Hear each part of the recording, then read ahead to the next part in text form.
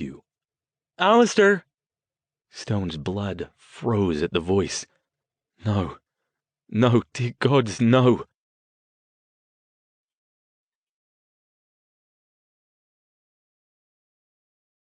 Chapter 41. Alastair, is that you? What's going on?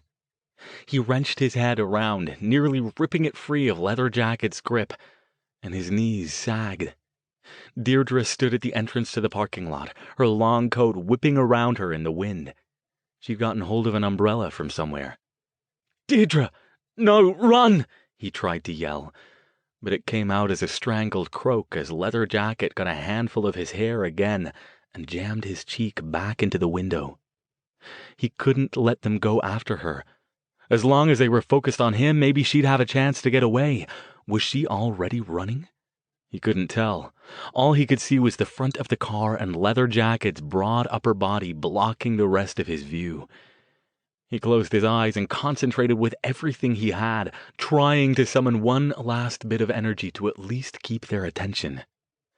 And then Leather Jacket let go of his hair and his arm. He shoved him toward Polo Shirt, who caught him and threw him to the ground next to the car.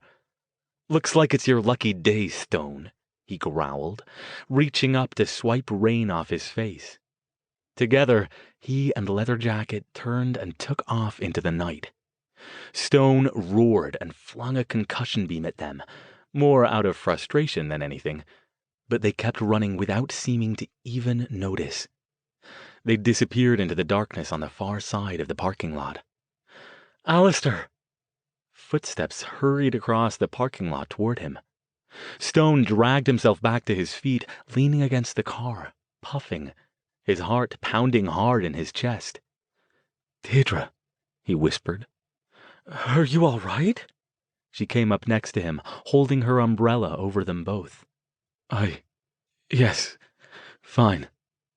That wasn't true, but beyond relatively minor aches where they'd slammed him into the car and grabbed him by the hair, he hadn't sustained any new injuries. Bit soaked, but fine. He looked at her, seeing her for the first time. Why did you come after me? I got worried, she said. Everybody else was gone, and I didn't see any sign of your car. He collected his umbrella from where he'd dropped it, and went around the other side of the car to open the door for her. You got all the way here that fast on those? He asked, pointing at her stiletto heels. It's a skill, she said, with a shrug. Her expression immediately clouded when she got in, though, as she seemed to put two and two together. Were those the same guys who attacked you before? He nodded, but didn't reply. He started up the car and drove out of the parking lot, scanning the area illuminated by the headlights in case Polo Shirt and Leather Jacket changed their minds and decided to come back for seconds. Slowly, his heart rate returned to normal, and his mind stopped conjuring images of what might have happened if the two men had decided to chase after Deirdre instead of remaining with him. They drove in silence for several minutes. Stone, driving by rote, got back to the freeway and headed north. Traffic this time of night was sparse, especially with the rain. He moved over to the fast lane and nudged the car up to what was probably an unsafe speed. If Deirdre noticed, she didn't comment. She continued to sit quietly in the passenger seat until they'd driven several more miles. What are you thinking about? She asked at last. A lot of things, none of them particularly pleasant. We should call the police, she said. They got away again. This is twice they've attacked you, and they're still out there somewhere. What if they won't stop coming after you? Well, he said softly, that's the thing, isn't it? Why did they run away at all? I don't understand. They had me. They didn't catch me by surprise that time, but I was still no match for them. But then you showed up, and they just took off. He turned to her. Why do you suppose that is? She frowned. I don't know. Maybe they thought I'd run away and call someone. There weren't any phones nearby. They probably knew that. Maybe they thought I had a cellular, or could they have been afraid I'd seen them, that I might be able to describe them to the police? I saw them, Stone pointed out. Unless they planned to kill me, I could have described them. Her hand crept across the console and rested on his leg. "This is so horrible," she said. "And all because of that stupid book." He continued facing forward, his gaze fixed on the rain-slick road. He didn't say anything for a long time, and when he did, reluctance tinged his voice. "Deirdre," he said at last. "Yes? I think you'd best tell me the rest of what you know about that book. Don't you think so?" She was silent for several seconds. Then she nodded. "I think so," she said at last. She didn't look at him either.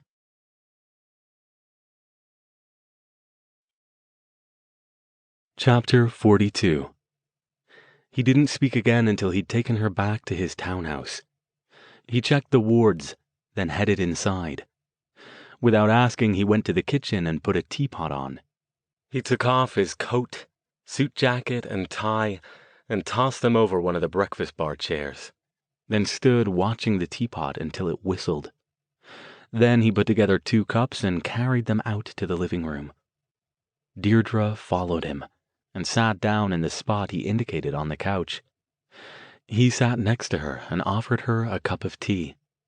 When she took it, he leaned back and regarded her with no expression.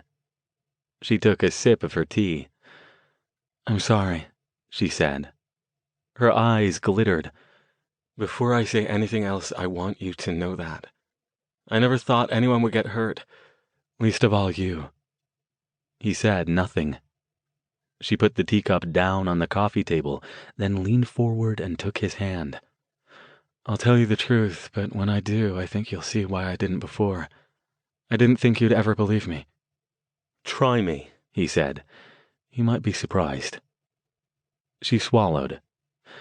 "What would you say if I told you that I think the book is magic? Really magic, I mean." "Magic?"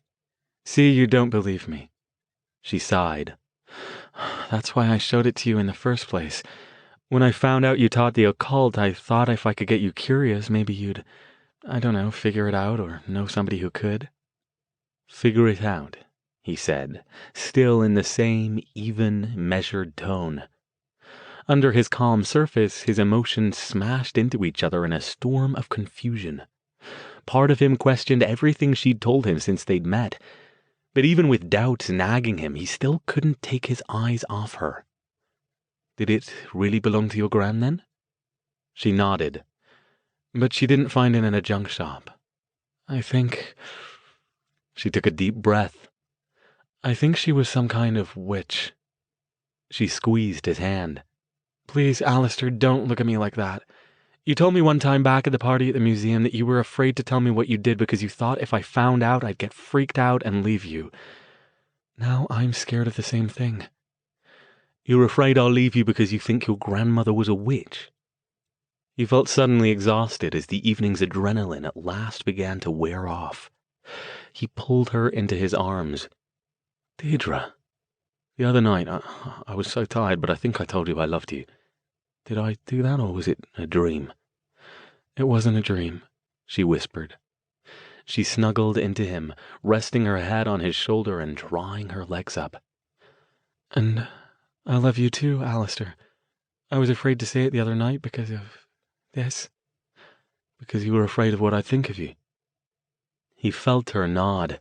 He couldn't see her face. He remained silent for a long time, thinking over what she'd said and trying to decide how he felt about it. "How long have you been deceiving me?" he asked at last, softly.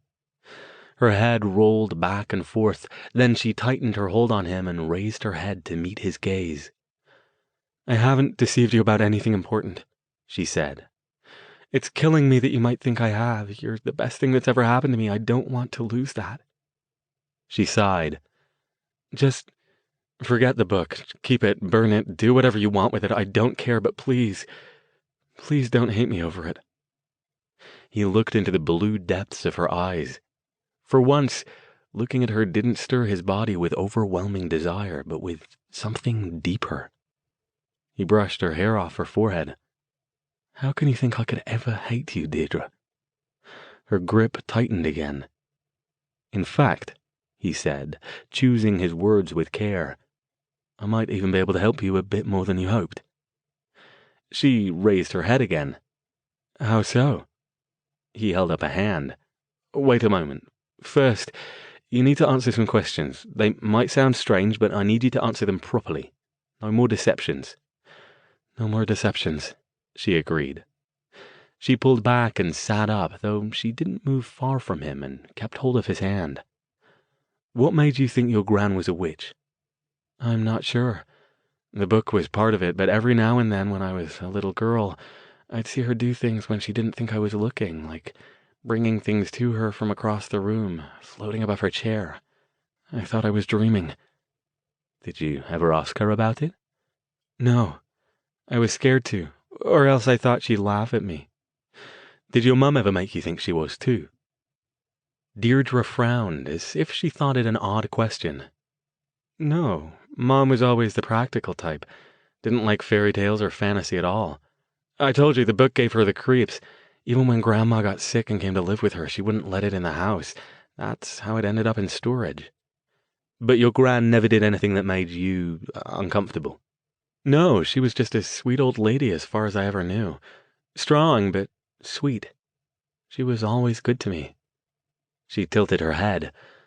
Why all the questions about Grandma? We'll get there, he said. So you thought to ask me about this when you found out what I teach? Yes. When I found out you were an honest-to-goodness scholar of that kind of thing, it reminded me of the book. I hadn't thought about it in years, but it all came back to me that night.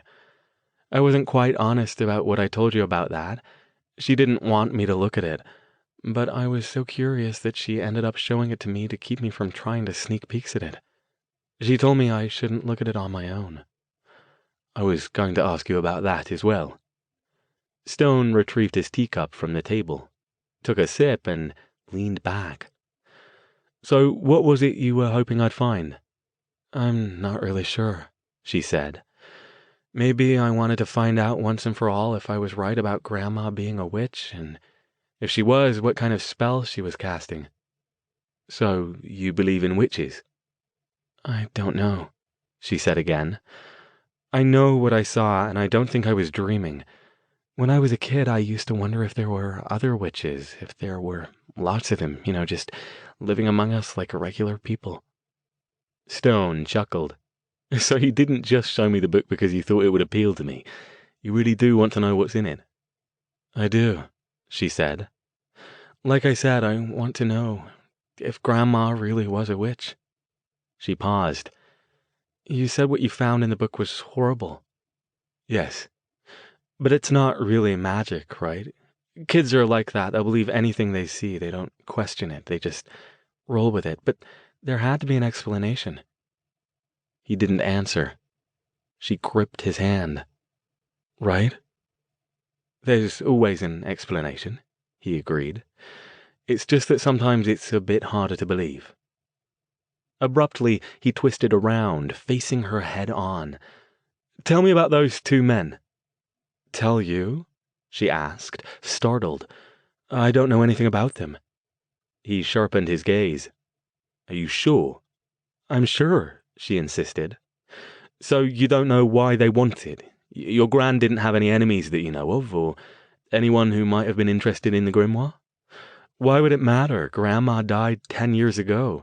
Even if there was, why would they wait that long to try to find it? She frowned, tilting her head. What did you just call it? A grim something? Stone took a deep breath. As was always the case when he made the decision he was about to make, he felt as if he were preparing to step through a one-way door. No turning back. He let out his breath slowly. A grimoire, he said. A magical tome. She stared at him. You're saying that this thing really is magic? Yes. And she spoke slowly, each word coming out with measured care. How do you know this? I think you've already worked that out, haven't you? He took her hand, his voice soft and even. His heart rate increased. He was surprised she couldn't hear the beats thudding in the silence that hung in the air between them. She swallowed, her gaze fixed on his. She didn't pull her hand back. "You're like Grandma, aren't you?" He inclined his head. "You're, what do they call a male witch? A wizard?" He smiled faintly. "Depends on the tradition. Sometimes male practitioners are called witches too. My tradition prefers mage." "Mage." She tried that out. "So, you don't just teach about the supernatural and magic. You actually do magic. And nobody knows?" "A few do. It's not something I spread around," he said, for obvious reasons. "But yet you told me." "I love you," he said. "If we're to stay together, I'd have to tell you eventually. And I can't tell you what I need you to know about the grimoire without telling you how I know." She remained silent for almost a full minute, sitting there next to him, still holding his hand. He didn't try to hurry her along. That sort of information took time to process. Finally, she drew back, leaning into the sofa's soft cushions. She picked up a pillow and put it in her lap, toying with it. "What do I need to know about it?" she asked. "It's powerful," he said, "and it's quite evil." "Evil?" Her eyes widened, glittering in the dim light. "Malevolent. I told you I've almost got it translated. It contains a series of extremely horrific black magic rituals and techniques." She took a breath. "So my grandma wasn't just a witch. She was doing black magic?" She turned to him, fear flashing across her face. "You don't do black magic, do you?" No, of course not." She nodded, taking that in. "What kind of rituals?" "Deirdre." He paused. How do you tell someone that their loving grandmother might have moonlighted as a practitioner of the blackest of the black arts? Hardly the sort of thing that endeared you to someone you've just professed your love for. She shifted over, leaning against him. "Please," she whispered. "I have to know." He put his arm around her and pulled her in close. She came readily, as she always did, her own arm going around him as well. He could feel the tenseness in her slim body and wished he didn't have to answer her question. "The kind that require sacrifices." "Sacrifices?" She tensed even more.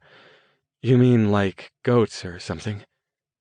He could tell from her tone of voice that she was grasping at straws, even though she already knew what he was going to say. "No." "People?" she whispered. "Human sacrifices?" He didn't answer. "Oh my God." She shifted her weight, looking up at him with wide, fearful eyes. "My grandma did human sacrifices?" "We don't know that," he said.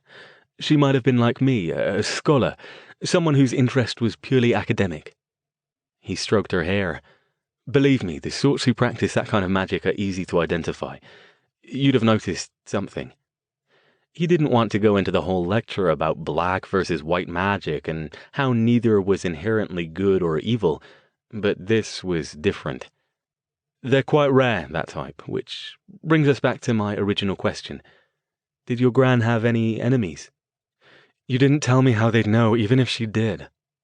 She still looked shell-shocked by the information he'd given her. You said the grimoire was in storage until your mum sent it to you, yes? Like I said, Mom wouldn't let it in the house. She didn't even want to go find it and send it to me. That could explain it then. It's stored in a protective case. The case itself is a potent magical artifact. Magical items, especially powerful ones, put out energy. Other mages can pick up on that energy, sometimes from a great distance if they're looking for it." "So you're saying when you opened it, it let out this energy?" "Yes. It's possible that if someone knew your gran had the book and wanted it, they've got magical detectors set to pick it up if it should surface." "Even after all this time?" "For an item this powerful, it wouldn't surprise me." She mulled that over a moment. "So, How can you study it without letting out more of the energy? Is that how those guys found you? Bit hard to explain without going into more detail than you probably want to hear right now. Let's just say I've got magical protections in place, sort of like the same thing the case does. That, and I've taken it somewhere that's nearly impossible to find. I can study it there without risking anyone locating it. Wow, she whispered. This is unreal. I can't even get my mind around all of this. It's like some sort of bad dream. Don't worry, he said. It's a lot to take in. All you need to know right now is that it's safe and you're safe. She tilted her head up and looked at him, her expression fearful. But what about you? Whoever those guys are, they know you have it and they want it. They won't give up, will they? I doubt it. But once I finish the translations, which should be very soon, I'll see if I can figure out who might be looking for it. Someone hired them, they're just muscle. There's someone powerful behind them. How do you know that?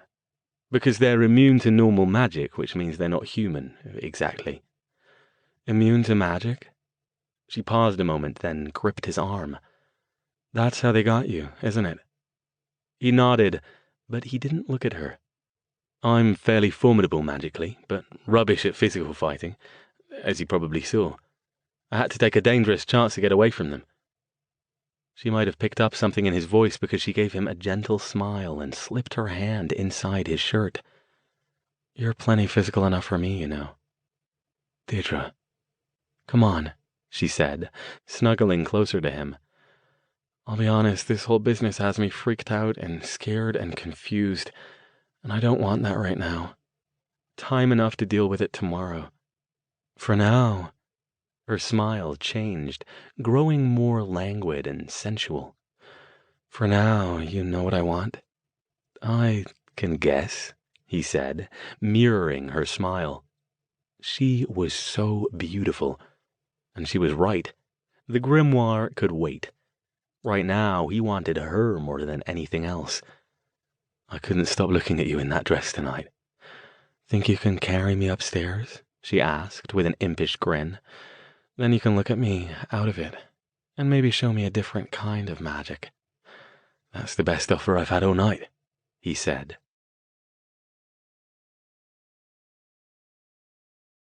Chapter 43.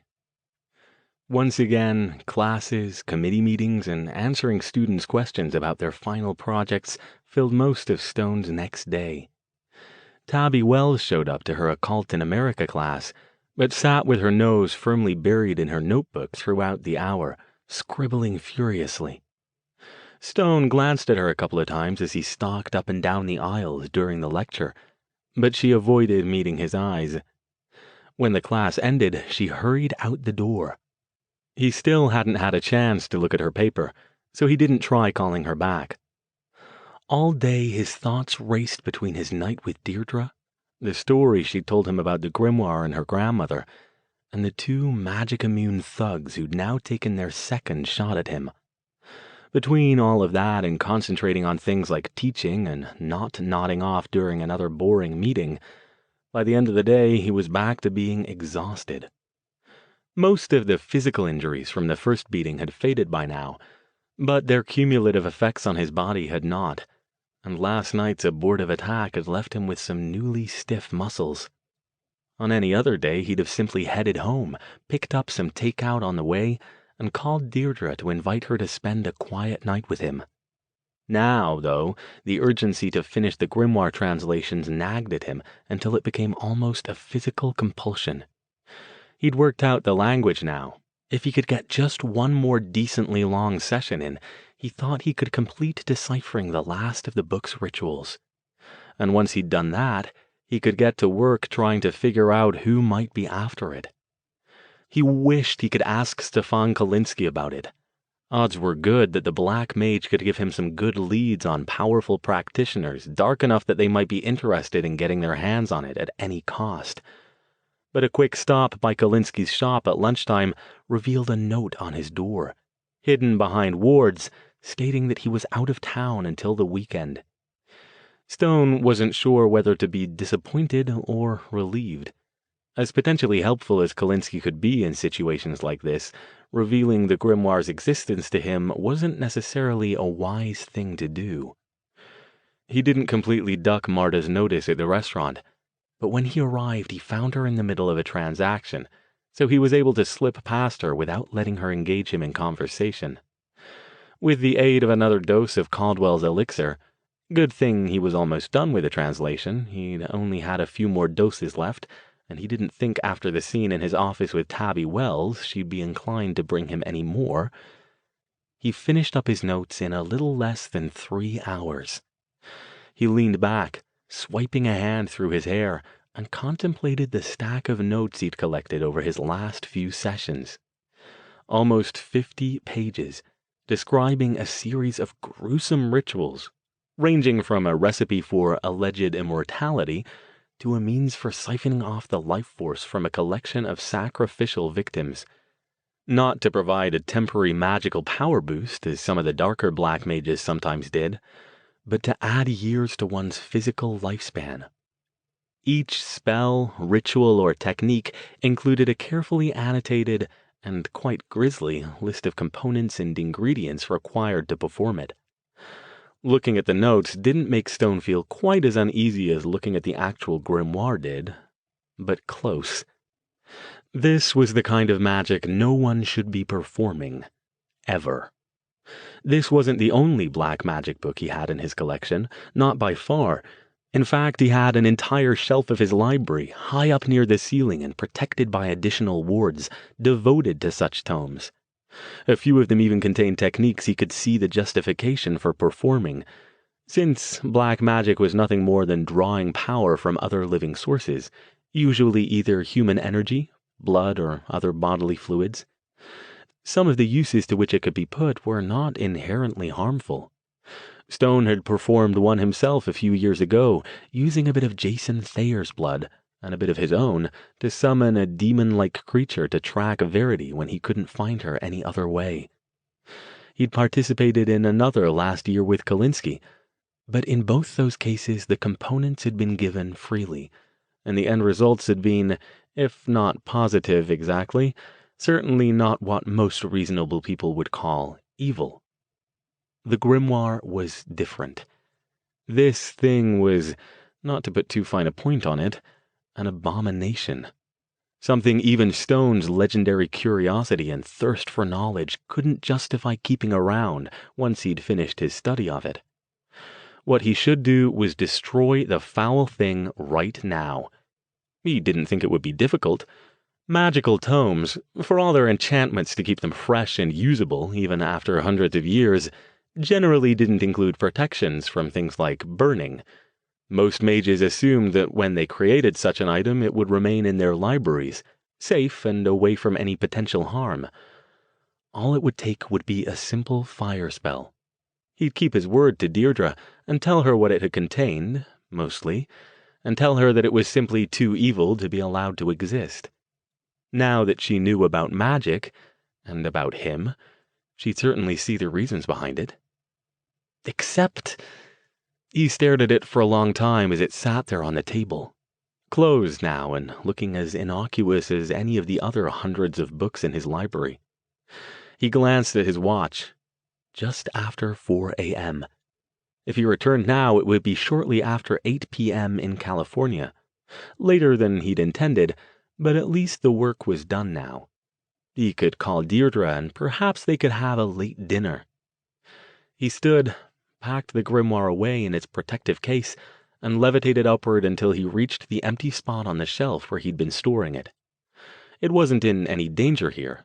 No one could find it or steal it. Technically, Deirdre hadn't given it to him yet. She'd said she was going to, but she hadn't done it. Thus, he owed it to her to tell her what he wanted to do before he did it. He'd tell her tonight. He'd give her a full report on what he'd found, and then explain to her that the grimoire must be destroyed and why.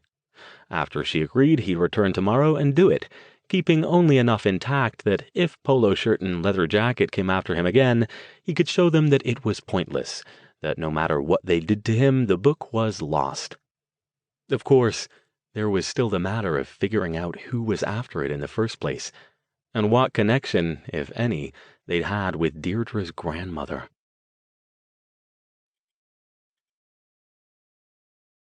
Chapter 44. Stone called Deirdre as soon as he got home. He hadn't quite managed to get out of a passage to India without Marta spotting him. He saw her standing at the other end of the hallway leading to the back door when he sneaked out. It hurt to duck her again. Her expression of sadness and disappointment tore at him. But he still didn't have time for a long discussion. He promised himself he'd come back and apologize to her properly once this whole grimoire thing was sorted out. Deirdre answered right away. "Hi," she said. "I was starting to wonder if you'd call tonight." "I'm sorry I'm so late," he said, "but I've been busy, and I've got some news. All right if I come over?" "Always," she said. "I hope it's good news." "It's productive news, in any case. I'll see you soon." "So," she said, when she met him at the door with a passionate kiss and a Guinness. "What's your news?" She was dressed casually, but with her usual flair, in loose-fitting pants and a scoop-neck lavender t-shirt. He waited until they were both seated on her sofa, her head on his shoulder. "I've finished the translations," he said. "That's great." Then she frowned. "It is great, right?" "Well," he paused. "Yes and no." "Is it really about evil magic with human sacrifices? All of it?" "Every last bit. I wasn't having you on about it being horrible." "Tell me about them," she said. She shifted around until she was lying stretched out with her head in his lap and her bare feet propped up on the pillows at the other end. "You really want to hear?" "I do," she said. "I guess it's not really about feeling connected with Grandma anymore. I hope you're right about her just being a scholar and not actually doing awful things like that. But after all the time you've spent, I want to hear about it.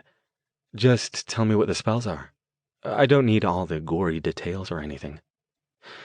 He paused a moment to organize his thoughts and decide how best to tell her. "There are 9 of them altogether. Most of them are fairly complex rituals. It's got lists of what's needed for performing them. Most rituals require a collection of components. Like Eye of Nude and Tongue of Bad." Her eyes twinkled for a moment, but then she shuddered. "I'm sorry, I'm still getting my mind around the fact that this stuff is real." "It's quite real and quite dangerous. Whoever created this grimoire seemed to be obsessed with eternal youth, power, and immortality. All the spells and rituals are concerned with aspects of those." "Immortality?" she asked, frowning. "That's possible with magic?" "It's one of those holy grail things, really. I've certainly never heard of anyone actually working it out. Magical practitioners tend to live quite a bit longer than non-magical people, but that's not always true. And magic to make you immortal? That's..." He shook his head. "As I said, I've never heard of it, and I'm fairly knowledgeable about what's been done." "So the spells won't work?" "Who knows? Some of that old magic is far more potent than anything around today, but I doubt it." He shifted and pushed her hair gently off her forehead. "In any case, it doesn't matter. Those rituals will never be performed. That's what I wanted to talk to you about." "About what?" she asked. "You said last night that you were planning to give me the grimoire. Is that still true?" "Of course it is." "Then I plan to destroy it." She stiffened, startled. "Destroy it? I thought you said you had it somewhere safe." "I do," he said, "but that's not enough. This thing has no redeeming features. It doesn't even have proper scholarly value for most mages. It's a weapon more than anything. If it somehow got into the wrong hands, of someone who might be tempted to try some of the rituals, it could be disastrous." She sighed. "You're right, of course. I guess I need to stop remembering it as Grandma's old mysterious book." She rolled her head over, looking up at him. "Alastair?" "Yes?" Her eyes were so beautiful, deep and blue and expressive, so bottomless he could almost lose himself in them. He shifted position again. Before you destroy it, I'd like to see it again. One last time. Even with what it was still part of my childhood. I know what, she said, brightening. Let me see it one more time, and then we'll destroy it together. She paused. Can it be burned with normal fire? We don't have to, I don't know, take it to Mordor and drop it in a volcano or anything, right? Nothing so ambitious, he said, chuckling. Normal burning should do the trick. Good, she said, because you're way too tall for a hobbit. She sat up with a wicked grin, gracefully swung her legs around, and snuggled herself in next to him. Can we do it tonight? Burning an evil magical tome at midnight and then making love afterwards seems kind of romantic. I can't get it tonight. And anyway, Deirdre, I'm not sure it's really a good idea to do it. Why not? She draped her arm around him and slipped her hand up under his shirt. Well... He let his head drop back against the cushions, stretching languidly as her gentle fingers stroked his chest. She made it so hard to think about anything but her sometimes. How lovely she was, how she made him feel, how the day's tension seemed to drain away whenever he was with her. Well, he said again, we'd have to take it out of the protective case to do it. Someone might notice. She said contemplatively. So you don't have it around here? Not hidden away somewhere at your place? No. She said again. Her hand got more insistent. She stretched her neck up and planted a series of little kisses along his stubbled jawline. Well, she said after a moment, I'm sure you can keep it safe long enough for us to burn it, can't you? He thought about it, which wasn't easy. I suppose I could, he said. It wouldn't have to be out for long. I knew you could do it, she said with a smile. I can, he said. I'll get it tomorrow. Perfect. She got on top of him, flowing more than moving, until she straddled his lap and kissed him. Come on, let's go upstairs and practice for tomorrow night. Chapter 45. Stone barely remembered the next day. He felt as if he were navigating it in a haze, but attributed the feeling to his ongoing exhaustion, since he managed to get through teaching his classes without any of his students or colleagues mentioning anything odd. The only exception was the knowing look he got from Hubbard during his afternoon meeting. He almost didn't recognize it for what it was, until he remembered the conversation they'd had about him and Deirdre a couple of weeks ago. Nobody showed up for his office hour, which was unusual. The closer they got to the end of the quarter, when final projects would be due and final exams given, the more students tended to drop by to ask questions or advice. He spent the time catching up with grading some quizzes, but when 40 minutes had passed without any visitors, he thought about packing it in a little early and heading out. He'd promised Deirdre to bring the grimoire over to her place that evening so they could burn it together. His mind drifted to Matthew Caldwell's elixir again. He went as far as opening his briefcase where he kept the bottle before changing his mind. He could get through tonight without assistance, and after the grimoire was destroyed, he could go back to having a normal life with Deirdre. In fact, it had even occurred to him last night that perhaps it might actually be a good idea to burn the grimoire in a non-warded area. If Polo Shirt and Leather Jacket's mysterious employer had indeed put out magical feelers to track it, those same feelers might sense its destruction. That didn't guarantee he and Deirdre would be safe from further attacks, but it did increase the odds. He might never know who the mage behind it all was, but he could live with that. He didn't like it, but he could live with it, especially if it put an end to all of this. He was just about to close the flap on his briefcase when he spotted Tabby Wells' extra credit paper poking out. Damn. He'd forgotten about it again. It was already Wednesday, and he'd told her he'd have it back to her by the end of the week. He glanced at the clock. 4:45 p.m. Surely he could skim it in 15 minutes. He'd already determined that he'd give her a couple of points for it, unless it was terrible. If she actually gave him any interesting information about the Church of the Rising Dawn and its practices, he might even add an extra point. He pulled it out and began to read. The first page was the typical PR stuff about the church, how she'd found it when she was at a low point and looking for some spirituality in her life, how she felt immediately at ease when she entered the building, how Caldwell had made her feel important from the beginning, and how much the mysticism, the symbology, and the actual practice of the rituals calmed her and brought her a feeling of deep well-being.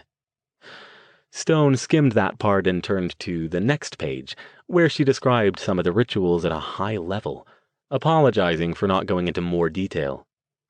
She mentioned how when she participated in the ritual with Caldwell and her fellow worshippers, she came away feeling cleansed, as if the accumulated emotional baggage gained over the course of living life was drained away, leaving only peace behind.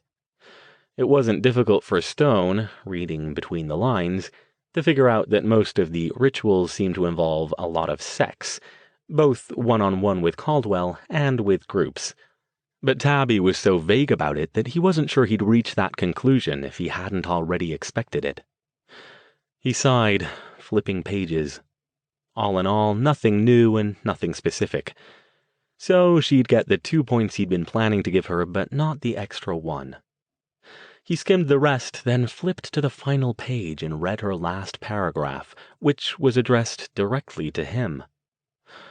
Dr. Stone, I hope this is what you were looking for. I know you've met Matthew, he told me so. I know you're probably wondering how he can make me feel the way he does. I guess it's just something I can't explain. When I'm with him, I feel like everything's going to be all right, like the world's a better place and maybe I can be a part of that. He's kind and wise and patient and generous, and I know looks don't matter that much, but it doesn't hurt that he's gorgeous too. I know you're my professor and you don't need to hear that. Sorry. I just want you to know that I'm happy and that my life is much better since I've joined the church. I hope you'll come to a service sometime. I think you'd enjoy it. Stone shook his head, annoyed. He hadn't expected the paper to take a sharp turn from mildly interesting write-up of church rituals to Harlequin romance. He flipped the paper back to its first page, wrote on the top, 2 points, does indeed sound like an interesting experience, and put it back in his briefcase so he could return it to her tomorrow. As he left, he thought idly, and he had to admit not entirely kindly, that Matthew Caldwell must be very good in bed indeed to make someone like Tabby Wells consider him gorgeous.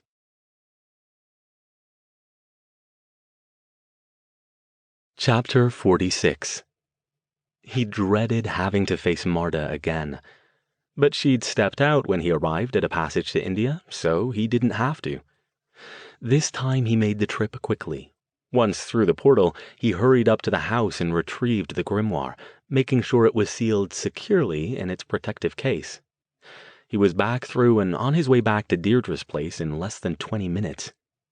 She greeted him as she always did, with a sensual kiss. When she saw the case, she smiled.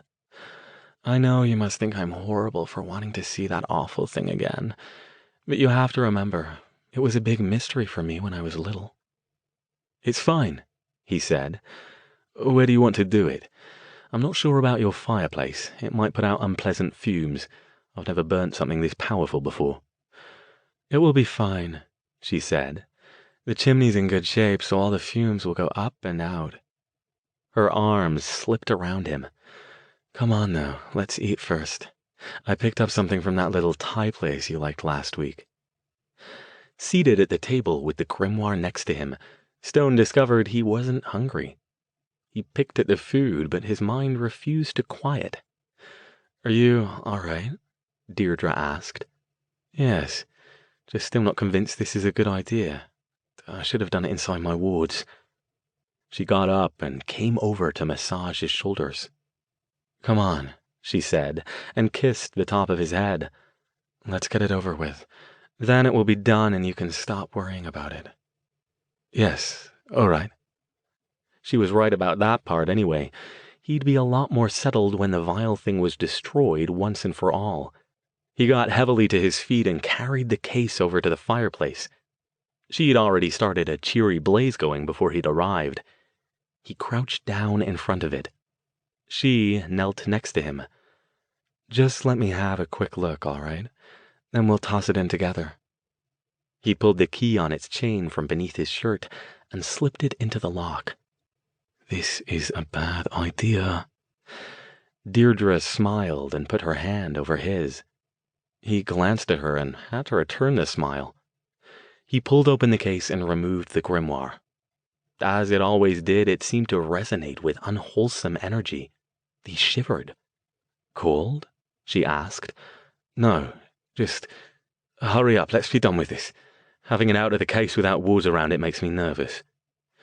She wrapped her arms around him. "Thank you so much for bringing it back. I know it's silly, but..."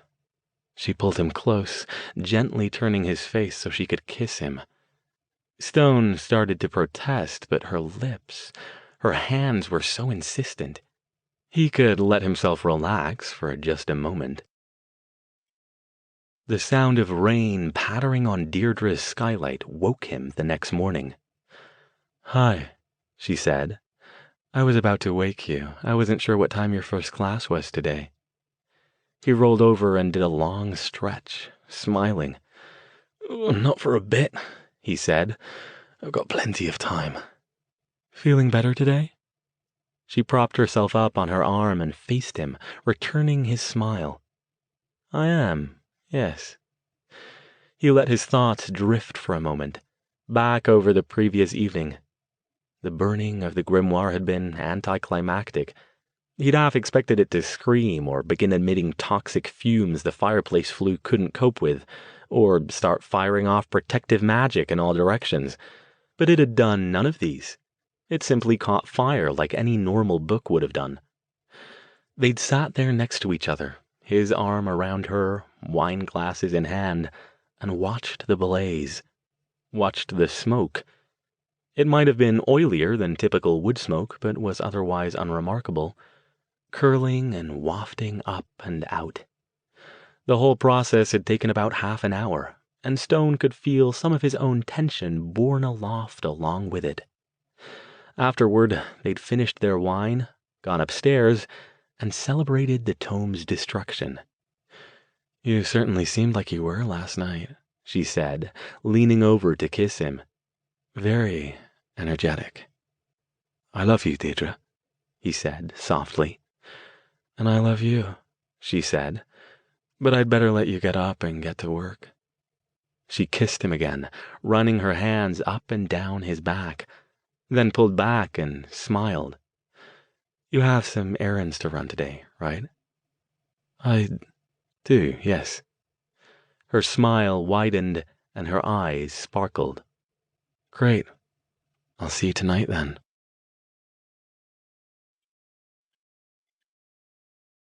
Chapter 47. Oakview, California. Jason Thayer almost didn't pick up the ringing phone until he heard the voice on the machine.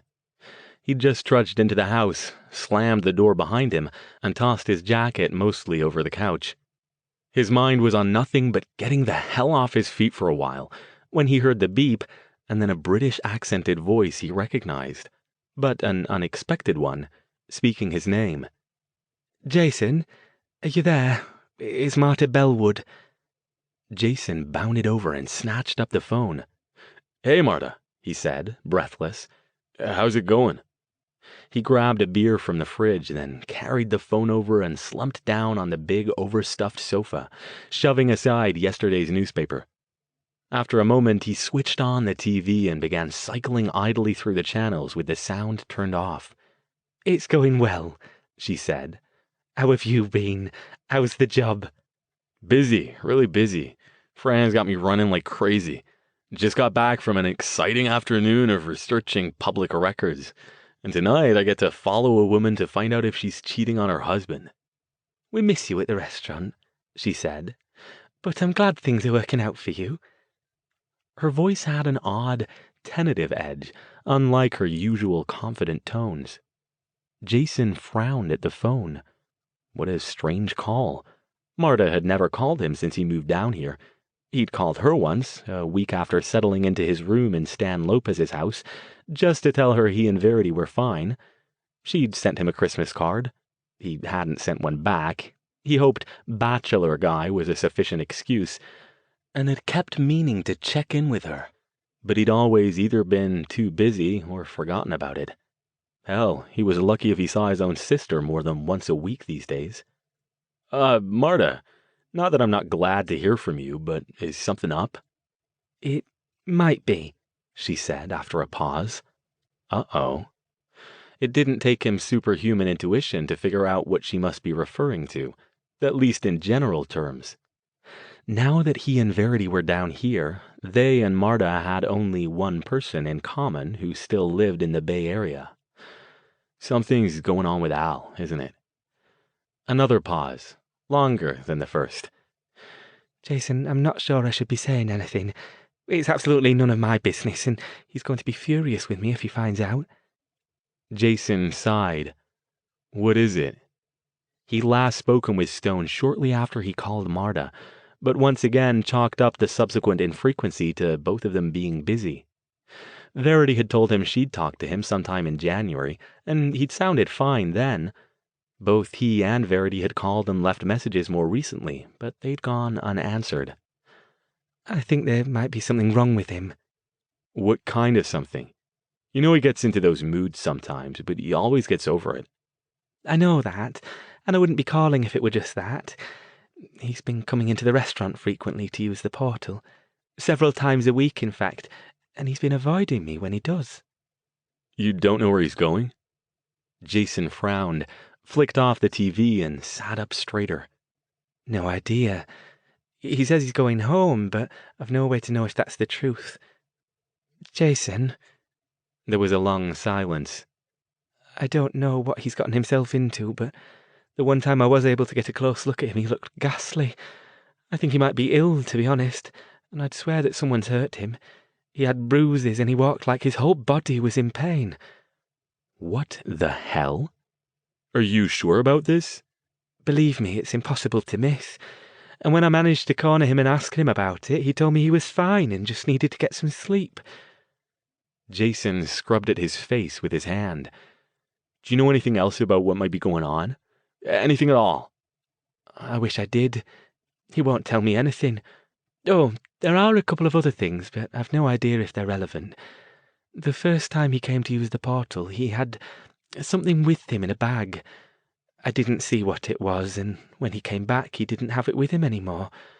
And he says he's met someone. Met someone? You mean like a new girlfriend? That's what it sounds like. He didn't tell me anything specific about her, but his whole face lit up when he mentioned her. He seems quite taken with her, whoever she is. Jason let his breath out in a long, slow exhalation. Wow, he said at last. Sounds like I should give him a call. Maybe I can get something out of him. Jason. Again, she sounded tentative. I think it's gone beyond that. I can promise you if you call, he'll just tell you he's fine and brush you off. Is there any way you could come up here, even for a couple of days? Even better if you can bring Verity. Perhaps she can take a look at him and see something the rest of us can't. Yeah. Jason took a long pull from his beer and got up. Yeah, okay, I'll talk to V and we'll see what we can do. Thanks for letting me know, Marta. This sounds weird, even for Al. I'll see if we can get up there this weekend. Thank you, Jason. For the first time, Marta's voice held relief, as if she were glad to be sharing this burden with someone else. Chapter 48. Jason wasn't due to check in at the office until later that evening to get his marching orders from Fran Bartek about the surveillance job. So he got in his car and drove out to Matilah Hot Springs just outside Ojai. One nice thing about living down here was that everything was a hell of a lot closer together than in the Bay Area. Less than 20 minutes later, his old Ford was jouncing its way up the rutted dirt road leading to Edna Soren's rough-hewn home. He found Verity around the back, cutting some brush with an electric trimmer. "Hey," he called. Then, louder, "V!" She jumped a little, shut off the trimmer, and turned around. When she spotted Jason, she grinned. "Hey! Didn't expect to see you." Jason was still getting used to her new look. Since she spent more time outside down here than she had up north, it wasn't practical for her to wear her leather goth gear, so she'd swapped to a more simple style consisting mostly of jeans and hoodies, along with the Doc Martens Stone had bought her back when they'd first met and she needed a wardrobe. She hadn't changed entirely, though. She still kept her dark hair in its familiar, short, spiky style. "Working hard on the magic, I see," he said, returning the grin. "Oh, stuff it," she said fondly. "Come on, I'll put this away and we can go inside. I'm just about done anyway." When he fell into step next to her, she said, "Besides, you should have been here last night. Edna and I healed a deer that got hit by a car up the road." "So what, you're going for your Doctor of Magical Veterinary Medicine degree now?" She shook her head in exasperation. "We can't exactly go to the hospital and ask them to let us work healing techniques on real patients, can we?" "True," he admitted. "Where's Edna, by the way?" "She went into town to get some stuff. Should be back soon." She looked him up and down. "So, find any lost cats lately?" "3 last week," he said, "and one that was cheating on his insurance company." "Excellent." She led him inside and waved him toward the living room. "Take a load off. You look tired. Back in a sec with something to drink." Edna Soren's house had the rustic, wooden-beamed feel of an oversized log cabin. Jason sank onto a brown leather sofa, noting that nothing had changed since he'd been here last a few months ago. Still the same colorful Native American rugs and artwork, still the same heavy, comfortable wooden furniture, and still the same spectacular view of the forest out the big picture window. "Here we go," Verity said, coming back in with 2 tall glasses of iced tea. She gave Jason one and dropped into a chair across from him. "So, what's up?" No point in being evasive. "Marta called. She thinks something's going on with Al." Her eyes narrowed and she frowned. Something's going on? What does that mean? He told her what Marta had said. She stared at him. "Wow," she said at last. "I know he gets weird sometimes, but this sounds a lot worse than that. Especially the stuff about somebody hurting him." "She wants me, well, us, to go up there and check it out, without telling him we're coming." "Oh, he'll love that," she said. "You know he'll tell us to go get stuffed, right?" "Yeah, I know, but still, this is some pretty weird shit. Between looking sick, somebody beating him up, a new girlfriend, and all those mysterious trips through the portal, sure as hell looks like something's up." He leaned back and sighed loudly. "I'm gonna talk to Fran and see if I can get a few days off. You want to come too? Maybe we can corner Al and get him to tell us what's going on. And if he won't tell us, maybe you can do that aura thing and figure something out." "Yeah," she said. "Yeah, I'd better come too. Let's wait till Edna gets back and I'll tell her." "Tell me what?" came a voice from the kitchen. A moment later, Edna Soren stood in the doorway. "Oh, hello, Jason. Haven't seen you in a while." She was dressed in her usual style of loose-fitting shirt and faded jeans, with her long steel-gray hair tied back in a loose ponytail. "I need to go with Jason for a couple of days," Verity said. "Maybe a little longer? A friend called and something might be going on up there that we need to deal with. It's about Dr. Stone." Edna frowned. "What about him? He's a big boy. He can take care of himself, can't he?" "We think he might be in trouble," Jason said. "And he's avoiding our friend, so she's not sure what's happening." "That sounds like him, all right," Edna said with a snort. "Self-sufficient to the end, even if it ends up killing him." She sighed. "Go if you must. It might give you a chance to test out some of your new techniques in a real-world situation if he's gotten himself into trouble again. Besides, I've been meaning to visit some friends down in L.A. She turned to head back to the kitchen, then stopped and faced them again. Be careful, she said. I know he's a good friend, and I hope you can help him if he needs it, but if he's gotten in over his head again, don't let him drag you in with him. Remember what I taught you.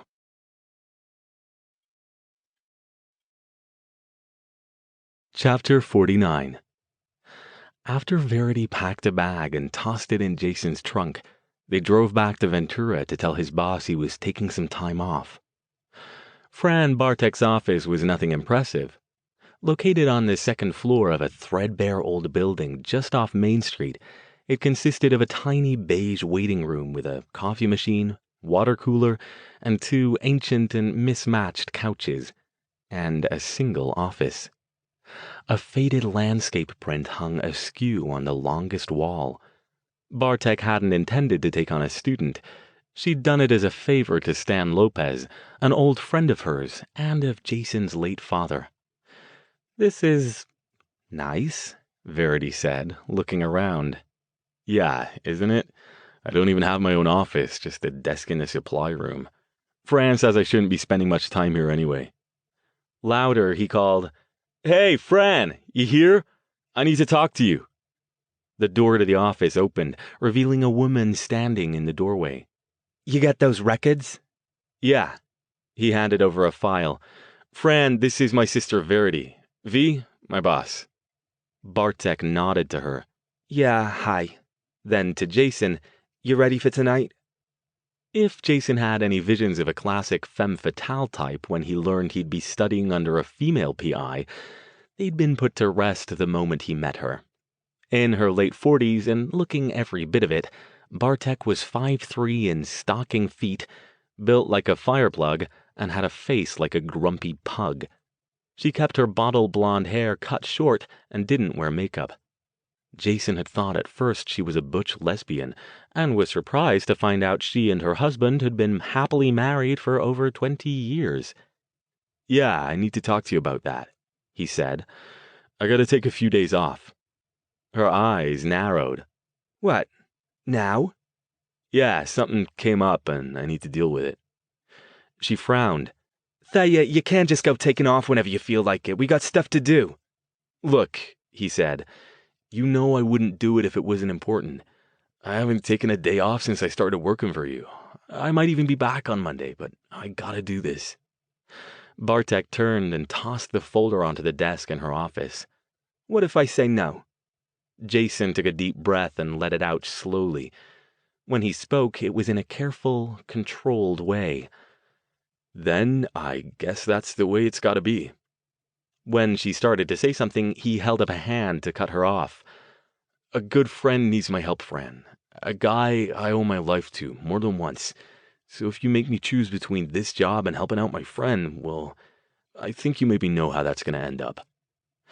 Bartek regarded him for a moment, her small, shrewd eyes revealing nothing.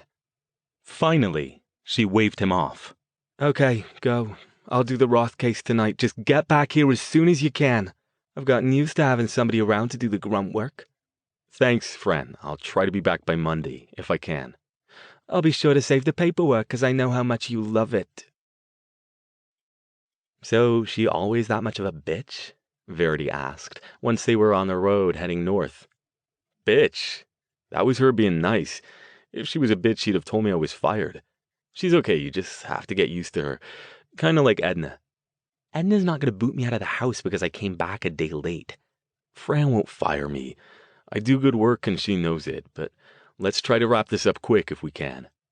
"Maybe it'll be nothing," Verity said. "Maybe Marta's just overreacting." "This is Alvy. What are the odds he's gone off looking for something man wasn't meant to know and now he's in over his head?" "Pretty good," she said, staring out the window at the ocean rolling by. "I just hope we can help. Anything that's over his head will be over ours by even more." "Maybe not," Jason said. "Marta says he's got a new girlfriend. Maybe it's related to that." "What, you think his girlfriend is beating him up?" Verity snorted. "Not unless he's dating She-Hulk or something." "Maybe she's got a nasty ex. Who knows? Not much point speculating about it till we get there and get a look at him. If he'll even talk to us, Verity said. Marta said he wouldn't talk to her. We can be a lot more persuasive than Marta.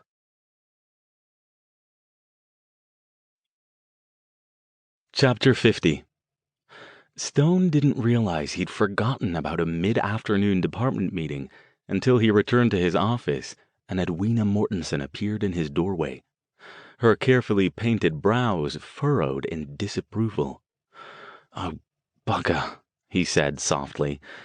"We had a thing this afternoon, didn't we?" "We did," she said, frowning. She didn't approve of profanity, even British profanity. She held up a couple pieces of legal paper, marked with her precise purple-inked notes. "Just a few things you need to be aware of. Nothing terribly important." Stone took the papers. "Thanks." How could he have forgotten about the meeting? It was a one-off end-of-the-quarter thing, not one of their usual weekly get-togethers to discuss their regular topics. But even so, he'd gotten the memo on Monday and put it on his calendar. He ran a hand through his hair. "Sorry, Edwina. I had a few errands to run after lunch, and I guess I lost track of time." "Quite all right," she said, even though both of them knew she didn't mean it. She paused in the doorway for a moment, then stepped into his office. "Do you have a moment, Alastair?" Of course." This was odd. Edwina Mortensen usually tried to avoid him as much as possible. She always maintained an aura of propriety and professional courtesy around him, but he couldn't remember the last time she'd actually done more than pop her head into his doorway to deliver a memo or return a book she'd borrowed.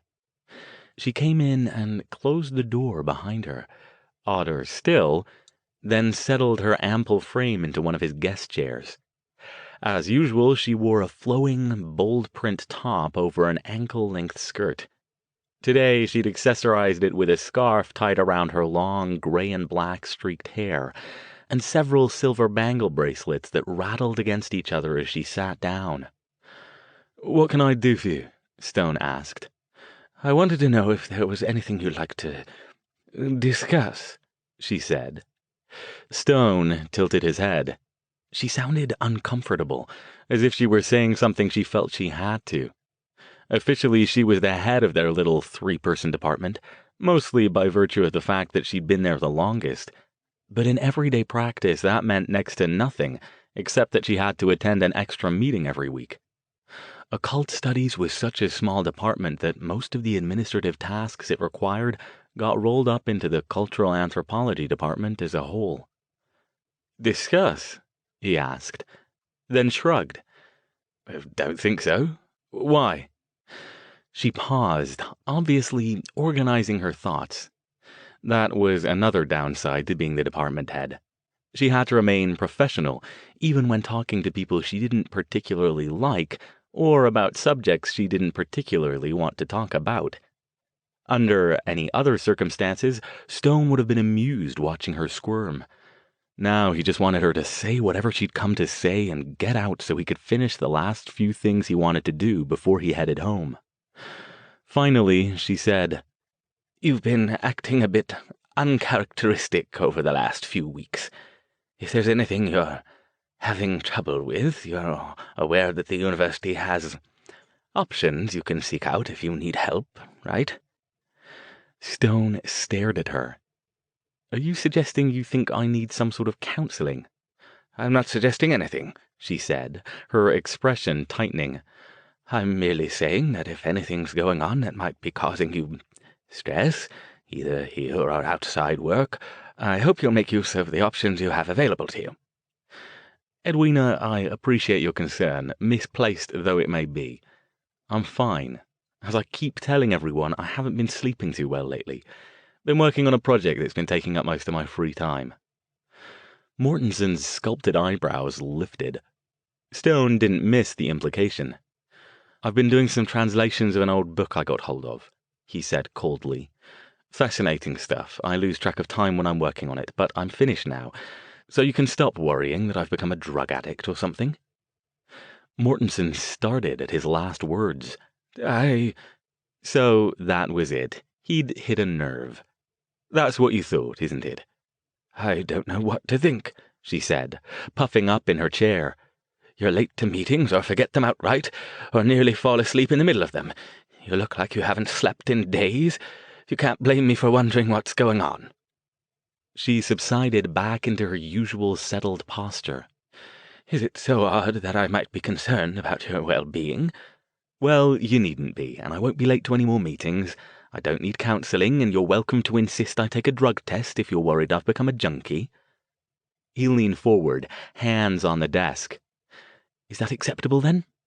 She stood. That won't be necessary, she said stiffly. Before she opened the door, she turned back. Have a good weekend. Then she slipped out and closed the door behind her. Stone sat there a moment, watching the closed door. Suddenly, he had no desire to spend another hour there grading final projects. Next week was dead week. He'd have plenty of time to do them then. And besides, if he left now, he could take care of a couple more errands before heading home. Deirdre would be happy to see how much he'd gotten done already.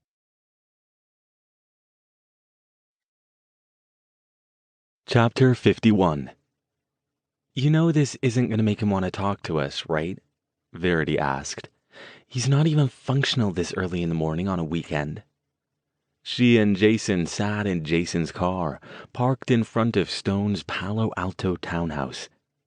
They'd arrived in the Bay Area the night before, but by the time they found a motel room and got settled in, they decided it would be better to wait until the following morning before going to see Stone. It had been Jason's suggestion to show up at 8 a.m. If we get there later, he might be out already. This way we know he's home and he can't ditch us. Yeah, well, maybe if he's half asleep, he'll let something slip before he kicks us out. Okay, she said. Just warning you. Let's go. Jason took the place in as they walked up toward the front door. It didn't look any different than he remembered. A small, freestanding, two-story townhouse with a steeply pitched roof, a single-car garage, currently closed, and a no-nonsense front yard with a tiny lawn and a row of hedges separating it from the sidewalk. The heavy drapes on the front sitting room window were shut tight. In contrast to the house, some of the neighborhood was already awake. During the time he and Verity had sat in the car, they'd seen several joggers go by, including a couple pushing a baby in a stroller and a young woman clutching the leash of a large, exuberant dog. They stood on the front step for a moment. Let's do this, Jason said, reaching out and decisively knocking 3 times on the heavy wooden door. They waited for nearly a minute without any sign of an answer. You think he's not here? Verity asked. In response, Jason knocked again, 4 sharp raps that time. Again, nearly a minute passed in silence. Verity sighed. Come on, she said. Let's... The door opened and a familiar voice said, Yes, what? And stopped. For a moment, neither Jason nor Verity said anything. Verity found her voice first. Hi, Dr. Stone. Jason took the mage in a brief glance. The additional observational skills Fran Bartek had been teaching him automatically filing away information to sift through later.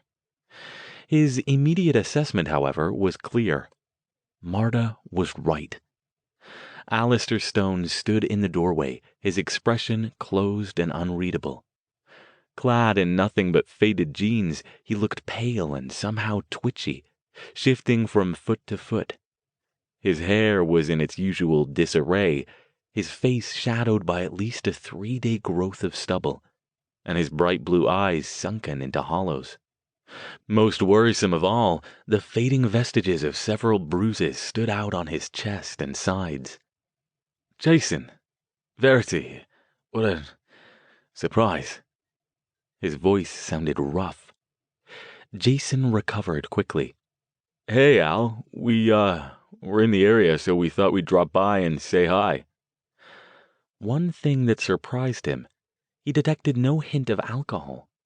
He knew from past experience that when Stone got into his black periods, he often drank too much. But this time it didn't seem to be the case. At 8 in the morning, Stone leaned on the doorframe, making no move to invite them in. Without calling first. We wanted to see how you were doing, Verity said. You don't answer your phone, Jason said. We've both tried calling, left a bunch of messages. You never call back. So you thought you'd nip up here and check on me, did you? His voice was still inflectionless. Not quite cold, but certainly not in any way inviting further inquiry. Like we told you, we were in the area, Verity said. Stone shook his head. Don't. You of all people should know you can't lie to me that easily, Verity. Okay, Jason said, louder. Yeah, we came up here to check up on you. See how you were doing. I'm fine, he said. He took a step back. I appreciate your concern, but it's early. If you'll excuse me. Al, wait a minute. Jason stepped forward. He didn't quite put his foot over the threshold so he'd block the door if Stone tried to close it, but he was close enough he could probably move before Stone did. Look at you, man. What's going on? Please tell us, Dr. Stone, Verity said. Maybe we can help. Stone's expression hardened. As I said, I'm fine. And even if I weren't, it's not really any of your concern, is it? Now, if you'll excuse me, I've got a guest. I'm not having this conversation right now. He took another step back and started to close the door. Jason put his hand on it. If you're not going to have it now, you're going to have it later, Al. You might be able to blow Marta off, but it won't work on us. We've seen a lot more of your bullshit than she has. Give us your word you'll talk to us today and we'll go now. Or what? Stone asked softly. His eyes narrowed. He looked pointedly at Jason's hand on the door and then met his gaze again. Or what, Jason? Verity raised her hands. Stop it, both of you. She moved up next to Jason. Dr. Stone, please, talk to us. Let's have lunch or something. If you really are fine, we'll just have a nice lunch and catch up on each other's news, okay? Stone didn't move, except his gaze shifted between her and Jason, finally settling back on her. Tell your brother to get his hand off my door. Verity touched Jason's shoulder. Come on, Jason, do it. And to Stone, will you promise? Meet us for lunch? Stone didn't answer for a few seconds. His jaw twitched, his expression remaining chilled and distant.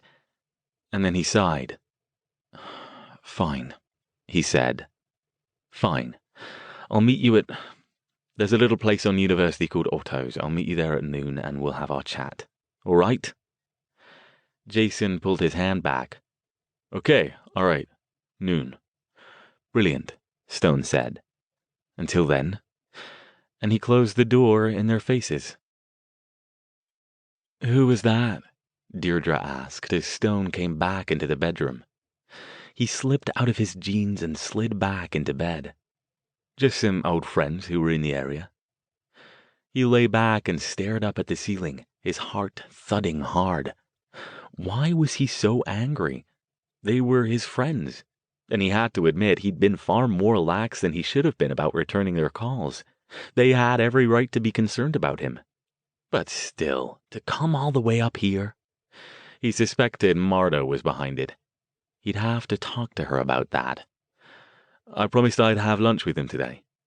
Ah, that works out, actually. I need to go up to the city for a few hours. She moved in closer, snuggling her head into its usual position on his shoulder. Friends from where? Used to be here. They moved down to Southern California a few months ago to continue their studies. She said.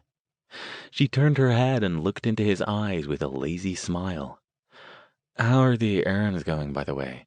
Will you have time to get some of them done today? He stroked her hair and returned the smile. Very well. I got quite a lot sorted yesterday, and I should be able to do a bit more today. Not everything, though. I think I can finish up on Monday. Already he could feel his tension draining away, his heartbeat returning to its normal, steady rate. That's wonderful, she said. Really great. I'll see you tonight, right? Absolutely, he said. She kissed him, long and deep, and then unwound herself from the covers and got up. You don't have a few minutes to spare, he murmured, rolling over to face her. She paused there by the bed, naked and lovely, every line and curve of her body perfect, like some kind of living statue. I need to get going, and it sounds like you do too, she said. Stay in bed, love. I'll make it up to you tonight, I promise. He watched her go until she disappeared into the bathroom, then drifted off to sleep again, still smiling as the shower started up. Chapter 52. Jason and Verity adjourned to a coffee shop near their former apartment in Mountain View. They didn't say much until they sat across from each other at a back booth, with steaming cups of coffee in front of them. Holy shit, Jason said. I thought Marta was overreacting, but it's worse than she said it was. What the hell's wrong with him? I don't know, Verity said. I took a look at his aura while you were talking to him. There's definitely something going on, but I can't tell what it is.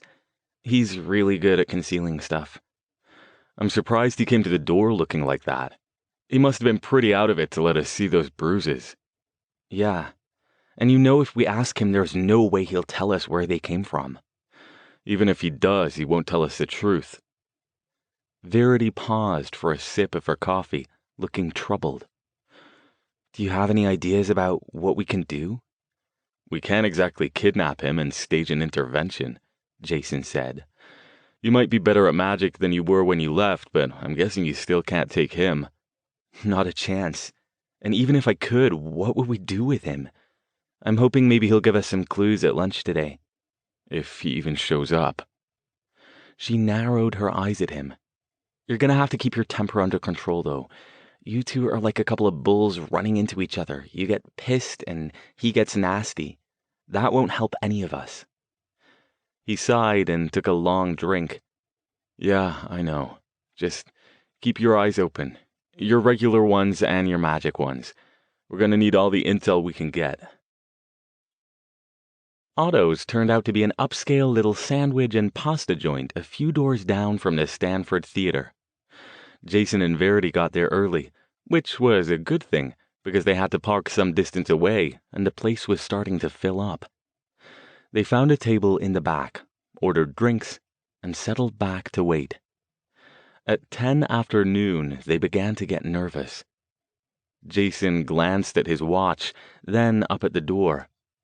He's not usually late. You think he's gonna blow us off? Maybe he had trouble parking, Verity pointed out. We did, remember? And we got here before the lunch rush. By now, the restaurant was packed, with several more people loitering around outside waiting for a table. The waitress had been by twice attempting to take their orders. Finally, to placate her and make her stop shooting them nasty looks, they both ordered small salads. By 20 after, their salads had arrived and they were doing their best to eat them slowly while taking turns scanning the huddle of people out front. Jason was about to suggest that they had been stood up when Verity said, "There he is." The Alastair Stone who came sweeping through the crowd, scanning the tables for familiar faces, looked so different from the pale, twitchy version they'd seen this morning that it was hard to believe he was the same man. He was back in his usual style, black t-shirt with the logo of some London pub, jeans, long black overcoat, and Doc Martens. His hair was as neat as it ever got, his eyes bright and no longer sunken into dark pits. The only thing out of place with Jason and Verity's usual image of him was that he still hadn't shaved. He spotted them, smiled, waved, and deftly slipped through the crowd until he reached their table. Jason, Verity, sorry I'm late. I had to park 3 blocks away. Hey, Al, Jason said. No problem. Sit down. Stone took off his overcoat and tossed it over one of the 2 empty chairs and sat down in the other. It's good to see you two. Sorry about this morning. You should know by now that I barely qualify as human before 10 a.m. The waitress came over again and left a menu with Stone. He paused to examine it. "Excuse me," he said. "Starving." Jason took that opportunity to study him, and a quick glance at Verity told him she was doing the same. She had that fuzzed-out look he was so used to in Stone, the one that meant she was checking things out with magical sight. She caught his eye and shrugged. After a moment, Stone tossed the menu down. "So," he said, "you've seriously come all the way up here to check on me because I got busy and didn't return your phone messages?" His tone was light. "It wasn't just that," Verity said. "We haven't exactly been great about keeping in touch either." "How's Edna?" he asked. "I'm surprised she didn't come up here with you." "She's fine. Good. She's gone down to visit some friends in L.A." The waitress returned again. This time, all three of them gave her proper orders, and she left looking mollified. "Good, good. I'm glad to hear your studies are going well." "What have you been up to, Al?" Jason asked, trying for the same lightness of tone that Stone was affecting. "Oh, this and that. Working mostly. Next week's dead week, and then the finals after, so I've been grading projects and sorting out exams." He'd been glancing back and forth between the two of them and the rest of the room as he spoke, but now his gaze locked on Jason. "This is Marta's doing, isn't it?" "Huh? Don't be coy about it. I told you, you can't lie to me." "You might be able to," he said, switching over to Verity, then back to Jason. "But not you." "So, she did then?" "Yeah," Jason said. "She did." "She's worried about you," Verity said. "She said you kept avoiding her and that you looked like there was something wrong with you." "Where'd you get the bruises, Al?" Jason asked. Stone waved him off. "Those are nothing. They're almost gone now." "That's not what I asked." And you might note that I didn't answer. His tone was still light, but his eyes went still. "Unless you can give me a good reason why it's any of your concern, I won't be." "It's our concern because we're your friends," Verity said. "We care about what happens to you. If somebody's hurting you, it's nothing," Stone said again. "It's over. And in any case, it's nothing you could do anything about. I hardly need rescuing. Let's change the subject, shall we?" Jason started to protest, but Verity gave him a quick headshake and he subsided. Instead, he took a slow, deep breath and said, "I hear you've met someone." Stone frowned. "Marta's a regular little fountain of information these days, isn't she?" He leaned back in his chair, the frown morphing into a smile that lit up his face. "But yes, she's got that bit right." "Who is she? Can we meet her?" Verity asked. "She's away right now, up in San Francisco for the day, doing some work." "Well, tell us about her," she said, matching his smile. "Come on, Doc, we want to hear. What's she like? What's her name?" "Not much to tell, really. Her name's Deirdre, and I met her at a club back in January. She's a fashion designer. She's amazing, and she's beautiful. Can't believe she even gave me a second look, honestly. But for whatever reason, she seems to fancy me." "That's awesome," Verity said. "I'm so happy for you. Do you have a picture of her?" "I don't," he said. "But then I've never been much of a carry photos around in my wallet sort of person." "We'd love to meet her," Jason said. "Will she be around tonight after work? Maybe we can all have dinner together." Stone considered. He almost looked like he would decline, but then he said, "Sure, why not? I'll see if she's interested. Can't imagine why she wouldn't be, and get back to you. How long are you here?" "Not sure yet," Verity said. "Not sure how long it'll take to get me sorted?" Stone asked, arching an eyebrow. "If that's so, then there's no point in staying long. As you can see, I'm quite sorted." Jason and Verity exchanged glances, but neither responded to that. Instead, Verity stood. "I'm gonna run to the ladies before the food gets here," she said. "Be right back." Stone looked at Jason expectantly when she disappeared into the crowd. "So?" So what? Jason asked, confused. I thought perhaps Verity left to give us some privacy so you could ask me something? He didn't look disturbed by the idea. Nah, she's too curious for that. He paused a moment, trying to decide how to proceed. Finally, he said, So, you met Deirdre at a club? Little place down in San Jose. I wasn't even going to go, but I'm glad I did. He smiled again. She really is quite incredible. Stone's smile was infectious. Jason grinned.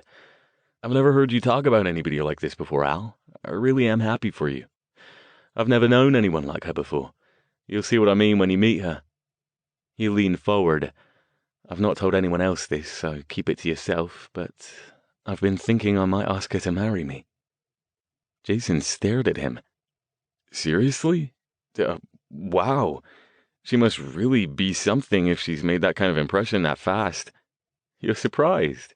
You're more than surprised. The waitress arrived with their meals, so he leaned back in his chair and waited for her to finish before continuing. I'd expect you to be.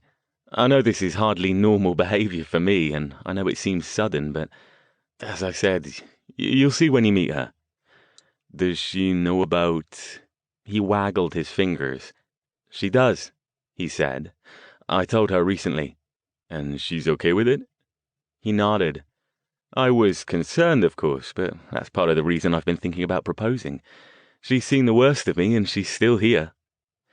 Jason wasn't sure what he meant by the worst of me, but he didn't think it only meant magic. Al, you gotta know we're just concerned about you. First you don't ever call, and then we see you looking like somebody beat you up. What are we supposed to think? What would you do if it was reversed? I understand, I do, and I do apologize for my behavior this morning. I was tired, and I'm afraid I misplaced my manners, but even so, I don't need a minder. I don't come down there to Ventura every time you forget to return my call or get yourself into a bar fight. Give me the same courtesy. You got in a bar fight? Not recently. Verity came back and sat down. What did I miss? Al was just about to tell me about a bar fight he was in, Jason said. She stared at Stone. Seriously? Not really, Stone said with a sigh. It was a misunderstanding, and it was months ago. Verity looked like she was going to say something, but changed her mind. She focused on her pasta and remained silent. They kept the conversation light for the rest of the meal, with Jason telling Stone about his private investigator training and Verity bringing him up to date with her magical progress. Stone peppered Verity with questions about what she was learning from Edna, and she answered them with enthusiasm. Sounds like you won't be back any time soon, then, Stone said. Is that okay? She asked. You know I'm coming back. I know there are still a lot of things I need to learn from you, but I sometimes can't believe how well this healing thing is working out for me. It's like, it just makes sense, you know? Not just physical healing either. I'm actually thinking I might like to go into some kind of counseling as a mundane job once I finish my apprenticeship. It's not a problem, Stone said. I'd be rubbish as a mentor if I didn't give you opportunities to discover where your strengths are, and to pursue them. If this is your passion, then you absolutely should put your effort into it. Edna will know when you're ready to come back. She gave him a faint smile. Thanks. And if you're still serious by then about wanting to study counseling, I might be able to help you find a program, possibly even at Stanford. No promises, but I'll do my best. Her smile widened. That'd be great. Who knows, he continued. Perhaps when you return, there'll be a few things you can teach me. You've been at this for nearly 2 years now. That's half the standard apprenticeship period, give or take a few months. You mean you'll actually listen to me? She asked with a grin. That'll be a first. We'll see, he said. I could stand to get my mind around healing magic, at least better than I can do now. It's a plan, Verity said. They finished lunch. Stone insisted on picking up the check, and the three of them reconvened on the sidewalk outside the restaurant. So we'll see you tonight? Jason asked. If Deirdre's willing, he said. Leave me the number at your motel, and I'll call you with the details. He regarded the two of them for a moment. It's good to see you. I'll try to be better about keeping in touch in the future. So will we, Verity said. She and Jason watched him as he headed off down the street toward where he'd parked. So, Jason said, did you really go to the bathroom? Yeah, but not the whole time. I wanted to get a look at his aura when he didn't think I was around. I thought maybe if he thought I was gone, he might not hide it as carefully. Were you right? Yeah. Hiding your aura is hard. As soon as I left, he let it slip a little. He started walking, and she fell into step next to him. And? He asked. There's definitely something going on with him, she said. I can't figure out what it is, though. I've never seen anything like it before. He frowned. What kind of something? I don't know, she said, spreading her hands. It's like there's some little extra bit around his aura. It's really hard to see, but definitely there. I wouldn't even have noticed it if I hadn't been studying that stuff with Edna just a couple weeks ago. But you have no idea what it means. Could it be from whatever hurt him? Maybe, but I doubt it. Physical injury is easy to spot. If you made me guess, I'd say this is more related to his mind than his body. He seems fairly crazy about this Deirdre. Maybe it's that. You've never seen him in love before. Could be, but I'm pretty sure that's not what love looks like. Well, see if you can get another look tonight if we end up going to dinner with them. Maybe when they're together, he'll let something slip again. I don't like it, she said, looking down. It seems dishonest to spy on him like that. We're not spying. We're helping. You know Al, he never has simple problems. It takes more than simple plans to deal with them.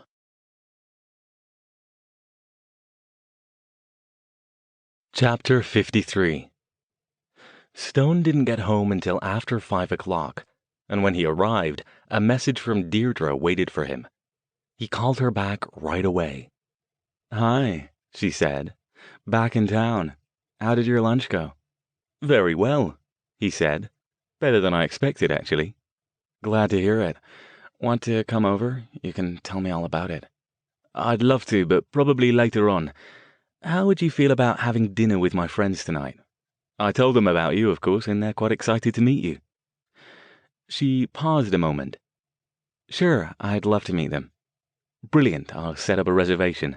Somewhere not too fancy, since I doubt they brought clothes for it. Sounds good, she said, her smile coming through in her voice. Did you get a chance to get to any of those errands today? I did. As I said, I should be done by Monday. Wonderful, that's great. Should I pick you up at 7 then? This should be fun. I think you'll like my friends, and I'm sure they'll like you. She chuckled. I hope so. Jason and Verity pulled into the parking lot of the restaurant Stone had told them about. I gotta admit, Jason said, I didn't think he'd go through with it. I half expected to get a call saying he forgot they'd already made other plans or something. I kinda did too, and I feel bad about it. Maybe there really isn't anything really wrong with him anymore. Yeah, but like I said, keep your eyes open. They checked in with the hostess, who informed them that the rest of their party hadn't arrived yet, and invited them to wait in the bar. You don't think he's gonna stand us up, do you? Verity asked, after they'd settled themselves at one of the tiny, tall tables and ordered drinks. Who knows? No, there he is. He pointed, and then he stared. Jason? Jason shook his head as if clearing something from it. Sorry, but holy shit, Al wasn't kidding. About what? He glanced sideways at her, then back at the woman who strode into the bar, her arm linked through Stone's. Everything about her was gorgeous, from her face to her slim, lithe body to the lines of her impeccable outfit. Deirdre, look at her. I am looking. She shrugged.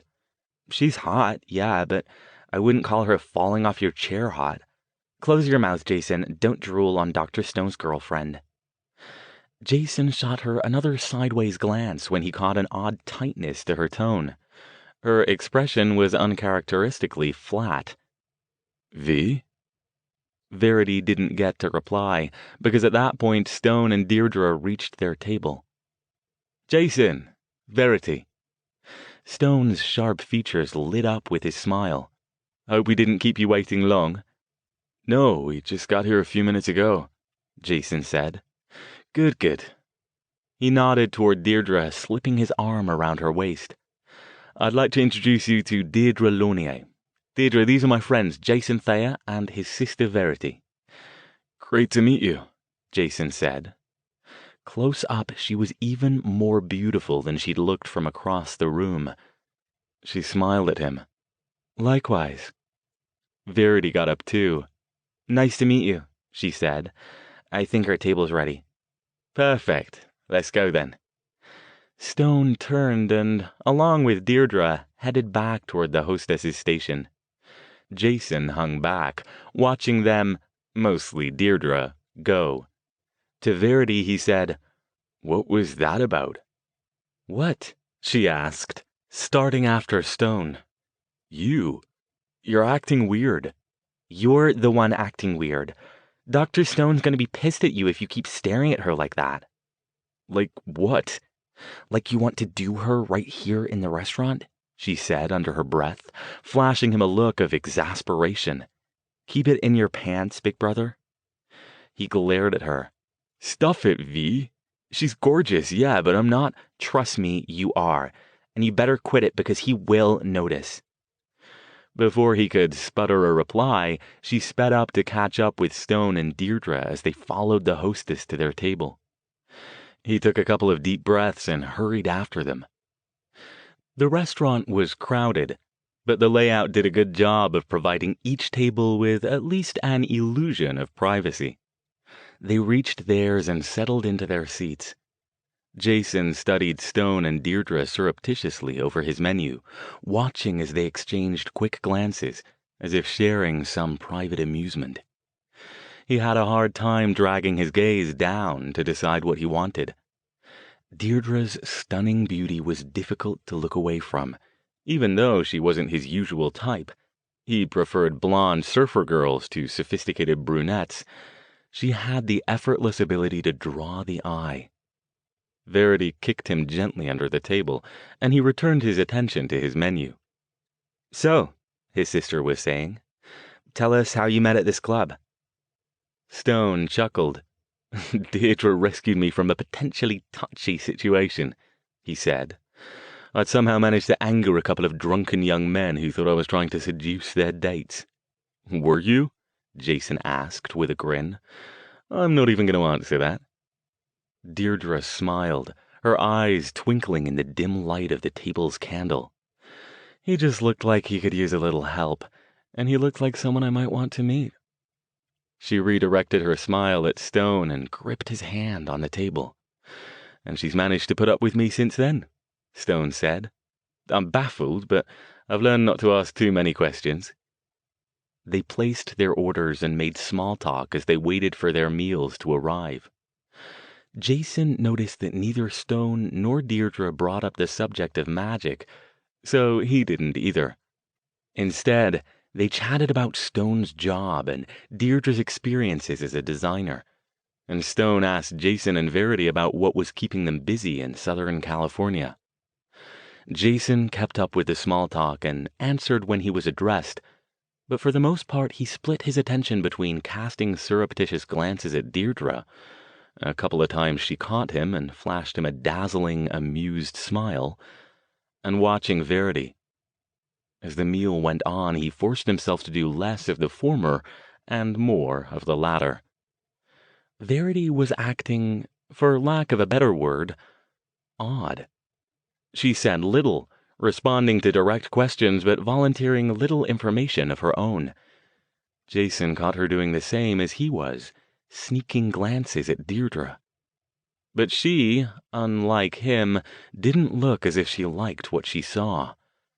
Her face remained set in a neutral expression. However, Jason's long familiarity with her allowed him to spot the telltale tightness in her jaw and narrowing of her eyes that let him know she was disturbed about something. Once, Halfway through the meal, he nudged her with his knee and looked at her questioningly. She shook her head a single time without returning his gaze. They finished their meals, and the efficient waiter removed their plates and took their after-dinner orders. As they waited for their drinks to arrive, Deirdre stood. "Excuse me," she said. She squeezed Stone's shoulder and leaned down to kiss him. "Be right back." After a moment, Verity said, "Yeah, that's a good idea. Think I'll do the same thing." She got up and headed off in the same direction Deirdre had. Jason leaned back in his chair and smiled lazily at Stone. "Al, I gotta hand it to you. She is one beautiful lady." "She is indeed." "So when are you thinking about proposing? Soon?" "I thought I might see about asking her to take a little trip with me during the spring break week. Perhaps a cruise, somewhere warm." "Nice," Jason said. "I can see why you want to. I have to admit, I was skeptical. Knowing somebody for 2 months and already asking her to marry you? That's not like you at all. But yeah, I get it. All that, and she's okay with the magic too? You want to hang on to her." "As long as she'll have me," Stone said. Verity pushed open the door to the ladies' room to find Deirdre standing in front of the mirror, touching up her makeup. For the moment, the area appeared to be otherwise deserted. Deirdre glanced sideways and then turned, fixing Verity with a cool, appraising gaze. She said nothing, though. Verity positioned herself at the next sink over from Deirdre's. "You're not fooling me, you know," she said. "I beg your pardon?" In the mirror, Deirdre's elegant eyebrows lifted. Her lips twitched in a tiny, amused smile. "I said you're not fooling me. I don't know what's going on between you and Dr. Stone, but I'm going to figure it out." Deirdre tilted her head. "Are you all right?" "What happened to him?" she asked. "What?" "You know what." Verity narrowed her eyes. "You've seen him. You've seen the bruises and how tired he looks?" "Tired? I think he looks great tonight," Deirdre said. Verity turned on the water and washed her hands to keep from clenching her fists. "You know that's not what I mean. We saw him this morning. We saw the bruises. If you're that close to him, you should know where they came from." "I do," she said. "But if he didn't tell you, why would I?" "Because we're his friends. Because we want to help him. And we want to make sure you're not doing something to him." Deirdre looked astonished. "Listen," she said. "I don't know what you're trying to imply, but I'd never do anything to hurt Alastair. He's the best thing that's ever happened to me." She tilted her head again and her blue eyes narrowed. "Wait a minute," she said. "Are you jealous?" Verity stiffened. "Why would I be jealous? We're friends. There's nothing between us. There never has been." "But you wish there was, don't you?" She smiled. "I understand. He's too hard on himself sometimes. Can't quite get it through that women find him attractive. No harm in that. I think it's kind of adorable, actually." "It's not gonna work," Verity said, "so you might as well give it up. Here's the bottom line. Dr. Stone's a good friend. I want him to be happy, so if you're right, if you really are good for him, then you and I will get along great. Same with you and Jason." "I think Jason and I are getting along just fine already," she said with a chuckle. Verity glared at her. For a moment, she shifted to magical sight. Deirdre's aura was brilliant blue, unruffled and serene. Nothing about it indicated any agitation or duplicity, which seemed odd to Verity. She let her breath out and switched back. "Look," she said. "Let me try this again. If it ends up that there's nothing wrong and I screwed up, then I'll be the first one to apologize. I want there to be nothing wrong because I've never seen him look at anybody like he looks at you. If that's real, you're good for him, and that's a good thing. But if you end up hurting him—" "I'm not going to hurt him," Deirdre said again. "I have no idea where you're getting this. But seriously, I'm glad he has such good friends who look out for him like that." "He does," Verity said, grabbing a wad of paper towels from the dispenser and drying her hands with more force than she needed to. Just because we're not around right now doesn't mean we won't be keeping in touch. I hope you do, she said. She put her lipstick back in her small bag and smiled. He could use more friends like you. She swept past Verity on the way to the door and closed it behind her. Verity paused, gripping the edge of the counter and staring into the mirror at her troubled reflection. Suddenly she felt guilty and foolish. What had Deirdre done to invite such a reaction from her? Stone was clearly smitten with her, and she with him. Hell, she'd even been reasonably civil dealing with Verity's sudden tirade. Her aura looked fine. So why couldn't she shake the nagging feeling that there was something off about Deirdre?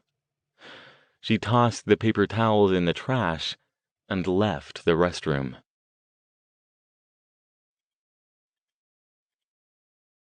Chapter 54. You're quiet, Jason said on the drive back to their motel. Just thinking. Verity pressed her cheek against the car's cool window and stared out at the buildings rolling by. About Al? Him, yeah, and Deirdre. What about her? Did you check her out when you went back to the bathroom with her? Yeah, and I might have done something stupid. Jason turned his head to look at her for a second, then focused back on the heavy El Camino Real traffic. Stupid? Yeah.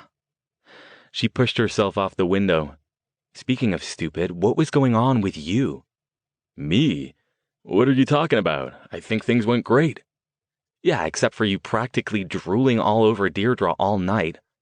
I wasn't drooling, he protested. Come on, V, she's gorgeous. I'm a straight guy, I noticed. It's not like I'm trying to lure her away from Al or anything. I doubt you could, she said. Those two seemed like they were stuck together with glue. But it was embarrassing the way you kept staring at her. She didn't seem to mind, he said. Neither did Al. I didn't see him glaring at me or anything. Did you? That's only because she's not the jealous type, she said. She sighed. But come on, Jason. She's pretty, yeah, but you act like she's some kind of supermodel or something. Jason's eyes widened. Hell, V, you need to get your eyes checked. She looks like she is some kind of supermodel. He glanced at her again. I mean, come on. You like girls. You mean to tell me she didn't hit all your buttons? Yeah, I meant to tell you that. Like I said, she's pretty. I wouldn't kick her out of bed, but... She spread her hands. I didn't see what you two were so amped up about. Oh well, doesn't matter, I guess. Different strokes. So what's this stupid thing you did? She looked down at her hands. I sort of confronted her. About what? About her and Dr. Stone.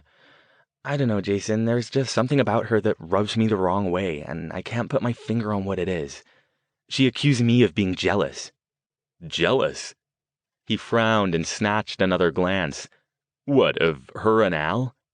Yeah, she wouldn't believe me when I told her there wasn't anything between us and never has been. There isn't, is there? What the hell's that supposed to mean? Jason shrugged. I guess I never thought to ask. Maybe because you've mostly gone out with women. He's a little old for you, but not like that's ever stopped a lot of people. She sighed. No, Jason, there's nothing between me and Dr. Stone, except a whole lot of magic lessons. I don't know where she got that.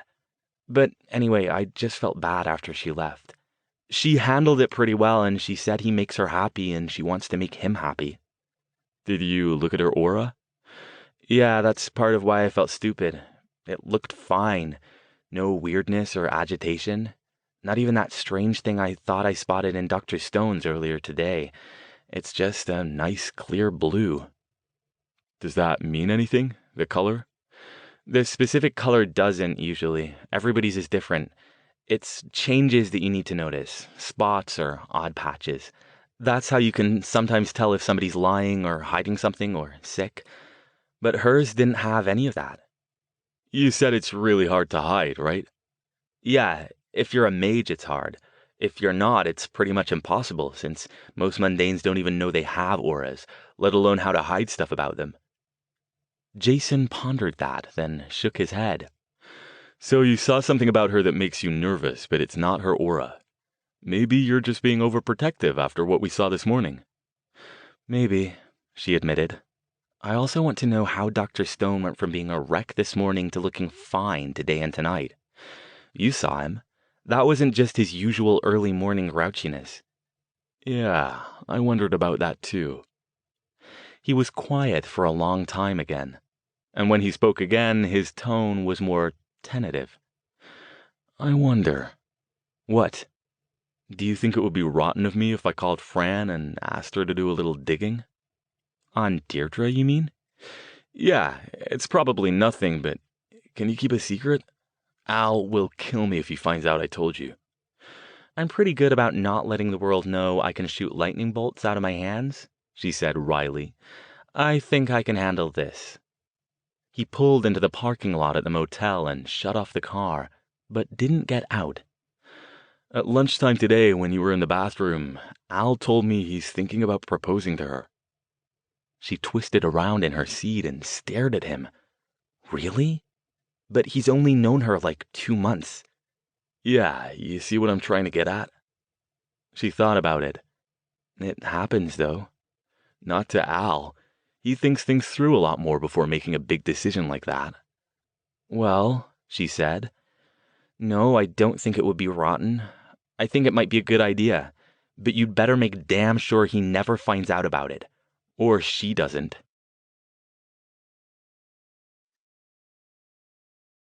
Chapter 55. So, Stone said, what did you think of Jason and Verity? Deirdre leaned back in her seat, stretching her legs out in front of her. I like them. Jason needs to learn to be more subtle about his staring, though. Stone chuckled. He's never been subtle about that sort of thing. Not jealous, are you? She asked, stroking his hand on the steering wheel. I don't think you'll run off with Jason. Besides, I'm not the jealous type, remember? He gave her a quirky smile. Do you want me to be jealous? Oh, no, she said. She leaned over until her head rested on his shoulder. I like that about you. You're secure, and you should be. Hey, I still can't quite work out what you see in me, he said with a grin. But whatever it is, I think I still have it, so I figure I'm safe. Absolutely, she said. I don't think Verity liked me very much, though. Stone frowned. I noticed that, too. Perhaps she just wasn't feeling well or something. You two never... Oh, no. She mostly fancies women anyway. And besides that, I'm nearly old enough to be her father. She took that in. You never told me how you met them, she said. I don't think I remember you mentioning them before today. Stone realized with guilt that she was right. That was odd. During all the time they'd spent together, was it really possible that he'd never said anything about two of his best friends? I've only known them a couple of years, he said, but we've been through a lot together. Oh? I didn't mention that Verity's my apprentice, did I? She shook her head, rolling it back and forth on his shoulder. No. I think I'd have remembered that. So mages have apprentices? It's an old-fashioned system, but it works. It's how we train new mages. Interesting. You didn't mention she was a mage either, actually. Is Jason one too? No, he's non-magical. The talent usually passes along gender lines. That's why I asked if your mum showed any sign of it when you said your gran did. I see, she said.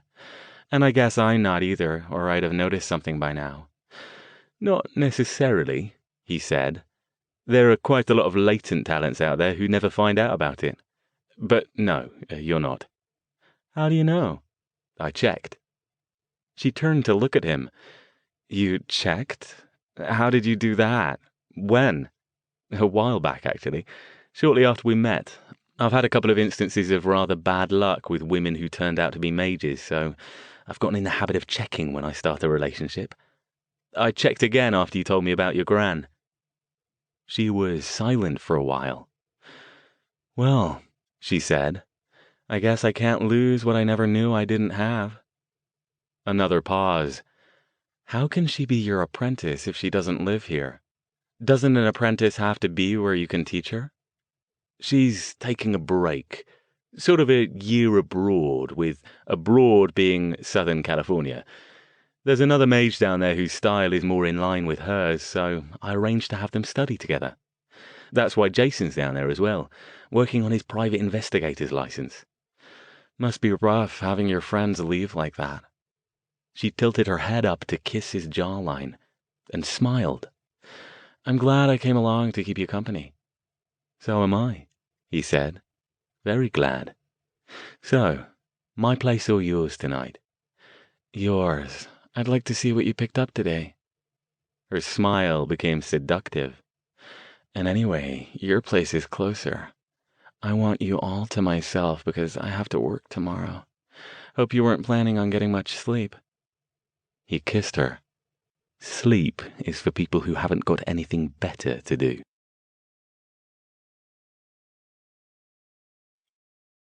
Chapter 56.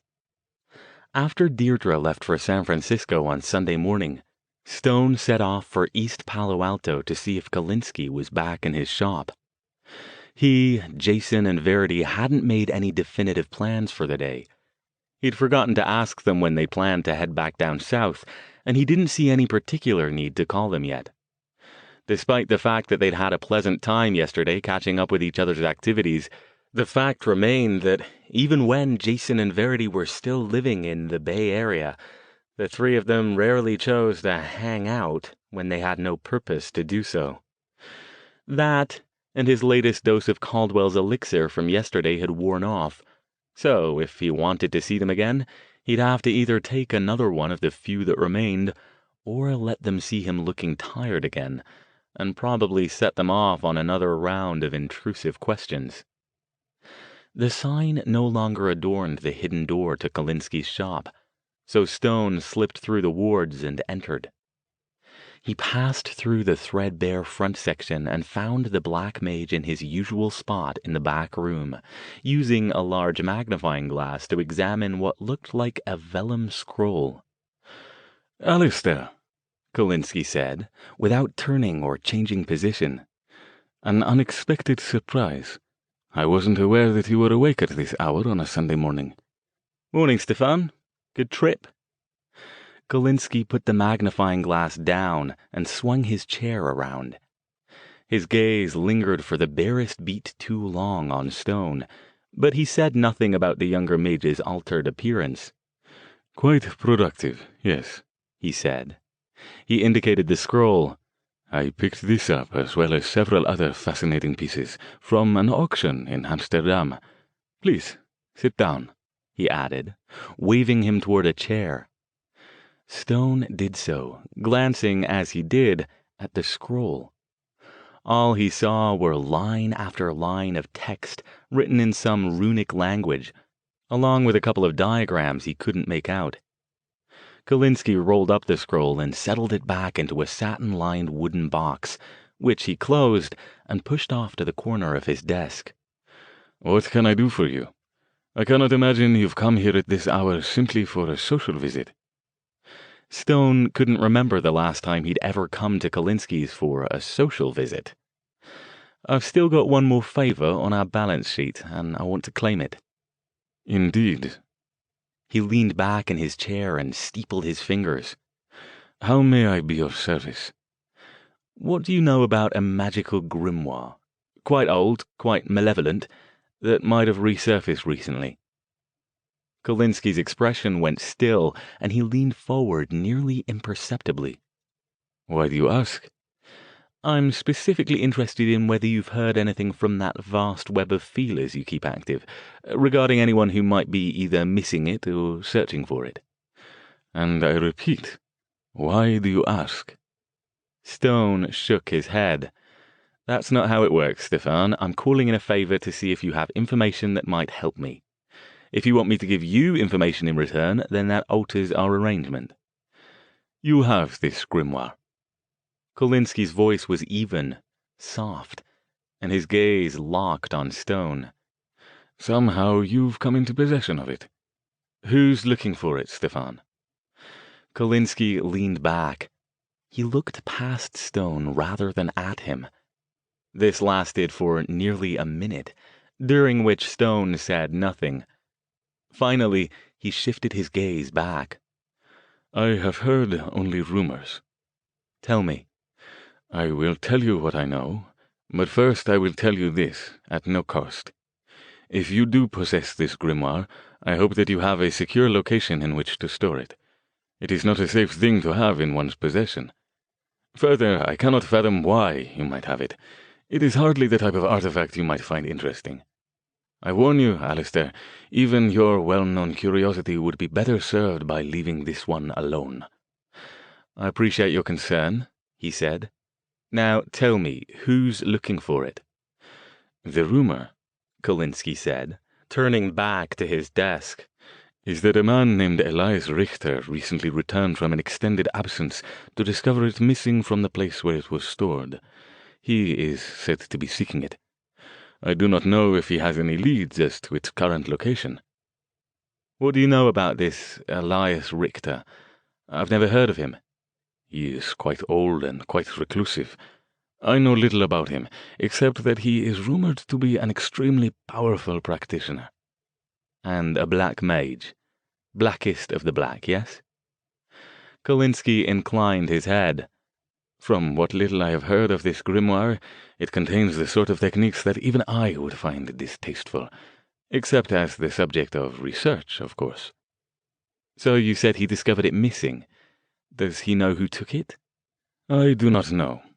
All I have heard is that it was stolen from him and he seeks to retrieve it.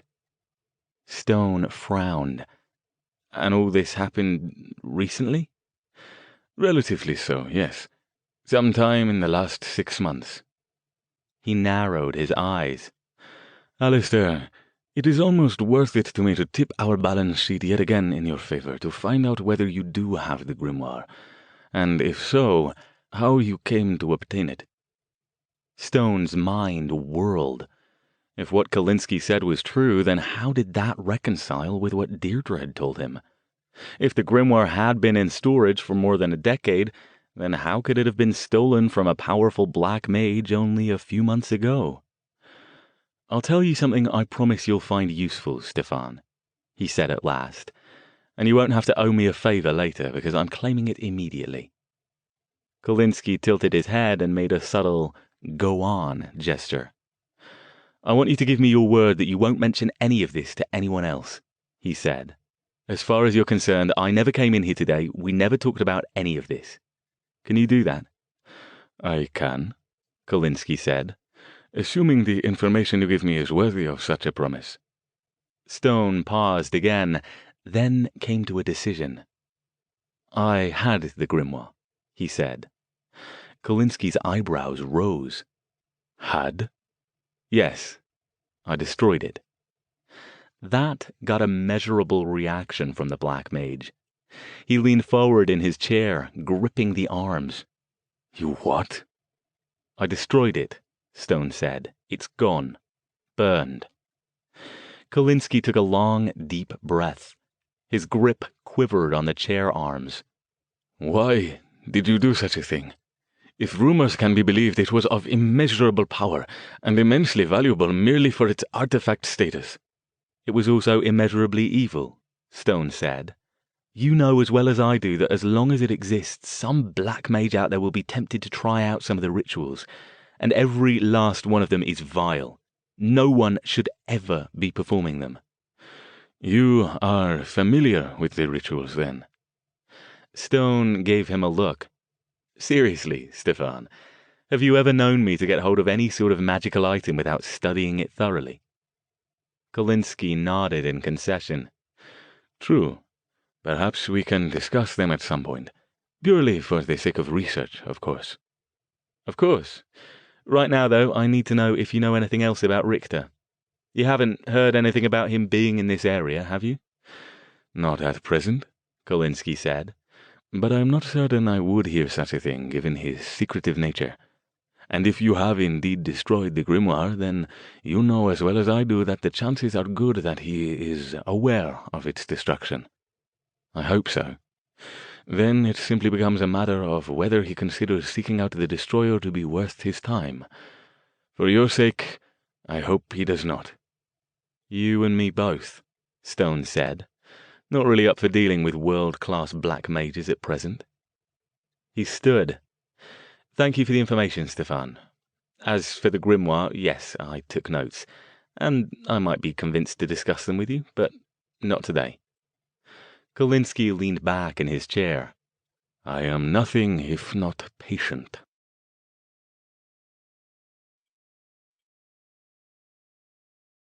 Chapter 57. Thanks, Fran. Jason hung up the phone and lay back on his bed. Well, it's done. I hope it wasn't a big mistake. Me too, Verity said. But he's not going to find out. How could he? And besides, it'll probably come back fine. Even if he does find out eventually, they'll already be married, and then you can just tell him you were concerned about him. Yeah, you and I both know how well that'll work out. Let's just hope he doesn't find out, okay? It was late Sunday morning, but as Jason had expected, he found Fran Bartek in the office when he called. She hadn't been happy about what Jason asked her to do.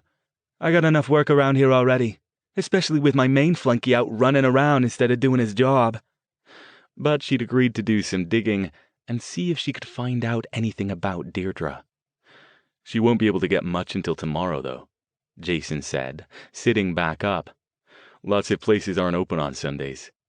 I guess we'll have to stay until then, she said. You want to call Dr. Stone and see if he wants to get together today? Maybe a little later. How about we go down to Sunnyvale and have lunch at a passage to India? We should see Marta while we're up here, and we kind of need to warn her that Al's on the warpath about what she did. They arrived at the restaurant in the middle of the lunch rush, to find most of the tables filled with well-dressed families.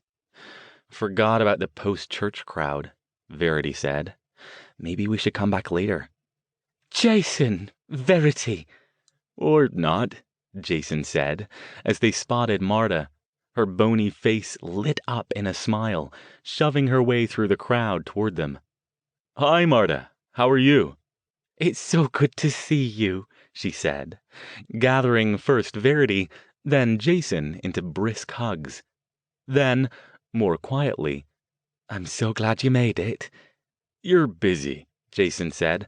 We'll have lunch and then we can talk when things settle down. Unless you need some help. Of course not. Your guests. She pointed at an empty table near the back. Sit right down and I'll tell Nikhil you're here. Lunch is on the house, of course. Try the chicken biryani. It's exceptionally good today. They thanked her and sat down at the indicated table. I'd forgotten how busy this place could get, Verity said. I think I blanked out what it was like cooking for rushes like this. Yeah, no kidding, Jason said. He looked around. I'd forgotten how normal it could be. I mean, look at all these people. Just regular people going to church, hanging out with their families, doing normal stuff. It's hard to reconcile with the extra-dimensional portal in the basement, you know? Verity chuckled. Never thought about it that way. Despite the crowds, Marta made sure they got their meals quickly. By the time they'd finished, most of the other groups had gone, leaving the place about a quarter full. Marta finished ringing up a takeout order and came over to their table, brushing a stray strand of hair off her forehead. She looked tired, but pleased. That's another Sunday crowd sorted, she said. It amuses me sometimes how this place doesn't need to earn a penny to stay open, but somehow it's become quite popular. Well, the food's good, Jason said, and so's the location. He waved at one of the empty chairs. Sit down, if you have time. She fell into the chair with a grateful smile. So, have you seen Alastair yet? When did you get in? We got here Friday night, Verity said. Saw quite a bit of him yesterday, actually. And how was he? Verity paused before answering. Weird, she finally said. She told Marta about the meeting on Saturday morning, followed by their lunch and then dinner with him and Deirdre. Marta nodded. Saturday morning sounds about like I've seen him the past few weeks. Odd that he was fine later that same afternoon. That's why I said weird, Verity said. By the way, he got it out of us that you told us about him, so be aware if you see him again. He wasn't too happy about it. Marta waved it off. I can deal with him, she said. That's not a problem. If it gets him the help he needs, it's worth it. Without seeming aware she was doing it, she straightened the napkin dispenser and the condiments on the table. Tell me about his new lady friend. I haven't met her yet. She's beautiful, Jason said, smiling. Absolutely gorgeous. Jason's got a crush, Verity said. But yeah, Dr. Stone's pretty crazy about her, and she seems to be about him, too. Good to hear, Marta said. I think he could use someone like that in his life. Please don't tell him I told you this, but I think he's taking your being gone a lot harder than he wants to admit. She paused. Did he say what his mysterious project was? We didn't ask him about that, Jason said. Didn't want to set him off again. We'll ask him if we see him again tonight. How long are you staying? Not sure yet, Verity said. At least until Monday. She dropped her voice, looking over Marta's shoulder. That's an unusual-looking guy. Jason and Marta both turned to look. A man had just emerged from the hallway leading back toward the restrooms. Of medium height, he was slim, looked to be in his 60s, and wore an immaculate suit. He carried a fine leather satchel in his right hand. His dark eyes glittered, scanning the room from beneath heavy silver brows. When he noticed the three of them watching him, he inclined his head politely, then continued forward and exited the restaurant. I don't remember seeing him in here when we were eating, Jason said. He'd be hard to miss. I don't think he was here, Marta said slowly.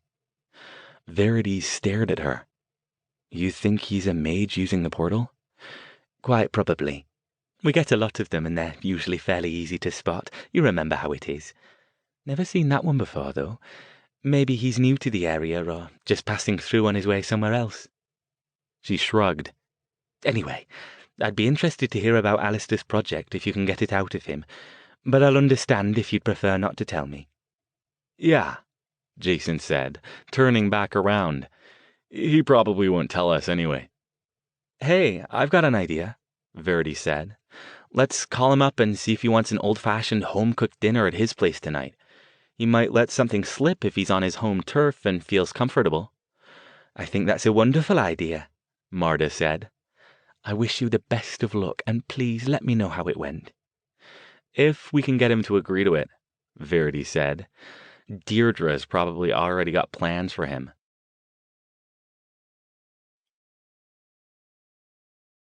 Chapter 58. Deirdre didn't have plans for Stone, as it turned out. When Jason called him after they left a passage to India and returned to their motel room, he even sounded enthusiastic about the idea of getting together for a home-cooked dinner. Yes, that'll be quite nice. Deirdre's out of town all day. She's working up in San Francisco again and won't be back until tomorrow, so I'm on my own tonight. Great, Jason said. V says we'll go shopping and come by your place around 6. Stone tried to spend the rest of Sunday afternoon catching up on sleep. He wanted to avoid the temptation to take another dose of Caldwell's elixir to convince Jason and Verity he wasn't as tired as he was, but his mind refused to quiet. He hadn't said anything to Deirdre when she'd called to tell him that she'd be remaining in San Francisco that night. Sorry, she said ruefully. Another late meeting and a dinner thing I have to go to with some clients after. You can come up later and come along if you like. Believe me, I'd love to have you, but I don't know when the meeting's over and you'd probably just be bored. Quite all right, he said. I need to get on with grading some projects anyway, then catching up with some work around here. I'll see you tomorrow. Great, she said. Oh, that reminds me. I've got a surprise for you tomorrow night. You don't have plans, do you? Not that I'm aware of. What kind of surprise? She laughed. It wouldn't be a surprise if I told you, would it? But you'll love it. I've been working on it for a while, so try not to work late, all right? I'm all yours, love.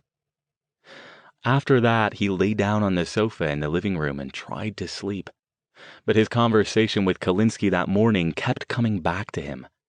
If the grimoire had been stolen from this Elias Richter sometime in the last 6 months, then how had Deirdre's mother had it in storage since her grandmother died? The most obvious explanation was that Deirdre had lied to him about where she'd gotten it. But if that were true, then that brought up several questions he couldn't answer. The first one was, why? What would she possibly have to gain from convincing him that the grimoire had languished in a storage locker for many years? For that matter, if she'd somehow come into possession of such a powerful artifact and actually knew what it was, then why would she have allowed him to destroy it? Had she wanted him to destroy it? Perhaps she'd gotten hold of it for the sole purpose of taking it to someone who could do so. But that didn't make sense either.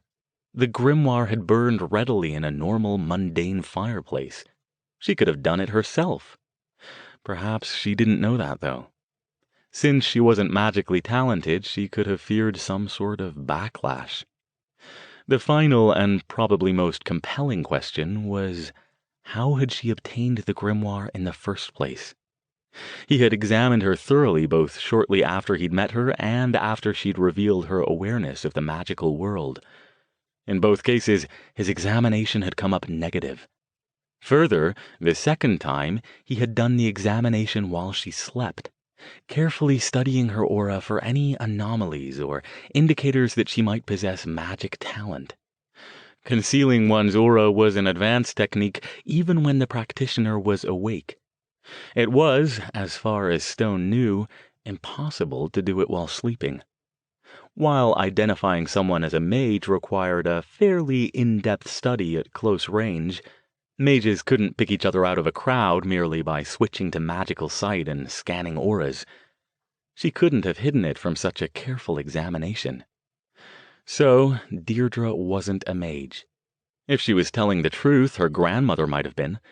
But Kalinsky had said Elias Richter was an old and powerful practitioner, which meant that if he owned such a thing as the grimoire, he'd have kept it safely locked away, concealed behind both magical and mundane security measures, and probably quite nasty ones, given Kalinsky's assessment of his status as a truly black mage.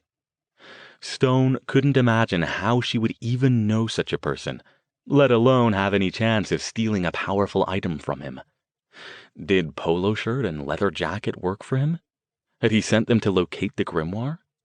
They had mentioned that they worked for a mage, but Stone had no way to know if it was the same one or if another black mage had somehow found out it had been stolen.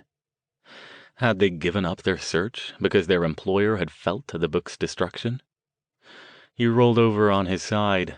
He'd have to discuss it with Deirdre when she returned. Possibly she had a perfectly reasonable explanation for the whole thing. After all, she hadn't originally told him about her knowledge of the grimoire because she'd feared he'd react badly to it. Perhaps there was some other bit of information about it that she hadn't felt comfortable enough to confide in him. Now that the grimoire had been destroyed, she might be more willing to talk about it. He made a mental note to ask her tomorrow, following whatever surprise she planned to share with him. After she'd explained it and they had no more secrets from each other, he would set about arranging some sort of special getaway for just the two of them, and see to finding a ring. He drifted off, smiling, as those more pleasant thoughts took the place of his previous ones.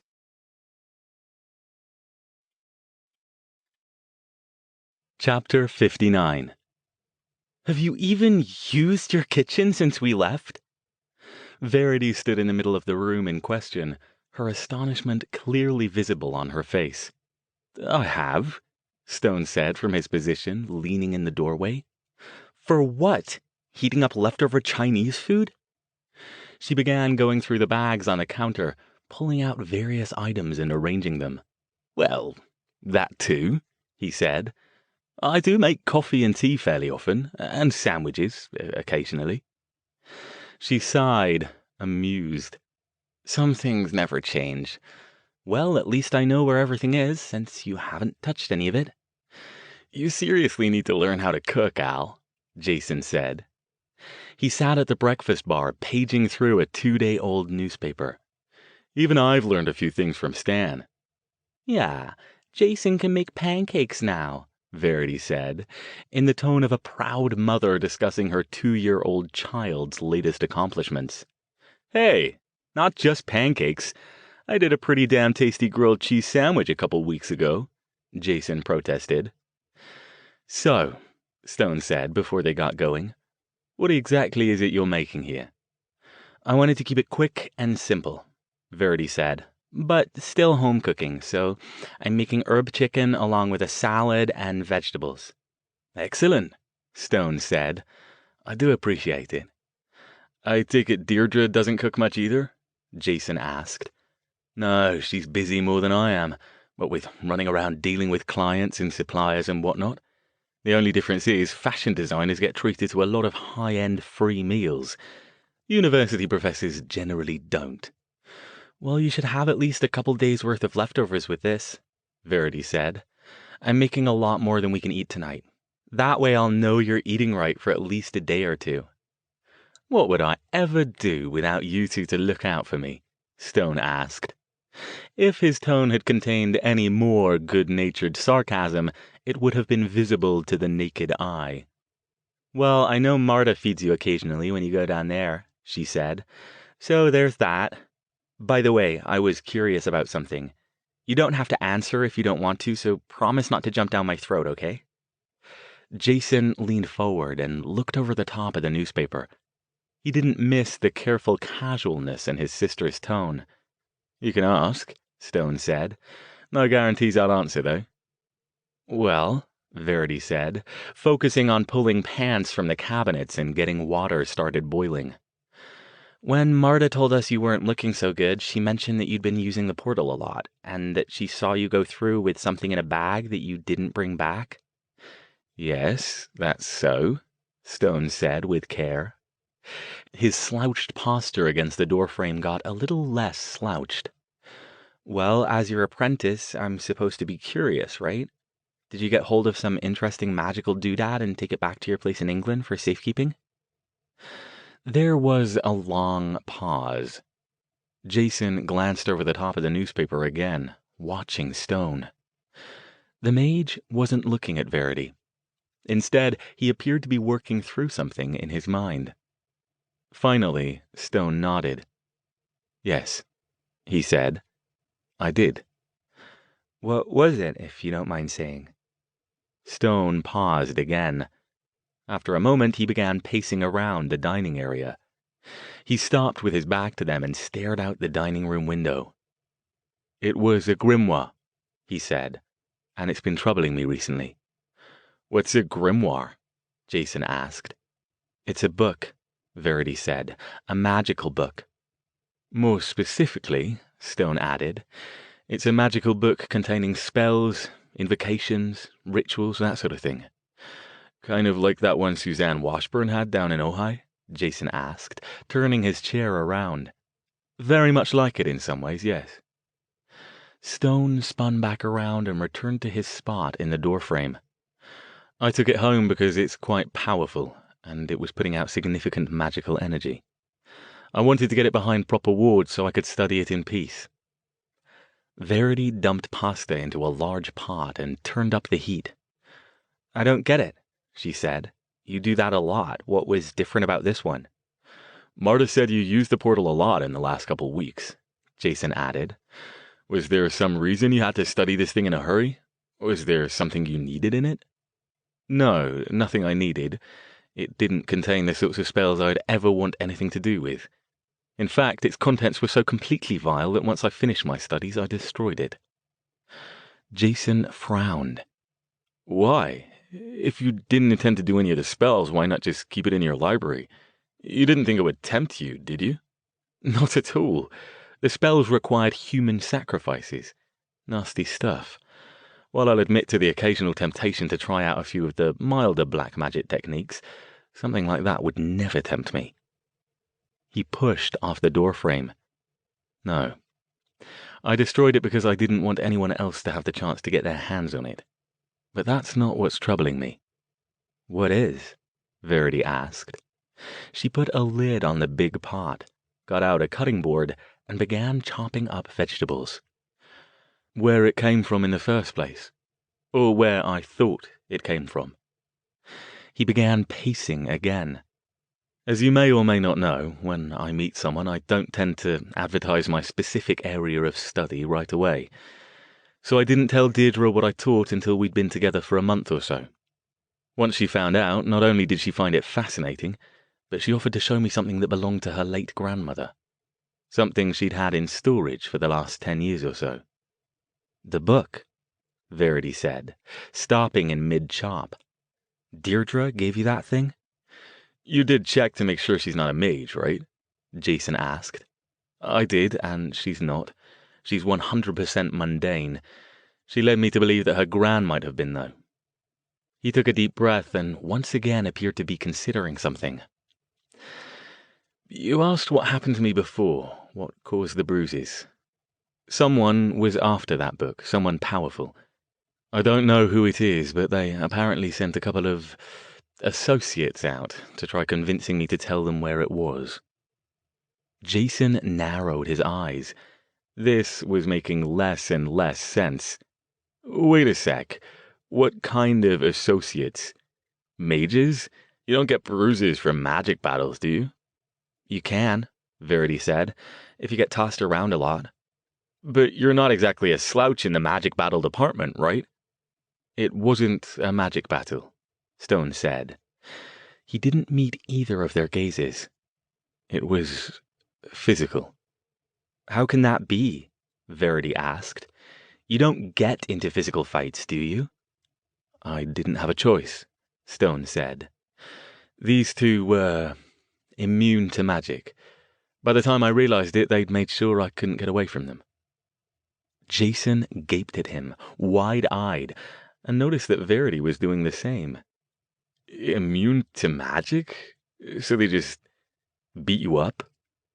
Yes, they were good. No permanent damage, and I was able to use my minimal healing abilities on the worst of it, after I woke up a few hours later in a dumpster. Holy shit, Al, Jason said. You didn't tell them where the book was, though, right? Verity asked. They didn't break into your house and try to steal it. I think they broke into Deirdre's place, he said, still not looking at them. But by then I'd moved the grimoire to England. I couldn't have given it to them if I'd wanted to. So they just left you there? Have they tried again? Once. I'm still not quite sure what ran them off that time. Deirdre and I were out at the symphony. I went to get the car, and they tried to attack me again. They ran when Deirdre turned up. That's weird, Verity said. It is, Stone agreed, especially since they spent a fair bit of effort trying to intimidate me by cataloguing all the horrible things they planned to do to her if they got hold of her. He paused, his gaze focused somewhere far away. That's something else that disturbs me, even more so now. What's that? Verity asked. She started up chopping the vegetables again, scraping each type off into a different bowl with the edge of the knife. The fact that they didn't attack Deirdre. Are you sure they knew it was her? Jason asked. Not positive, no. She wasn't close by, and as far as I know, they've never met her. Who else would I be out with, though? He paused, thinking. In light of what I found out today, I think I need to talk to her some more about this situation. What did you find out? Verity set the bowls aside and began slicing a baguette. I have an associate. We share information sometimes.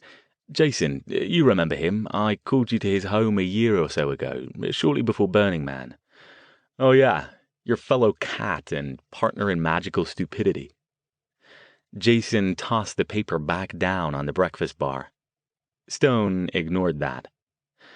Now that the grimoire's been destroyed, I felt it safe to ask him if he'd heard of anyone looking for it. He told me about a powerful black mage it had apparently been stolen from sometime in the last 6 months. Wait, Verity said, frowning as she stopped cutting bread. You said it's been in storage for like 10 years. How can you begin to see the problem? Stone said. He looked troubled. So you think Deirdre lied to you? Jason asked. If she did, she probably had a good reason, Stone said. Just as she had a good reason for not telling me initially that she thought the grimoire was truly magical instead of some sort of curiosity. Al, Jason said, speaking slowly and with care. Are you... He sighed. Are you sure about Deirdre? Are you sure she's what she claims to be? What else would she be? Stone asked. She's not a mage, I'm certain of that. I doubt she stole the grimoire, since it would be nearly impossible for a mundane to steal something like that from a mage, especially as one as powerful as Richter. And if she did, then why would she allow me to destroy it? Aside from claiming a bit of childhood nostalgia and wanting to see it once before I did it, she had no objection to my destroying it. In fact, we did it together. She helped me. That's hardly the action of someone with malevolent intent. Yeah. Jason let his breath out. He glanced at Verity. Any thoughts, Vi? She shook her head. I looked at her aura in the bathroom after I confronted her. All I saw was normal, non-weird, and mundane. Even if she stole it, wouldn't she want to sell it or figure out how to use it somehow? Not destroy it. Stone sighed. I'm meeting her tomorrow night for dinner. I think we'll be needing to work a few things out. I don't doubt she's got a reasonable explanation for what happened, but I need to hear what it is.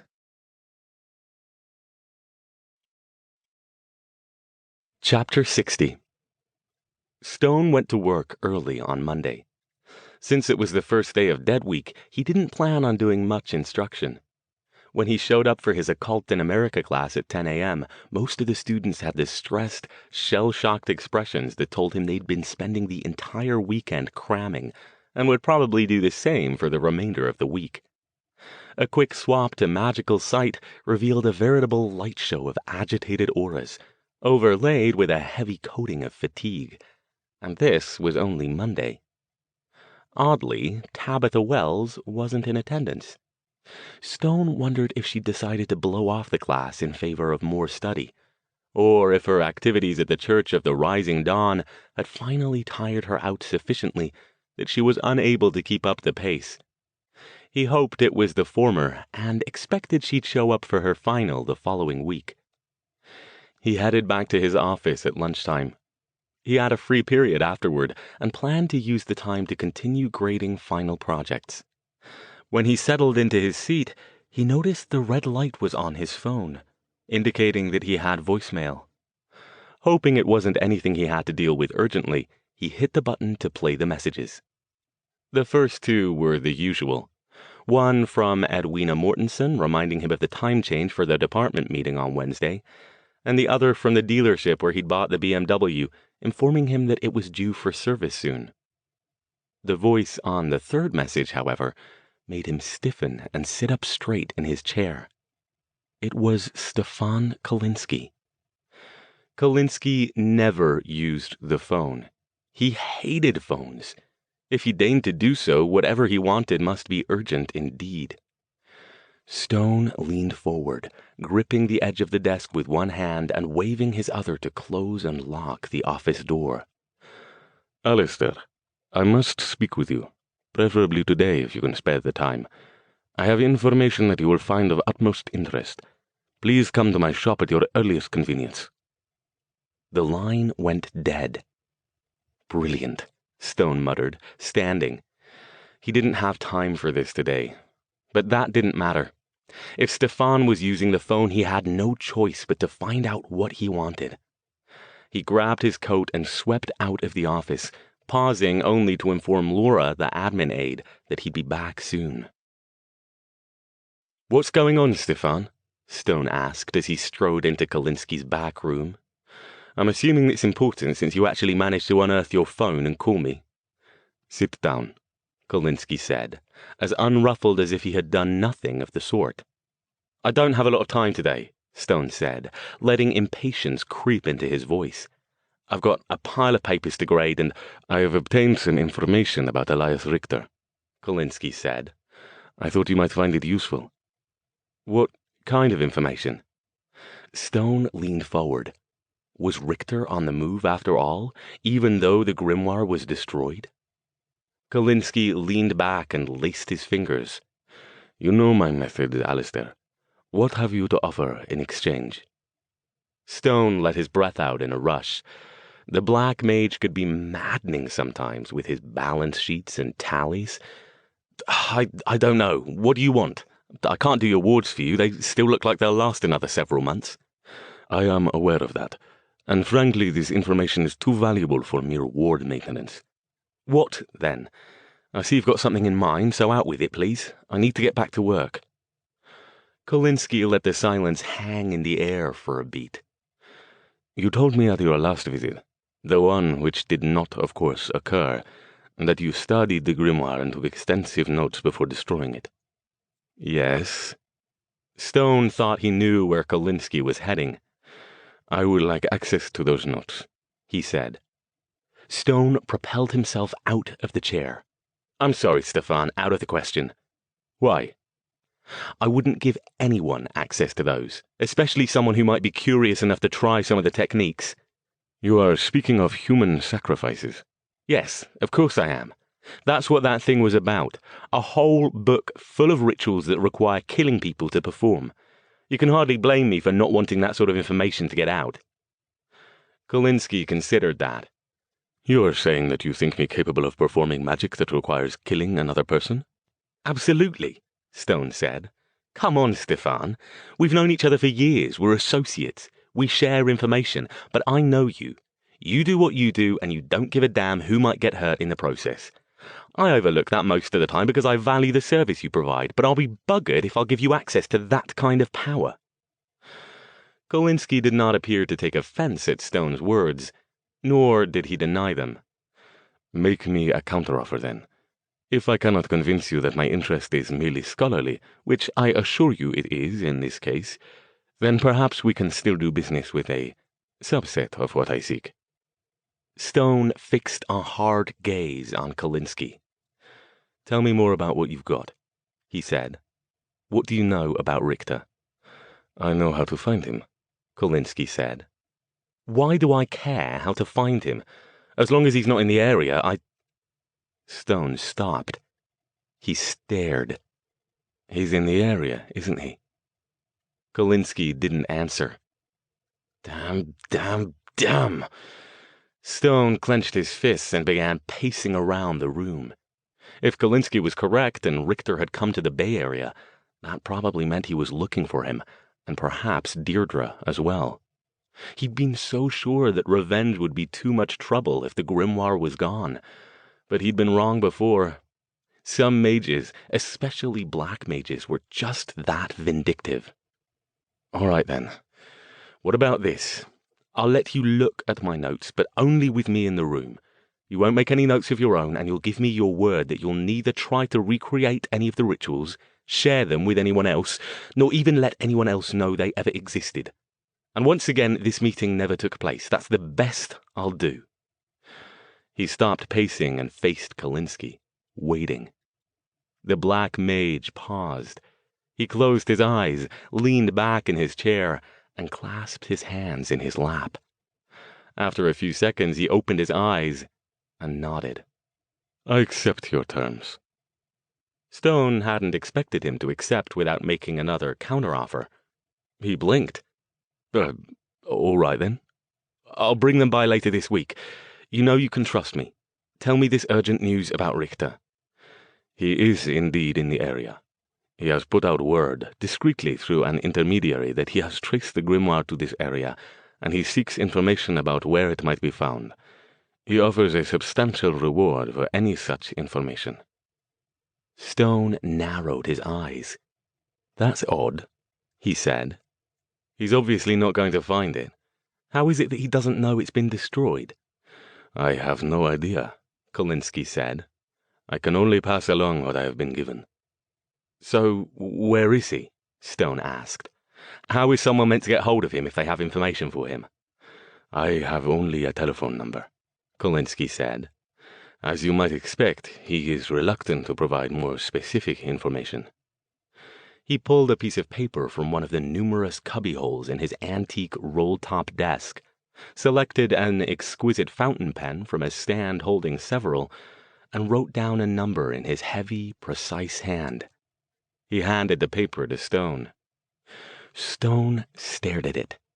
The area code was 650, meaning it was somewhere not too far from Palo Alto. It wasn't much to go on, but perhaps Jason might have some ideas on how to trace it further. He thought he remembered hearing somewhere that telephone numbers could be traced to their location. Thank you, Stefan, he said. As I said, I'll bring the notes by later this week. I'll bring some projects to grade, and you can look over them to your heart's content. I will look forward to it, and I wish you luck. A bit of unsolicited advice, if I may. Stone had been about to head back out, but he stopped and turned back. Yes? Be careful. Should you elect to pit yourself against Elias Richter, he is a powerful practitioner, and one of the oldest currently alive. He will not be easy to defeat. Thank you, Stefan. I hope I won't have to. If he doesn't bother me, I won't bother him. He held up the phone number. I consider this to be defensive ammunition.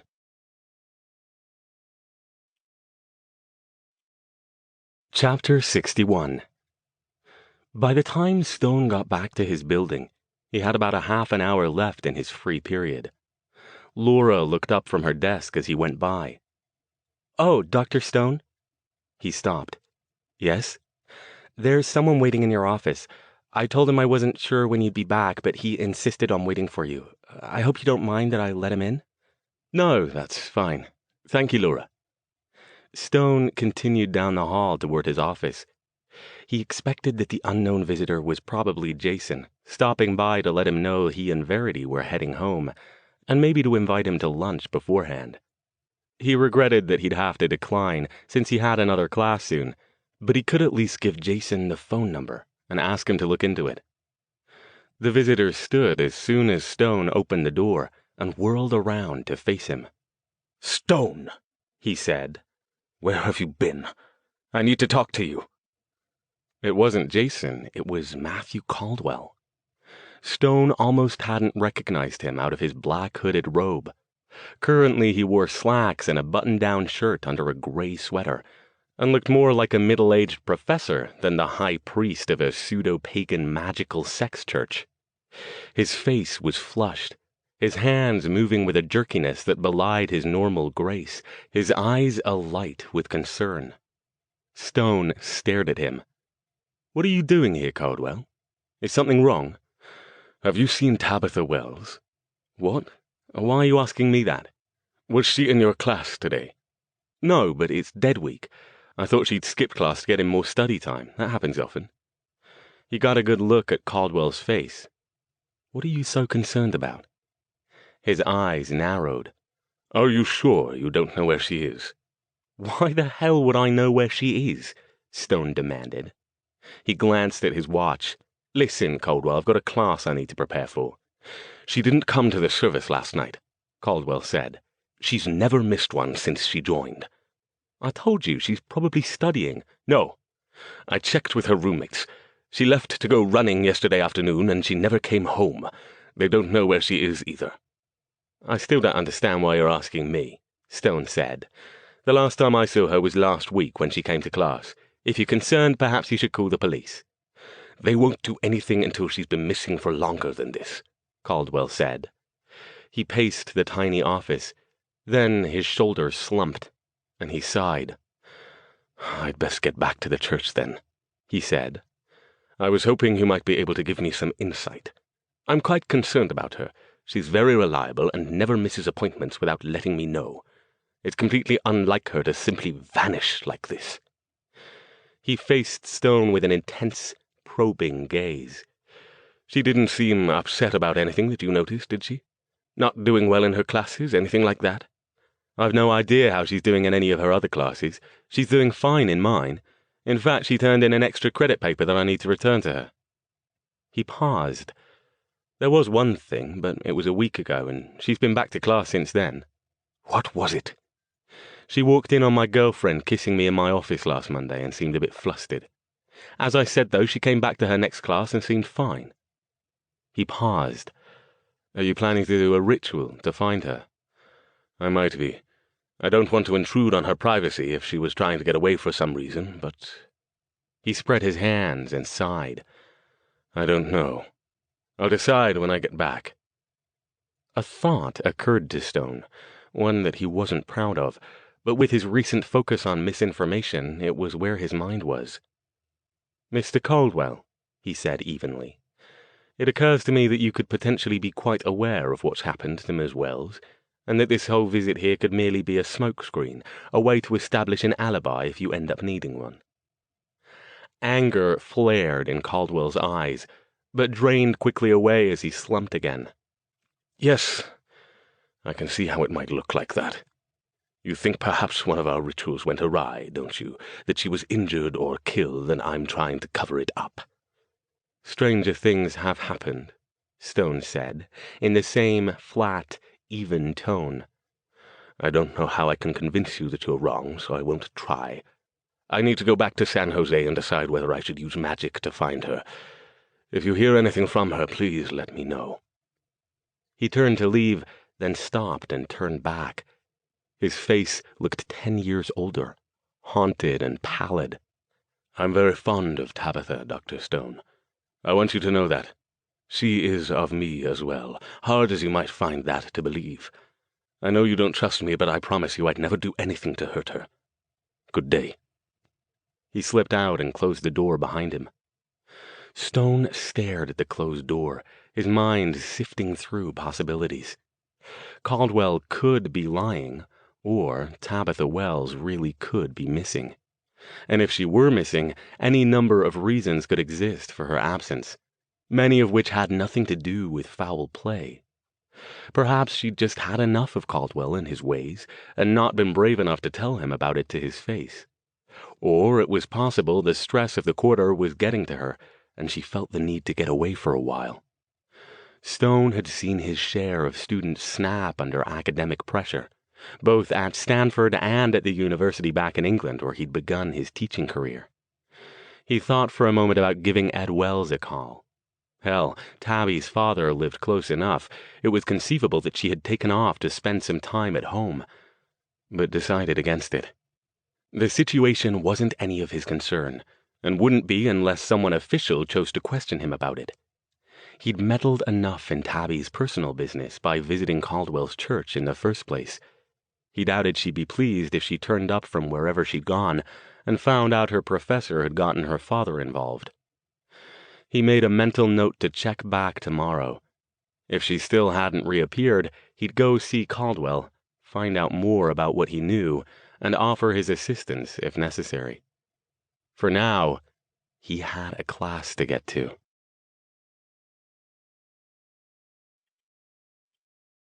Chapter 62. By the time he finished with classes, a brief afternoon meeting, and dealing with the parade of students who wanted just a couple of minutes of his time, Stone didn't get away from campus until after 5, and didn't get home until almost 6. He came in through the kitchen from the garage, tossed the mail on the pile, and headed out to the living room. Deirdre was sitting on the sofa. She smiled at him. "Hi." He stopped, startled. He hadn't remembered giving her a key, but he supposed he must have done it at some point. No matter, he certainly didn't mind that she was here. "Well, hello. This is a nice surprise," he said, tossing his briefcase on the side table. "I was about to take care of a couple of things and then call you. Hope you don't mind that I let myself in. I tried to call, but you didn't answer. Work was insane today," he said. He dropped down next to her, leaning in to kiss her. "How was your dinner last night?" "Oh, boring, as usual," she said. I missed you the whole time. How was your home-cooked evening with your friends? Quite nice, he said. It's really been good to see them again. Have they gone back home, or are they still visiting? I think they went home today. I know they've got jobs and whatnot, and we said our goodbyes last night. I've got some nice leftovers for dinner if you're interested. But wait, you said you had a surprise for me, didn't you? I do. I'm so excited about it. Like I said, I've been working on it for a while now, and I just know you're going to love it. She turned to face him, her blue eyes twinkling with amusement. Can't wait to see it. And I'd like to chat with you about something after, he said. Oh, really? What? It can wait, he said. Show me your surprise. I can't show it to you here, she said. We need to go to where it is. She stroked his jawline. And where is it? Well, that's part of the surprise, silly. Remember all those errands you've been doing this week? You did finish the last of them today, didn't you? He nodded. I've got the rest in my car. That last bit was hard to find since I couldn't go to my usual suppliers. I had to improvise. She kissed him.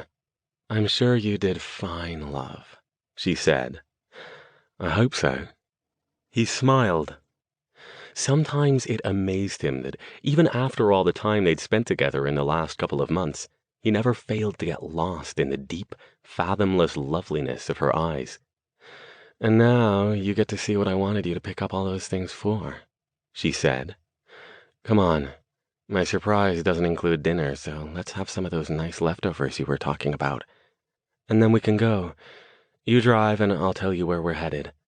We'll finish up tonight and then afterward. Oh, I want to make love with you all night. That sounds wonderful, Stone murmured. Oh, it will be. She kissed him again, her lips hot and hungry and sensual. You just wait and see. Verity lounged on the lumpy motel bed, reading a fantasy novel she'd picked up at a nearby drugstore. How long are we going to wait? She asked Jason. Maybe Fran hasn't got anything. Wouldn't she have called back by now if she did?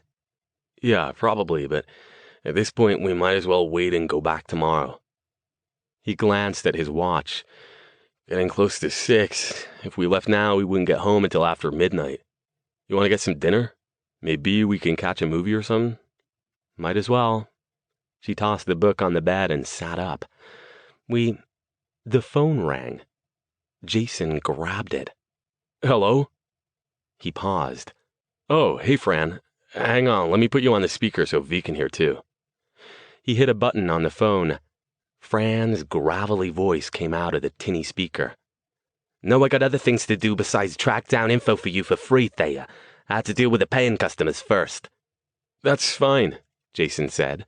Thanks, Fran. We appreciate anything you got. So, did you get anything? You sure you got the name right? Deirdre Launier, right? She spelled it out. I'm not sure how it's spelled, but that sounds right. Why? And you said she's some kind of fashion designer and lives in the Bay Area. 5'10", Caucasian, brown, blue, super hot, about your age? Jason glanced at Verity, who shrugged. Yeah, that's our best guess. We didn't exactly sneak a peek at her driver's license or anything. That's kind of the point of this. We're trying to do it discreetly. Fran's sigh came through even out of the crappy motel phone speaker. I got nothing, Thea. What do you mean? He exchanged another glance with Verity. You mean you didn't find anything about her? I mean she don't seem to exist. I found nobody by that name anywhere in the Bay Area for the last 3 years. There's a few Launiers and a whole shitload of Deirdres, obviously, but never together. Couldn't find any records of her renting a house, no social security number, no driver's license, no tax records, nothing. I even called a couple of friends in the fashion industry and they checked with contacts up there. Nobody's ever heard of her. If she's as hot as you say, somebody would have remembered her. Even gay dudes notice women like that. Jason stared at the phone. So she's either using an assumed name, she's hiding from something, or both. Dunno. Could be any number of things. She might be trying to get away from an ex or some kind of stalker. Women sometimes change their names and move far away to do that. But if you can't give me any more to go by, like where she maybe came from in the first place, I can't get too much more without a whole lot more digging than I'm gonna do for free. I just don't have time, Thea. You know how swamped we are, which reminds me, when you coming back? Soon, he said. Next day or two, I hope. He let out a loud sigh. Thanks, Fran. I owe you one for this. Oh, one more thing in case you care. I didn't find her on any wanted lists, and nobody with that description escaped from a prison or a funny farm, at least around here or in the Bay Area. That's, good to know. Thanks, Fran. He hung up the phone slowly, slumped down onto his bed, and faced Verity. Well, fuck. I don't even know what to make of any of that. Except it sounds like she's not who she claims to be, Verity said. Yeah. And much as he's gonna hate us for digging in his business, Dr. Stone really ought to know about it. Yeah, Jason said again, heavily. Come on, let's go over there and see if he's home.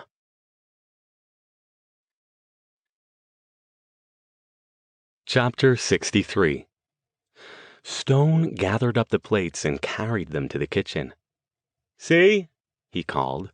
I told you Verity is quite an amazing cook. She is, Deirdre agreed. She lounged in the doorway like a satisfied cat. Come on, leave the dishes, though. We'll do them when we get back. He smiled, coming over to pull her into an embrace. He gently kissed along the edge of her ear. Are you sure you won't give me any hints about your surprise? Oh, no. That would spoil everything. The doorbell rang. Just a minute, Stone said, irritated. It's probably the Jehovah's Witnesses or something, trying to save my soul. I'll get rid of them. He hurried down the hall and opened the door. Jason and Verity stood on the front step. Both of them looked tense, unable to stand still. Oh, thank God, Verity said. You're here. Stone stared at them, puzzled. What are you two doing here? I thought you went back home today. Jason dropped his voice so it barely carried to Stone. Listen, Al, we've got something important we need to tell you. Can we come in? This isn't a good time, Stone said. He glanced back over his shoulder. Deirdre lounged at the other end of the hall, watching him. She smiled. It's really important, Verity insisted, trying to look past Stone. Is Deirdre here? Stone frowned. Yes, she's here. We were just about to leave. Look, Jason said. His gaze shifted from Stone to some point over his shoulder, as if looking for something. Then back to Stone. It's about Deirdre. You can hate us later, but we have to tell you this. Tell me what? Alastair, Deirdre called. Are you coming? We're going to be late if we don't leave soon. There's something up about Deirdre, Jason said. Something weird, like there's no record of her anywhere. As far as any official records around here are concerned, nobody by the name of Deirdre Lanier exists. Stone stiffened. You checked up on Deirdre. Why in the hell would you? Jason shoved into the house before Stone could stop him, and Verity followed behind him. Look, Al, he said, louder now. Like I said, you can hate us later, but something fishy's going on here. Maybe you don't see it because you're too close to it, but it is. Verity closed the door behind her. Stone glared at them. You two have overstepped yourselves, he said, his voice tight with anger. I suggest you get the hell out of here before I escort you out. You won't like how I do it. Jason ignored him and moved past him. Deirdre still stood in the same place at the end of the hall, leaning in the doorway with her arms crossed over her chest. What's going on with you? He asked her. Why don't you show up in any public records? Why are you faking your identity? What are you hiding? She smiled. Oh, Jason, it's so great the way you're trying to protect Alastair. You're a good friend, you really are. Smart, too. You're the first one who's figured it out. But I really do have a good explanation. If you'll calm down, I'll tell you, all right? Jason stopped. For a moment, he stood without moving, a few feet away from Deirdre. Yeah, he said slowly. Yeah, okay. I'm sure you do. Of course she does, Stone said. What was Jason talking about? Deirdre was using an assumed name? That was the first time he'd heard anything about that. But of course she must have a good explanation for it. Come on, he said. Let's go sit down and you can explain it, Deirdre.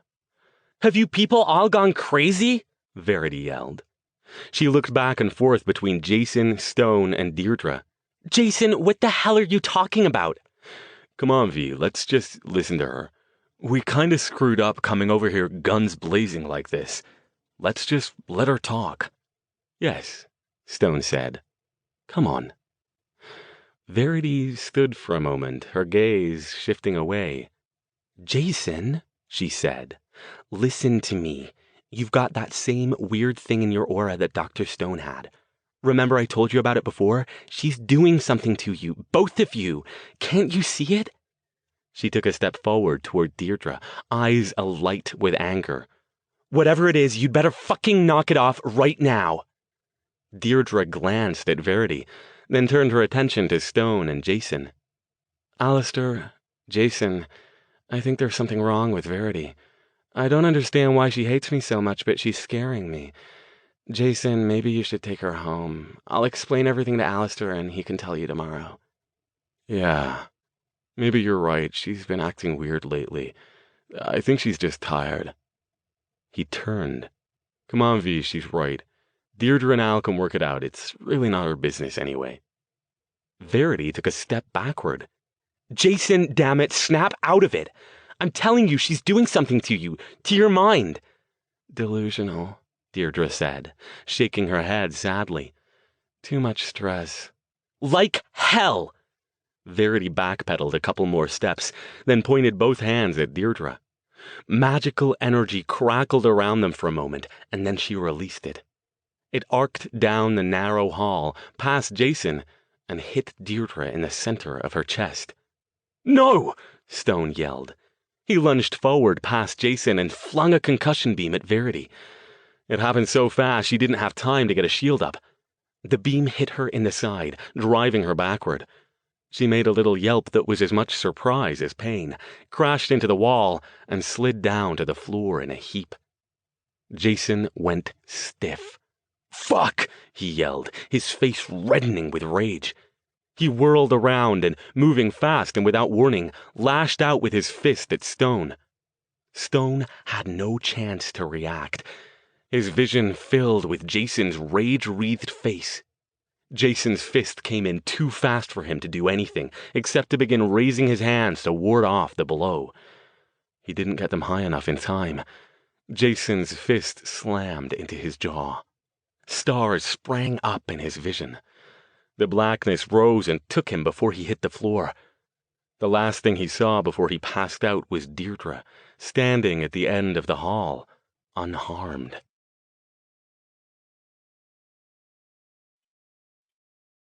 Chapter 64.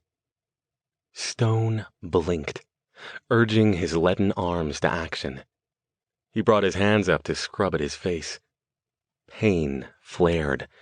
He jerked his hand away from his jaw. With frustrating slowness, the fog lifted from his brain. He lay on the floor, pushed against the wall in the hallway of his townhouse. What was he doing here? What had happened? It came back all at once. He sat up fast, then slouched back against the wall when the dizziness hit. The house was quiet. An instinct, a sort of deep-down affinity over his years of living in the place, told him he was alone. Deirdre was gone. Jason and Verity were gone. Dear gods, had he really hit Verity with a concussion beam? His heart thudded in his chest, and his breath came faster as a chill fell over him. He replayed the scene. His enraged strike, her yelp of pain and surprise, the way she reeled back and slammed into the wall, the way she'd fallen.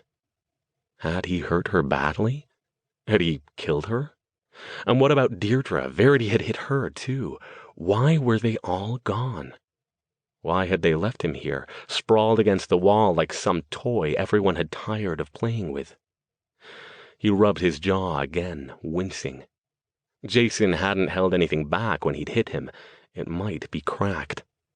I have to get going. I have to find them.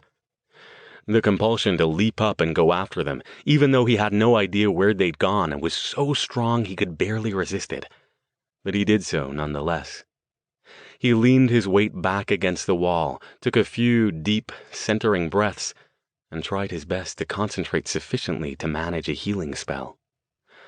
Verity should be doing this. She's better at it than I am.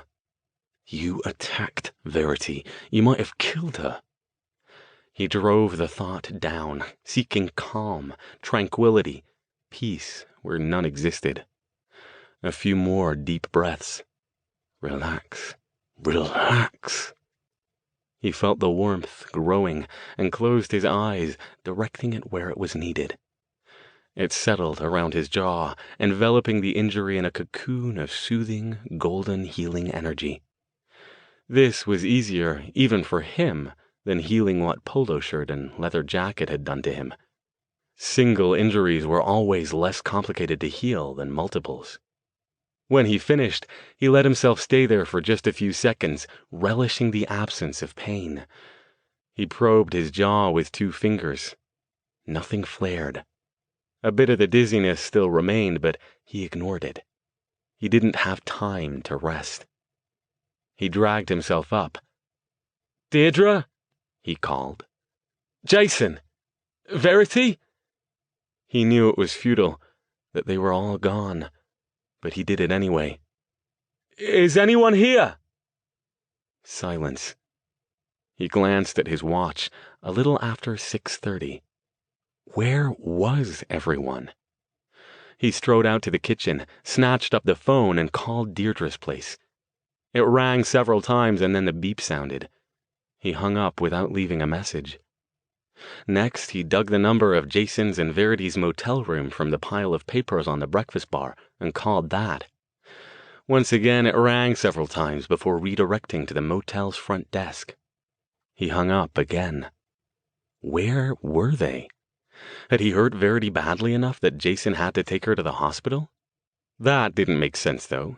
Jason wouldn't have taken her away on his own if she was injured. And if he'd called an ambulance to the house, they wouldn't have left Stone unconscious in the hallway. If Verity had hurt Deirdre, they wouldn't have left her either. Except Verity hadn't hurt her. He'd seen his apprentice's magical blast hit her in the center of her chest, but she hadn't been harmed. Had she? Had Verity's spell missed? As he stood there in the kitchen, his gaze fell on the door leading to the garage. He remembered telling Deirdre that he'd left something in the trunk, but he couldn't remember what it was. That was odd. It had seemed very important to him earlier today, something she'd wanted him to be sure to get. If Verity had somehow missed her with the spell, might she have gone out there to retrieve it before she left? Stone took another look around the kitchen, then opened the door and switched on the light. The black BMW sat undisturbed in the narrow single-car garage. He reached into his pocket and hit the button to open the trunk. Inside was a small duffel bag made of green canvas. Stone didn't recognize it. It certainly wasn't something he'd brought with him. He bent, unzipped it, and peered inside. But it was too dark to see the contents. Heart still beating hard, he picked up the bag and took it back into the kitchen, where he dumped it onto the breakfast bar. Several items tumbled out. He stared at them, blinking in confusion. Rolling around on top of his pile of old mail and discarded newspapers were several vials containing what looked like blood, along with a small collection of gnarled, desiccated objects that might have come from animals. 2 large black-feathered bird wings with dried blood on the points where they would attach, and a sealed jar with what appeared to be a miniature preserved organ of some sort floating in it. Stone gripped the edge of the counter, shaking. What had he done today? He didn't remember collecting any of these items, but he did remember stopping to do something on the way home from work. Perhaps someone had left the duffel bag and the items in his trunk, Or he'd stopped somewhere and allowed them to put it there. He squeezed his eyes shut, trying to force his brain to bring back the memories that eluded him. At first, all he got was that Deirdre had asked him to run errands. He'd done the same thing over the weekend. She'd wanted him to pick something up. Then, as suddenly as if someone had just placed it there for him to find, another memory returned. This one hit him so hard he swayed on his feet, and would have fallen if he hadn't been maintaining a death grip on the breakfast bar. No, this can't be happening. She can't be involved in this. He stared at the items again. The items that were some of the components in one of the grimoire's rituals. Weakness and nausea slammed into him like a cresting wave, his hands going white where they gripped the counter. He swallowed several times, forcing down the nausea. No. The doorbell rang. He stiffened. Who could that be? Had Jason and Verity returned? Had Deirdre? Hastily, he gathered up the items on the counter and tossed them back in the bag, which he zipped up. The bell rang again, more urgently this time. He dropped the bag behind the kitchen counter and hurried down the hall. He opened the door. Deirdre stood there, her hand in mid-reach toward the doorbell. Stone stared at her in shock. Every time he had ever seen her, even first thing in the morning when she'd just woken up, she always looked utterly put together, with every line of her clothes perfect, her face smooth and lovely. She didn't look that way now. Her eyes were wide, her expression terrified, her clothes in disarray. Deirdre? What's happened? Alastair, she said, with breathless urgency. She grasped his arm. You have to help me. Everything's gone wrong.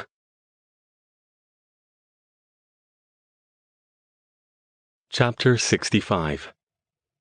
Movement. The sensation of starting and stopping brought Verity back to wakefulness. She cracked open her eyes, and her first sight was the familiar tattered tan headliner of Jason's car. She was belted into a seat which had been pushed all the way back until it was almost reclining. Twisting, she saw her brother in the driver's seat, both hands gripping the steering wheel, looking straight ahead. Jason? Jason glanced over at the passenger seat, then went back to watching the traffic without acknowledging that his sister had spoken. Jason, she said again, louder. What's going on? She fumbled at the side of the seat with her right hand until she found the control to return the seat to its upright position. Her left arm throbbed and blazed pain when she tried to move it. Don't worry, he said. Everything's going to be fine. She shifted again. Ow! Where the hell are we? Memories came back. Her anger at Deirdre, hitting her with a spell. Stone's enraged roar. The concussion beam slamming her into a wall. Jason's wild lunge. Why weren't they back at Stone's place? Jason, why are we driving? Where's Dr. Stone? Back at his place, I guess. I don't know. I don't give a damn. She grabbed his arm, hard, ignoring the pain in her own. Jason, damn it, what's going on with you? We have to get back there. We're not going back. He hurt you, V. I know, but he didn't mean to. I hit Deirdre with a spell. I had to stop her from doing whatever she was doing. She wasn't doing anything. Why'd you hit her? Where are we? She looked around, trying to figure out where the car was headed. The freeway was packed with commuter traffic, creeping along at about 20 miles per hour. Tail lights flared bright red as the whole line of traffic periodically ground to a halt.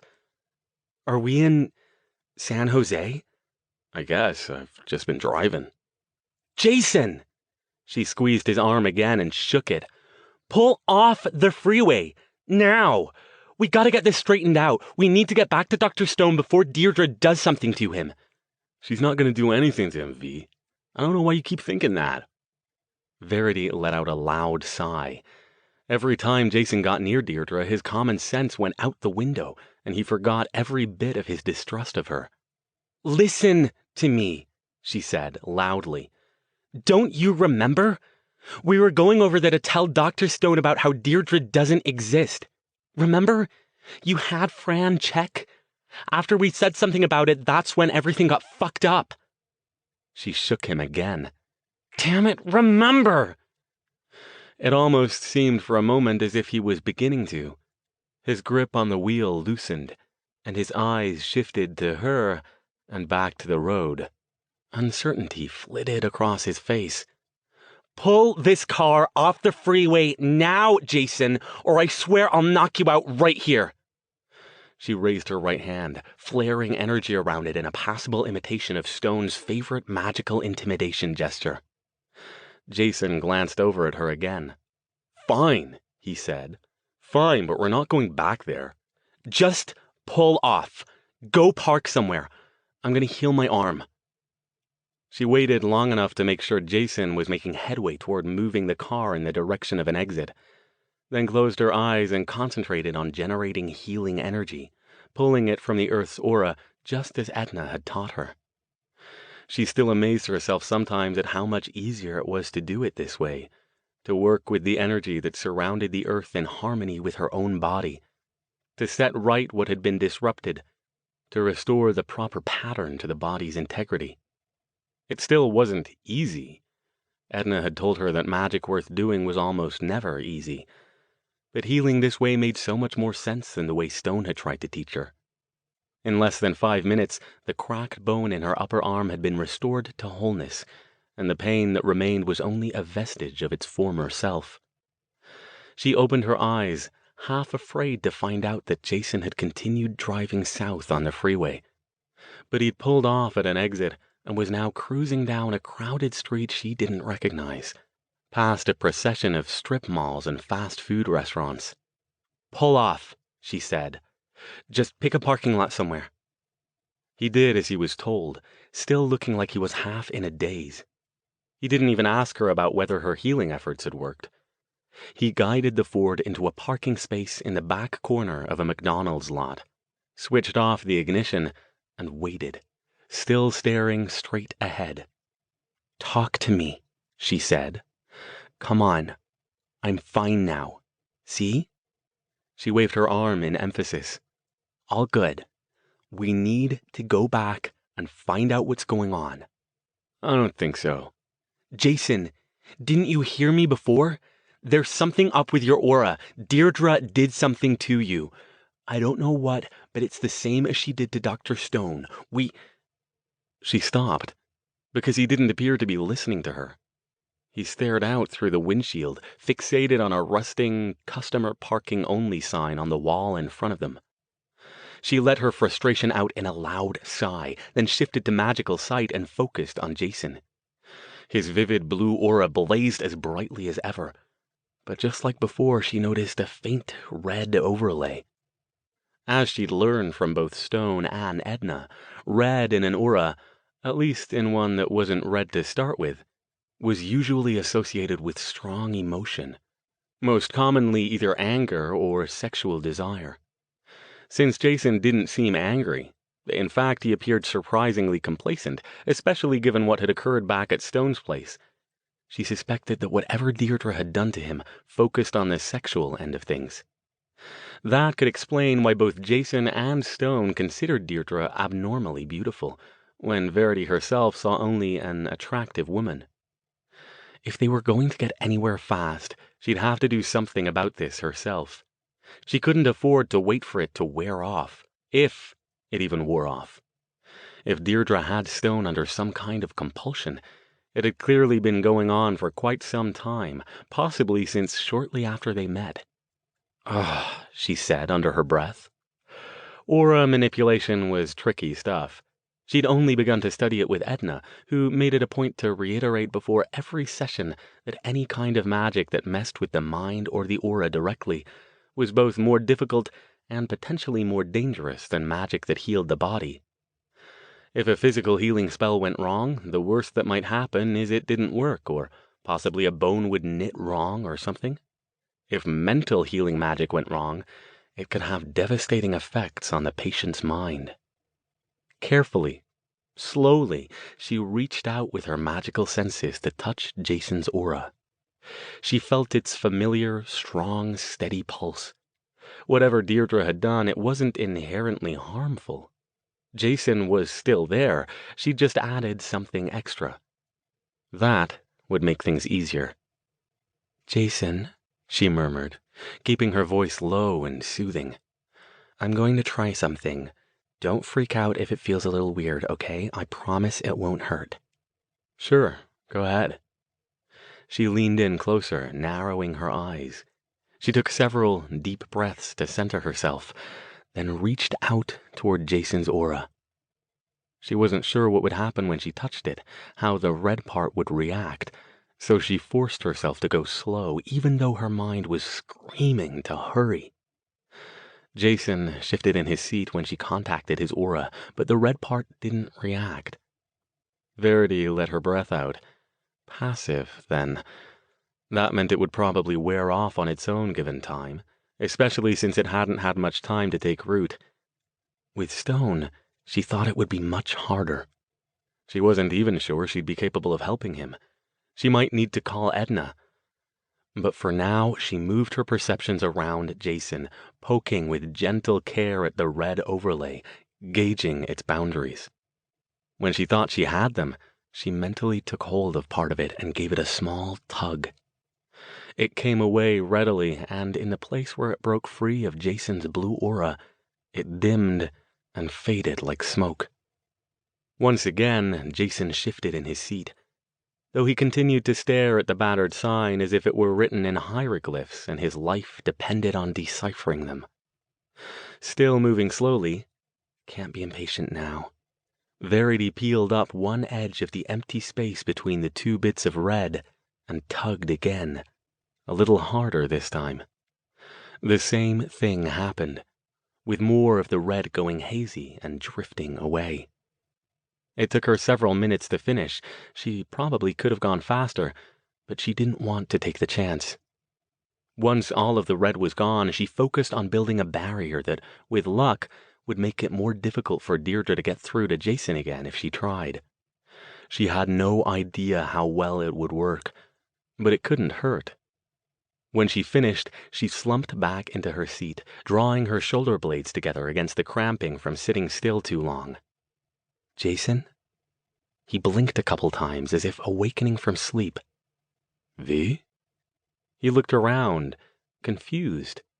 "Where are we?" "Somewhere in San Jose," she said. "Are you okay? Is it gone?" "San Jose?" He spun around to look out the back window. "What the hell? We were at Al's place. He hit you. Deirdre—" "Yeah. And we gotta get back. Come on, I'll explain everything on the way." Jason didn't ask questions. He turned on the car, backed out, and headed back for the freeway.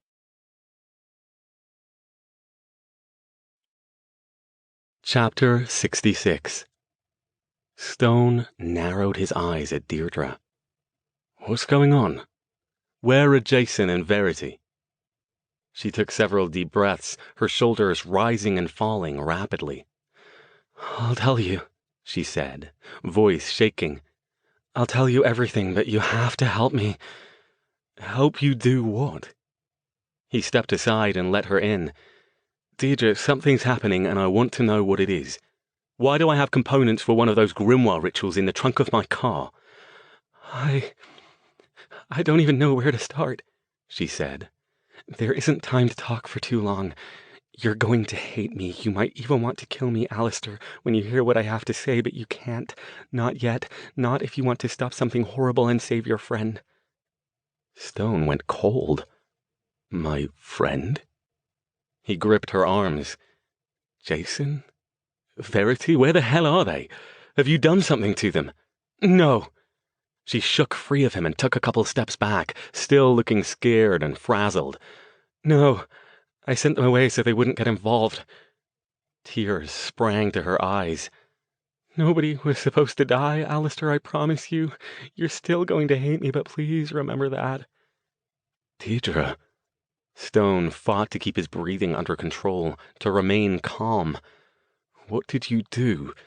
If you're not talking about Jason or Verity, then who? Your student, she said. The woman.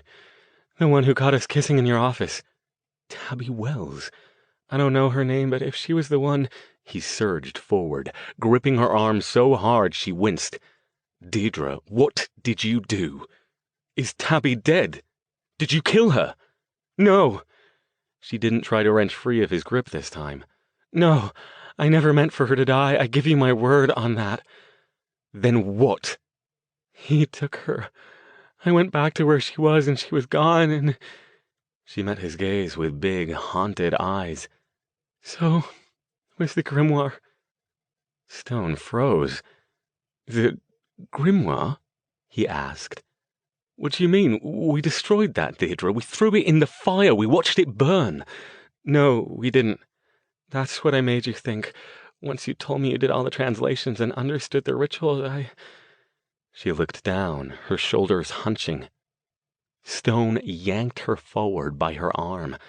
With his other hand, he grabbed her chin and forced her head back.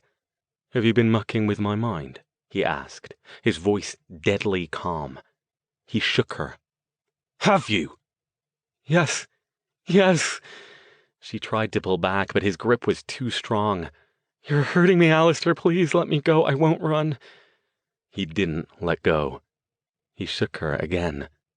Are you doing it now? No. How do I know that? She gaped at him in astonishment.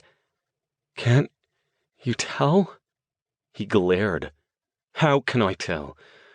Don't I look different to you now? He stared at her. Her hair was windblown, her eyes reddened, her face blotchy and tear-stained, but aside from that, she still looked like the same beautiful Deirdre he'd known since the night he'd met her in January. He flung her hard onto the couch. If I catch you messing with my mind, I will kill you. I know, I deserve it. She sat up, but made no attempt to rise. But you have to help me first. You have to stop this. Stop what? He replayed what she'd said. Who's he? Who's got the grimoire? Who's got Tabby? Elias Richter, he's... That froze him again. Richter? The Black Mage? You know who he is? Yes. I knew he was searching for the grimoire, but I didn't pursue it because I thought we'd destroyed it. He took some more deep breaths, trying to get himself back under control. What's your connection with him? I stole it from him, she said. Impossible.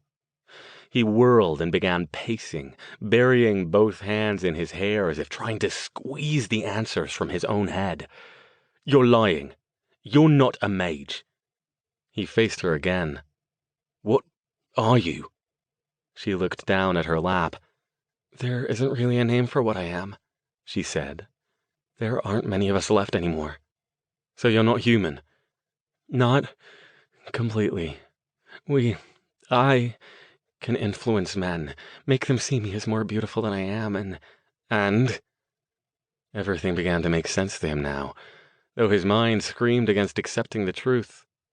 All this time she'd been using him, manipulating him, insinuating herself into his mind to make him do what she wanted. And he'd let her. Hell, he hadn't even noticed she was doing it. He clenched his fists and felt the magical power rising within him. He wanted to scream. He wanted to run from the room. He wanted to kill her. Instead, he asked in the same tone of deadly calm, "And what?" She still didn't look up. Once they fall in love with us, once we make love, she swallowed. Once we have access to their blood, then we... Stone went still, remembering their first night, how her fingernails had sunk into his back, leaving bloody scratches. You can control them, he said. The rage rose again. Is that what you've been doing? Controlling me all this time? No. Her head came up, and her eyes went wide. Only enough to make you see me as beautiful. I didn't start until the night we destroyed the grimoire. I had to make you think it was gone so I could set up the rest of... The rest of what? The rest of my plan, she said, looking at her lap again. Your plan? She nodded. Your plan to do what? To... She paused. To keep from dying. To stay young and beautiful. She sighed. And to punish Elias. Punish him? Why? What did he do? She blinked away tears again. We don't have time for all this right now, Alastair. If he's got Tabby, he'll use her for the ritual. He wants to be immortal. When did he take her? Stone asked, pacing again, still trying to quiet his whirling thoughts and focus. When was the last time you saw her? Where was she? In my building. I never had any neighbors. I used my abilities to convince the man who owned it to let me stay there. I had her in one of the other apartments. Stone's mind went back to the times he'd visited Deirdre. He'd never thought about the fact that he'd never seen any neighbors going in and out, no matter when he visited, nor any lights in the other apartments. When did he take her? I checked on her just before I came to your place earlier, she said. Then we've got time, Stone said coldly. Those rituals take hours to set up and perform. Keep talking, I want to hear everything. Part of him was appalled at how callous he sounded. Tabby Wells was in danger, and he should be looking for her, getting her out of there. But he had to know the rest of this story. You wanted to compel me to perform one of the rituals for you. She nodded. He threw himself down on the couch next to her and grabbed her arm again. Didn't you listen to me? Every last one of those rituals requires a human sacrifice. You wanted to force me with your sick little power to kill a human being. An innocent, one of my students. Tell me why I shouldn't just turn you to ash right here. His voice pitched louder by the end. He forced it back to normal. Tell me that, Deirdre. Because it wouldn't have killed her, she said, sounding miserable. I have an alteration to it. It would just... He shook her. Just what? Just... It would have made her old, she whispered. He stared at her, momentarily speechless with shock. Made her old? You were planning to steal a young woman's life force to assuage your own vanity. He tightened his grip on her arm again. He didn't care if he was hurting her. He didn't care if he snapped her arm. She made no sound indicating she was in pain. It's not just vanity. I'm dying. Elias did something to me. We renew ourselves by taking energy from our lovers. That's the way it works normally, but... Stone closed his eyes briefly. He had to get himself under control or he would kill her where she sat. So you've not only been manipulating me, you've been stealing power from me as well, feeding on me. No, she said. That's what I'm trying to tell you. That's the way it normally works, but not for me anymore. Just little at a time. Like black mages can do. It's what keeps me young. It doesn't hurt them. Tears ran down her cheeks. It doesn't hurt. I've been doing it for... How old are you, Deirdre? If that's even your real name. It is now, she said. We have to change identities sometimes or else people get suspicious. How old are you? She swallowed. 243. Stone let go of her arm and slumped back to the couch. His thoughts flew inside his head, so fast he could barely pin them down. What did he do to you? I don't know, she said, miserable. I tried to seduce him. It worked for a while, or I thought it did. He caught on to what I was doing. And I didn't, Stone said under his breath. How could he have been so blind, so stupid? He's very old and very powerful, she said. And... He looked up. And I didn't fall in love with him, she whispered. He was just a means to an end. You were different. He glared at her. Don't try it, Deirdre, he snarled. There's no way you're getting into my head again. I'm not trying to, she said. I'm not doing it, I swear. And What I said is true. I never expected to fall in love with you, Alastair. That's why it was different. That's why you didn't figure it out until I started trying to make you do things you were uncomfortable with. Because most of the time, I wasn't doing anything to you other than making you think I was beautiful. Let's get back to Tabby, Stone said. Suddenly he felt tired, beaten, drained. Every ounce of the exhaustion he'd been feeling ever since polo shirt and leather jacket's beating had come back and brought friends. Tell me where he has her. I can't, she said. He reached out to grab her again, but she flinched back. I don't know, she said. Can't you find her? Can't you do a ritual? Before he could answer, the phone rang. Stone ignored it. If Richter has her, he'll have her behind woods, especially if he's planning to do the ritual here instead of taking her back to Europe. Deirdre's eyes went wide. So, you can't... More tears ran down her cheeks. She buried her face in her hands. I'm so sorry. This has all gone so wrong. The phone rang twice more. Stone heard the murmur of his own voice on the outgoing message, then the beep, and then another familiar voice. Al? Are you home? Pick up if you are.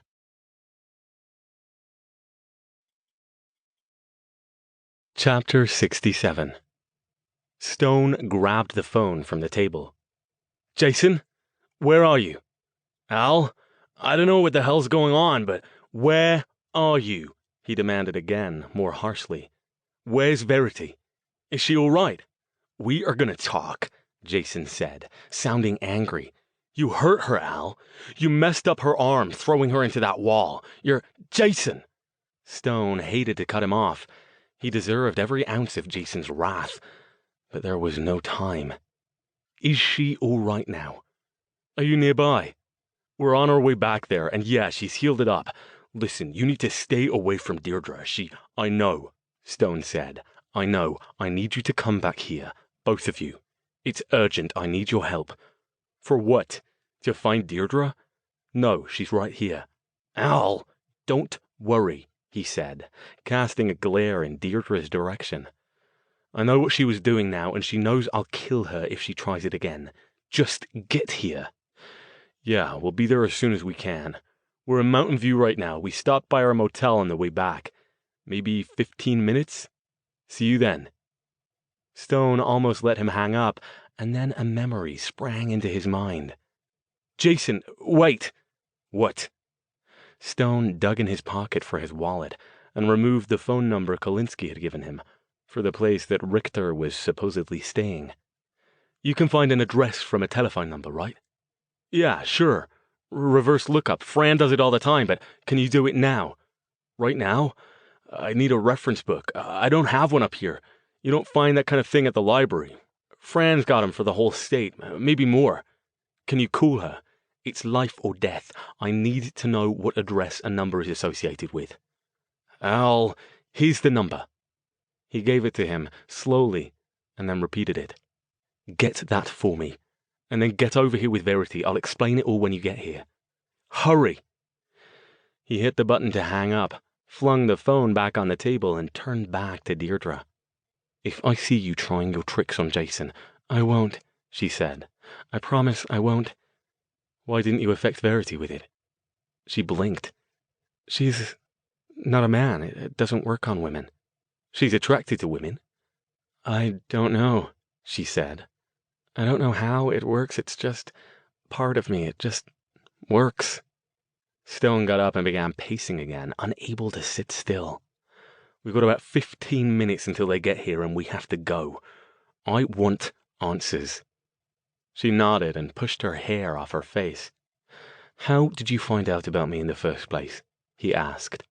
What happened with Richter? I met him at a benefit show, she said. She didn't look at him.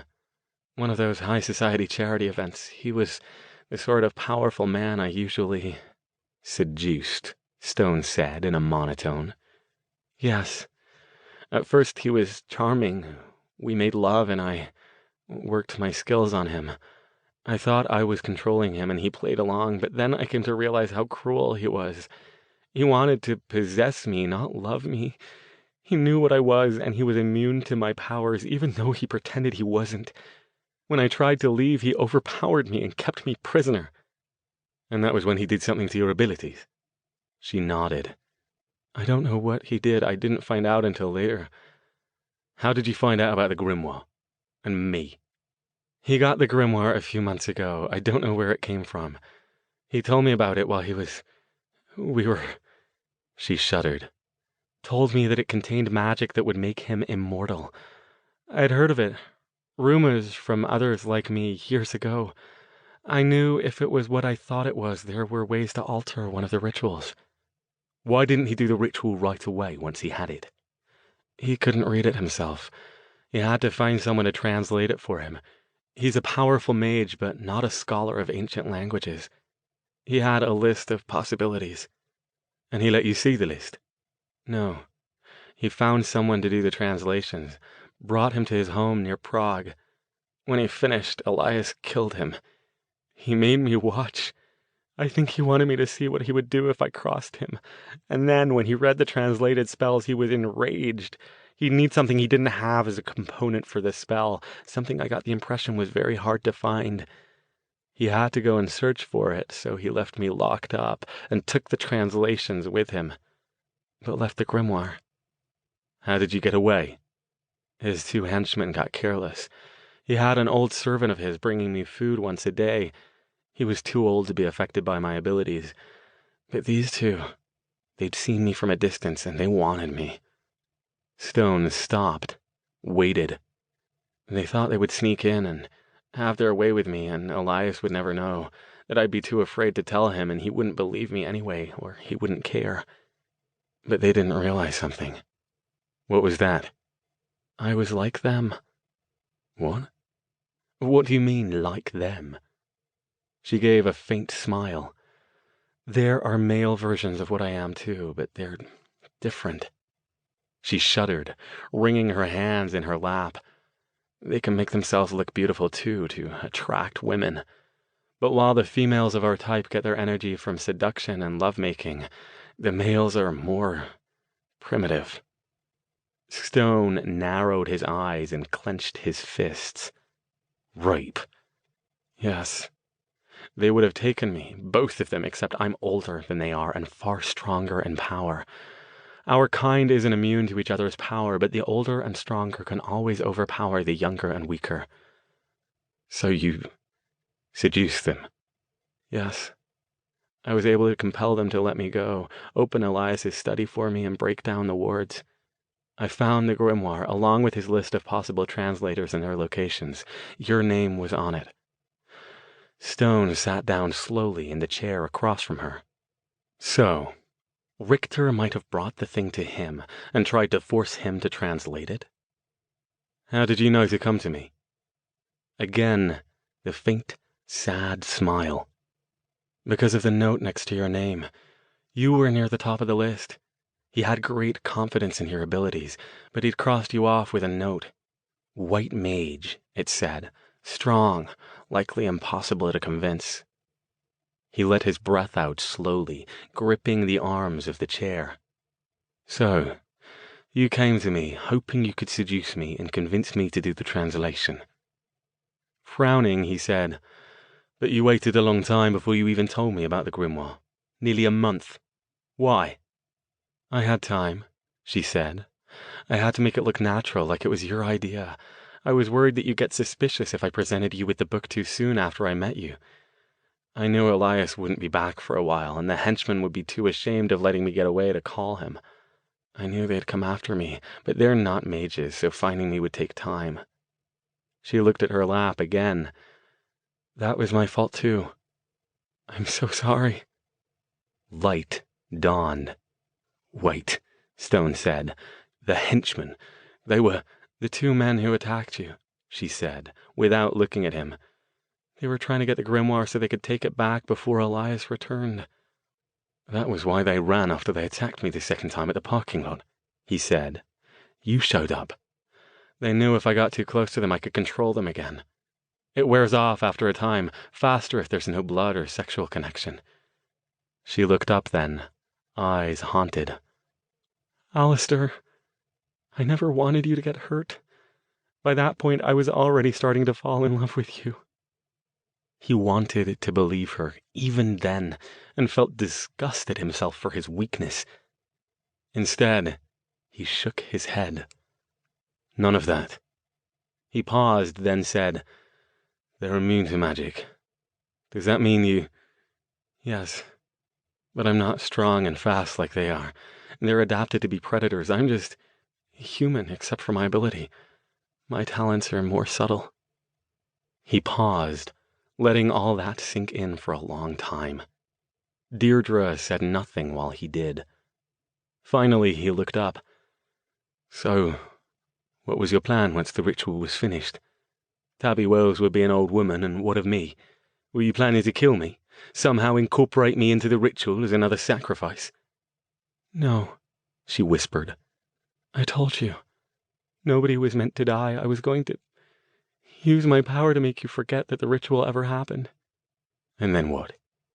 She met his gaze. I wanted to stay with you.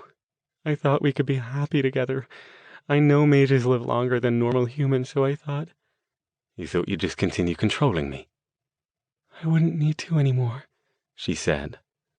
Don't you see? If the ritual was successful, you'd be immortal, Stone said, eternally young and beautiful. Not immortal, she said softly. I could still be killed, but I wouldn't age, not ever. We could have been together. Stone scrubbed at his face with his hands. He started to say something, but a loud knock on the door interrupted him. He leapt up and pointed at Deirdre. You stay put, he ordered, then hurried to the door.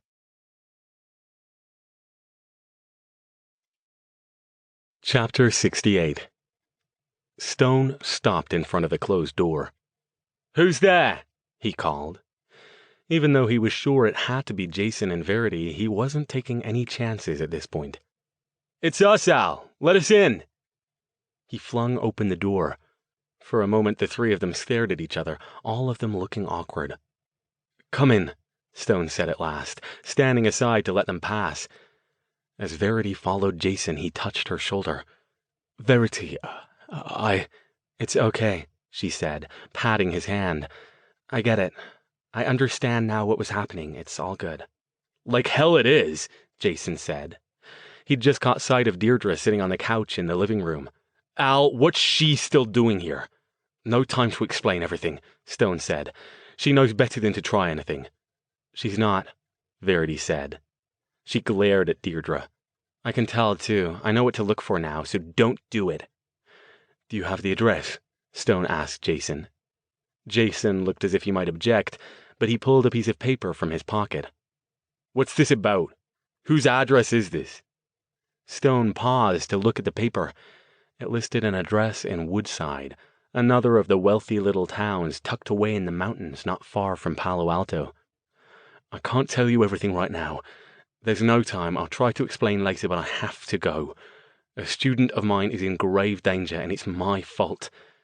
It's not your fault, Deirdre protested. Shut up, Verity said. You fucked things up enough already. Deirdre glared at her, but didn't say anything else. One of your students? Jason crossed the living room and took a stance where he could keep an eye on both Deirdre and Stone. She's been taken by a black mage who's planning to use her as a sacrifice in a ritual. I have to find them before he does. Why haven't you gone already? Verity demanded. What are you still doing here? It's a complex ritual, Stone said. I've got a bit of time and I needed Deirdre to tell me what was going on. I also couldn't go until I had the address, but now I need to get moving. Deirdre, come with me. You started this. You're going to help me end it. Wait a damn minute, Jason protested, stepping in front of Stone. You aren't just leaving us here. We're coming with you. Damn right, Verity said. Stone looked like he might protest, but then nodded. Your help is appreciated, he said. Fair warning, this is a powerful mage we're dealing with, and black as they come. This will be dangerous. Al, you're wasting time. Let's go. Stone shot him a grateful look. Come on, we'll take my car. He headed down the hall toward the kitchen and the door to the garage. As he passed the hall table, he spotted his briefcase sitting there where he tossed it when he came in. A corner of a stapled sheaf of papers poked out of it. Tabby Wells's paper. He stopped for a moment, guilt hitting him as he remembered her coming into his office to drop off her assignment. What would her father say if he failed and let Richter kill her? What would Matthew Caldwell say? All this time he'd been suspecting Caldwell of being up to no good, when the danger had lain in a completely different direction. Dr. Stone? Verity touched his arm. Something wrong? He spun. Did you say you could tell when Deirdre was trying something? Yeah. She looked confused by this sudden change of topic. I can see it in the aura of whoever she's trying to affect. Why? He tossed Jason the keys to the BMW. Go start the car and wait for me. He nodded toward Deirdre. If she tries anything, knock her out. Not with magic. Yeah, he said, expression grim. Come on, he told Deirdre. She followed without comment. Verity brought up the rear and paused a moment in the doorway. What are you going to do? She asked Stone. Call in a bit more help.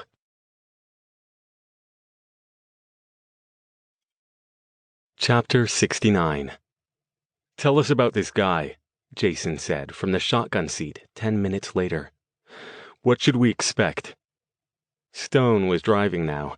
They were headed north up Highway 280 toward Woodside. By now, most of the commuter traffic had cleared out, so the BMW cruised at a steady 70 in the fast lane.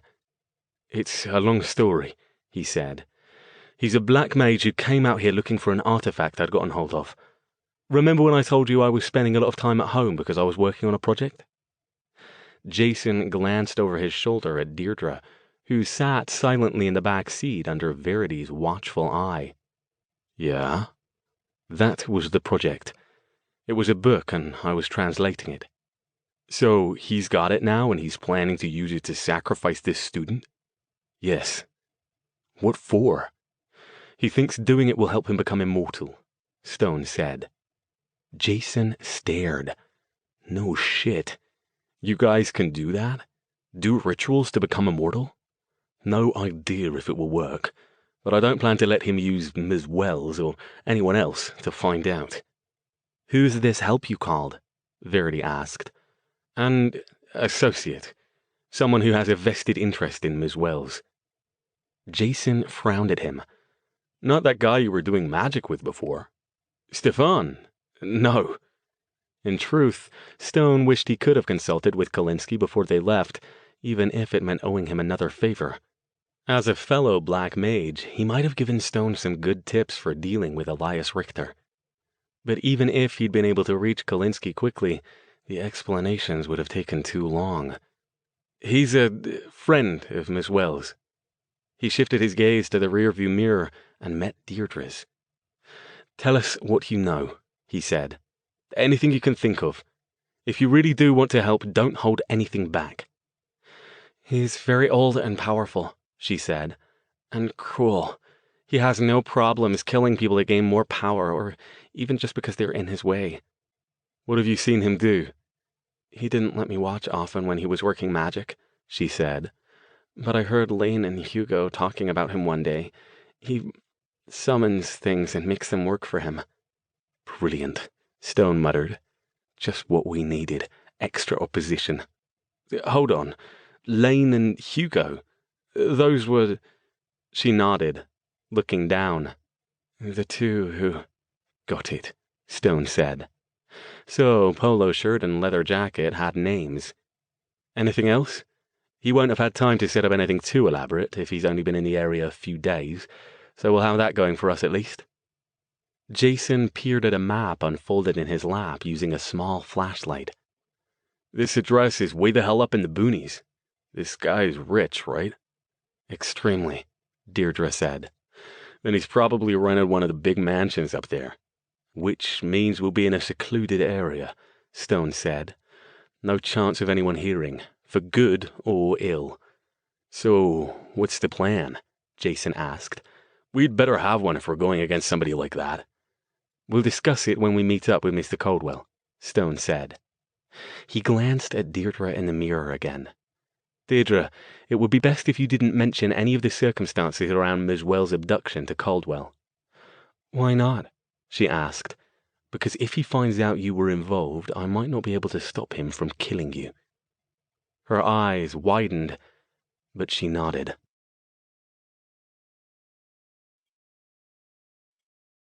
Chapter 70. They reached the rendezvous point, a park-and-ride lot just off Highway 280, before Caldwell did. By the time the man's gleaming, dark-colored Mercedes pulled in under the lights 15 minutes later, Stone and Jason were both out of the BMW and pacing the lot like a couple of caged animals. Stone hurried over to the Mercedes as Caldwell got out. The black mage wore sturdy pants, boots, and a leather jacket. As Stone reached the car, he leaned in and pulled a bag from the passenger seat and slung it over his shoulder. "Tell me what's going on," Caldwell said, slamming the door. "Where's Tabitha?" "We'll get there," Stone said, as Jason came up alongside him. Behind him, he could hear the BMW's doors opening. "Listen," he said, "we've got to do this properly. The man who has her is bad news, black as they come, the sort of black that thinks nothing of killing for convenience, and older than both of us put together, and then some. We can't just blunder in after him or we'll all get killed." "Where is she?" Caldwell demanded again. "We're wasting time, Stone." Verity and Deirdre joined the group. "We'll go," Stone said, and held up a hand. "We've got a bit of time." "How do you know that?" Caldwell's gaze scanned the lot as if expecting to see Tabby Wells tied to a telephone pole somewhere nearby. "You mentioned a ritual. What kind of ritual?" "A very long and complex one," Stone said. "And he hasn't had her for long, so he can't be far with it yet. Just listen to me, Caldwell." "What do you mean he hasn't had her for long?" Caldwell stepped toward Stone, and Jason moved over closer. "I told you she's been missing since Sunday afternoon. That's long enough for any ritual I know." "I have it on good authority that he hasn't had her that long," Stone said. He didn't flinch back from Caldwell's intensity. "Now, are you going to listen to me so we'll have a chance of getting her out of this alive, or will you waste more time asking irrelevant questions?" Caldwell seethed, but moved back to his original spot. Jason did likewise. "Who is this mage?" Caldwell asked. "What do you know about him?" "Not a lot," Stone said. "His name is Elias Richter. He's from somewhere in Europe, possibly Prague, but that's not important. What's important is that he's gotten hold of an immensely powerful magical grimoire, and the ritual is supposedly designed to make him immortal." "That's not possible," Caldwell said, shaking his head. "You may be right," Stone conceded. "You probably are, but does it matter? He means to perform the ritual anyway, and it requires a human sacrifice to complete." Caldwell went so pale it was visible even under the eerie yellow sodium vapor lights. "My God. So we need to get there, deal with whatever defenses, wards, and other security he's got set up, and get Ms. Wells out of there before he kills her." Caldwell took a couple of deep breaths, clearly trying to get himself under control. "What are we expecting? Where does he have her?" "We've got an address. Probably a remote estate up in the Woodside Hills. He's got 2 henchmen who are immune to magic, as well as being quite strong and fast. I'm told he's also fond of summoning and controlling things. He's had a few days to set up his defenses, and no doubt they'll be deadly." "One thing I don't get," Jason said. When Stone turned to him, he said, "Why is he doing the ritual here? Now that he's got the grimoire, if he's already got it translated, why not just go home and kidnap some woman there to do it with? Wouldn't it be safer?" "I can answer that," Deirdre said. "He's impatient. He wants to do the ritual as quickly as possible. He already had the translations, and he must have succeeded in finding whatever component he was looking for, so he'll want to get it over with so he doesn't risk someone stealing the grimoire again. He had the translations? Jason asked. So why does he need the book at all? Because translations aren't good enough, Stone said. For magic that powerful, the written rituals actually contain some of the power on their own. That's why there aren't copies of potent old tomes popping up at the magical equivalent of Barnes & Noble. It has to be the originals or it won't even have a chance of working. All right, Caldwell said. Wards, summoned beings, magically immune minions. Anything else? No idea. We'll just have to be on our guard. Caldwell appeared to take real notice of the others for the first time since he'd arrived. Who are these people? How are they connected to this? They're friends, Stone said. Verity here is my apprentice. Jason, her brother, is good in a fight and will likely be one of our best weapons against the henchmen. And Deirdre, she has certain abilities that will prove useful, especially against them. Do you know anything about this ritual? Caldwell asked. How it's set up? Anything we should know? Yes, Stone said, looking sober. As I said, it's quite complex, and simply disrupting the circle not only won't end it, but will likely kill Ms. Wells with the backlash. If we're successful in neutralizing Richter, we'll have to dismantle the ritual with care, so no blundering about. Caldwell bowed his head. And from what it sounds like, he said bleakly, this man is cool enough that if it looks like we might have upset his plans, he'll kill Tabitha anyway, just out of spite. We'll get her back, Matthew, Stone said softly. His expression hardened, and he glanced at Deirdre. I promise. We'll get her back, safe and sound. He hoped he could keep that promise. Chapter 71. Woodside. Another of the series of small, tree-filled towns that were home to some of the wealthiest of the Bay Area's residents, wasn't easy to navigate at night, even with a map. Elias Richter had obviously specified both seclusion and security among his requirements when choosing a location for his temporary base. By the time Stone pulled the BMW to a stop on a dirt shoulder, a few hundred yards from the address on the paper Jason had given him, nearly 20 more minutes had passed. Where is it? Jason asked, peering out the window. We already went past where the address should be, but I don't see it. Verity pointed up ahead to an ornate wrought iron gate. The sign there has the next house number up. Did we miss it? Caldwell, who'd been following them closely since he didn't have his own map, parked behind them, shut off his lights, and got out. He still carried the bag over his shoulder. Why are you stopping here? He asked, looking around. We haven't reached it yet. Stone glanced at the gate, then back in the direction they'd come. He shifted to magical sight, staring hard at the tree-lined side of the road. For a moment he saw nothing, but then something shimmered at the edge of his vision. It was as if one section of the trees didn't quite match the rest. As he continued watching, they shifted and glimmered, almost as if they were being projected over something else. He said. Come on, I've got a hunch. But if I'm right, it means Richter is even stronger than I thought he was. He started off back down the road. When he reached the spot where he'd seen the shimmer, he stopped. Up close, now that he knew what he was looking for, the effect was obvious. Richter was good. This kind of illusion must be taking massive amounts of energy to power. Stone suspected it didn't have to remain powered long, just long enough to keep anyone from discovering the house while he conducted the ritual. Too bad for that. Here, I think, he said, pointing. Where? Jason looked confused. I don't see a damn thing, Al. But Caldwell had shifted too, studying the stretch of trees with the familiar, fuzzed-out gaze of magical sight. My God, he breathed at last. Illusion? Damn good one, too, Stone said. Do you see it, Verity? Kinda, she said, squinting. Every once in a while I can see something that looks like a wall or a gate or something. but it keeps slipping away. How is he powering it, though? Caldwell asked. Won't he need all his power for the ritual? Apparently he's fond of summoning up things to do his bidding, Stone said.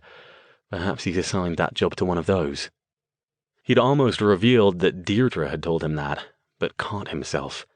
This was going to be hard enough without having to deal with Caldwell if he found out Deirdre's involvement in Tabby's abduction. What are you going to do? Caldwell asked. Dismantling an illusion like this will take time we don't have. He craned his neck, peering through the trees as if expecting to spot Richter and Tabitha behind it. No need to do that. Stone paced up and down, stopping every few feet to examine something unseen. Besides, if we take it down, it might alert Richter that we're here. And besides, I don't think it would be a good idea to go in the front door, do you? I see a tall wall, Verity said, still peering hard. I wonder how long it extends. We can go up and over, Stone said. Let me see if I can get an aerial look first, though. What if somebody sees you? Jason asked. They won't. Caldwell unzipped his shoulder bag. Stone, I don't know if you ever tried my elixir. I did, Stone said. In fact, I've brought the last of the bottle with me. He pulled it from his coat pocket. What's that? Verity asked, eyes narrowed. Sort of a magical energy drink, Stone said. Bit of a fairly benign black magic, so if you've a problem with that, don't use it. You're using black magic? Verity's gaze fuzzed out a moment. Dr. Stone, I've already had this debate with myself, Verity. I don't need to have it with you. Right now, I'm exhausted, and getting Ms. Wells out safely is more important to me than a bit of moral ambiguity. Verity didn't look convinced. She waved off Caldwell's offer of another brown bottle, and so did Jason and Deirdre. Caldwell poured himself a capful and swallowed it. After a moment, Stone did the same. Once again, the cotton-packed feeling of fatigue melted away, as did his remaining aches. That's it, he said to Caldwell, stowing the bottle with its few remaining doses back in his pocket. Don't give me any more of that stuff. I don't want to get dependent on it. He glanced across the street. So far, no other cars had gone by since they'd stopped. Right then, he said. Let me get a look, and then we'll go in. Stone closed his eyes, gathering power, and layered 2 spells. The first was his Disregard Me spell, which was far easier to cast and maintain than true invisibility, and the second was Levitation. He didn't add a shield to it. All he wanted to do was get a clear view of the area's size, so he could stay high enough that he wouldn't be seen in the darkness, even without the disregarding spell. Back in 5 minutes, he said, lifting off. Hurry up, Caldwell whispered loudly. Stone let the levitation spell take him up about 100 feet before switching direction to head toward the estate. Below, it was hard to see anything as most of the area was wreathed in trees. A narrow 2-lane road snaked from the formidable front gate and through the forest. Stone followed it, and after about a 1/4 mile the trees thinned and the view opened onto a large cleared area with a circular driveway and a wide expanse of lawn. Beyond that were 3 buildings. The massive one dominating the scene had to be the main house, consisting of 2 stories with a pair of large wings stretching out from an even larger central core. The second, off to the right and set back a bit, appeared to be a large detached garage. The final one, behind the main house and nestled in its own small clearing, reachable by a paved path, was probably a guest house. A free-form-shaped swimming pool, illuminated by a series of marker lights, took up most of the cleared space directly behind the house. Stone took a moment to make sure he had a good hold on both spells. It wouldn't do to lose track of the levitation when he was this far up, and shifted to magical sight. He didn't know if anything would be visible. As a black mage, Richter would have a harder time with wards than Stone would, so he might confine them to inside the house, where they could most effectively protect the ritual itself. He didn't see any wards, but he was surprised to see several glowing auras moving around. Some circled the perimeter of the house itself, and several more moved among the trees. It was hard to see the latter, since the trees themselves also had auras that interfered with clear vision, but he counted 8 distinct figures. Had Richter hired mundane security guards to patrol the area and keep intruders out? If so, obviously between that and the illusion on the gate, he'd put all that time he'd had during the days while he waited for his feelers to come back to good use. Stone saw no sign of polo shirts and leather jackets, Lynn and Hugo's, he reminded himself, distinctive auras anywhere around the area. Were they in the house too? Or had Richter done something to conceal their auras from nosy visitors? He wouldn't get much more from his aerial survey. For one thing, the strain of holding 3 spells at once was just beginning to tire him, and he needed to conserve his strength. Even with the focus items he'd charged up, he'd need every bit of it that he could muster. And at any rate, since trees covered the vast majority of the estate and he couldn't see into the house, the trade-off wasn't worth it. He made a quick mental note of the relative locations and distances of the estate's various features, then turned back and drifted toward the front gate. As he neared it, he spotted a figure floating toward him. Drawing closer, he could just make out Caldwell's portly form. Stone swore under his breath. Damn Caldwell and his impatience. He waved the man away, but Caldwell ignored him and continued in his direction. "Stone," he called when he got close enough to do it quietly. "Did you find anything? We need to get going." "Get back," Stone called back, also trying to keep his voice down. He cast a glance toward the ground, but nothing seemed to have noticed them yet. "Get back, Will." Down below, something shrieked, a horrific, inhuman sound.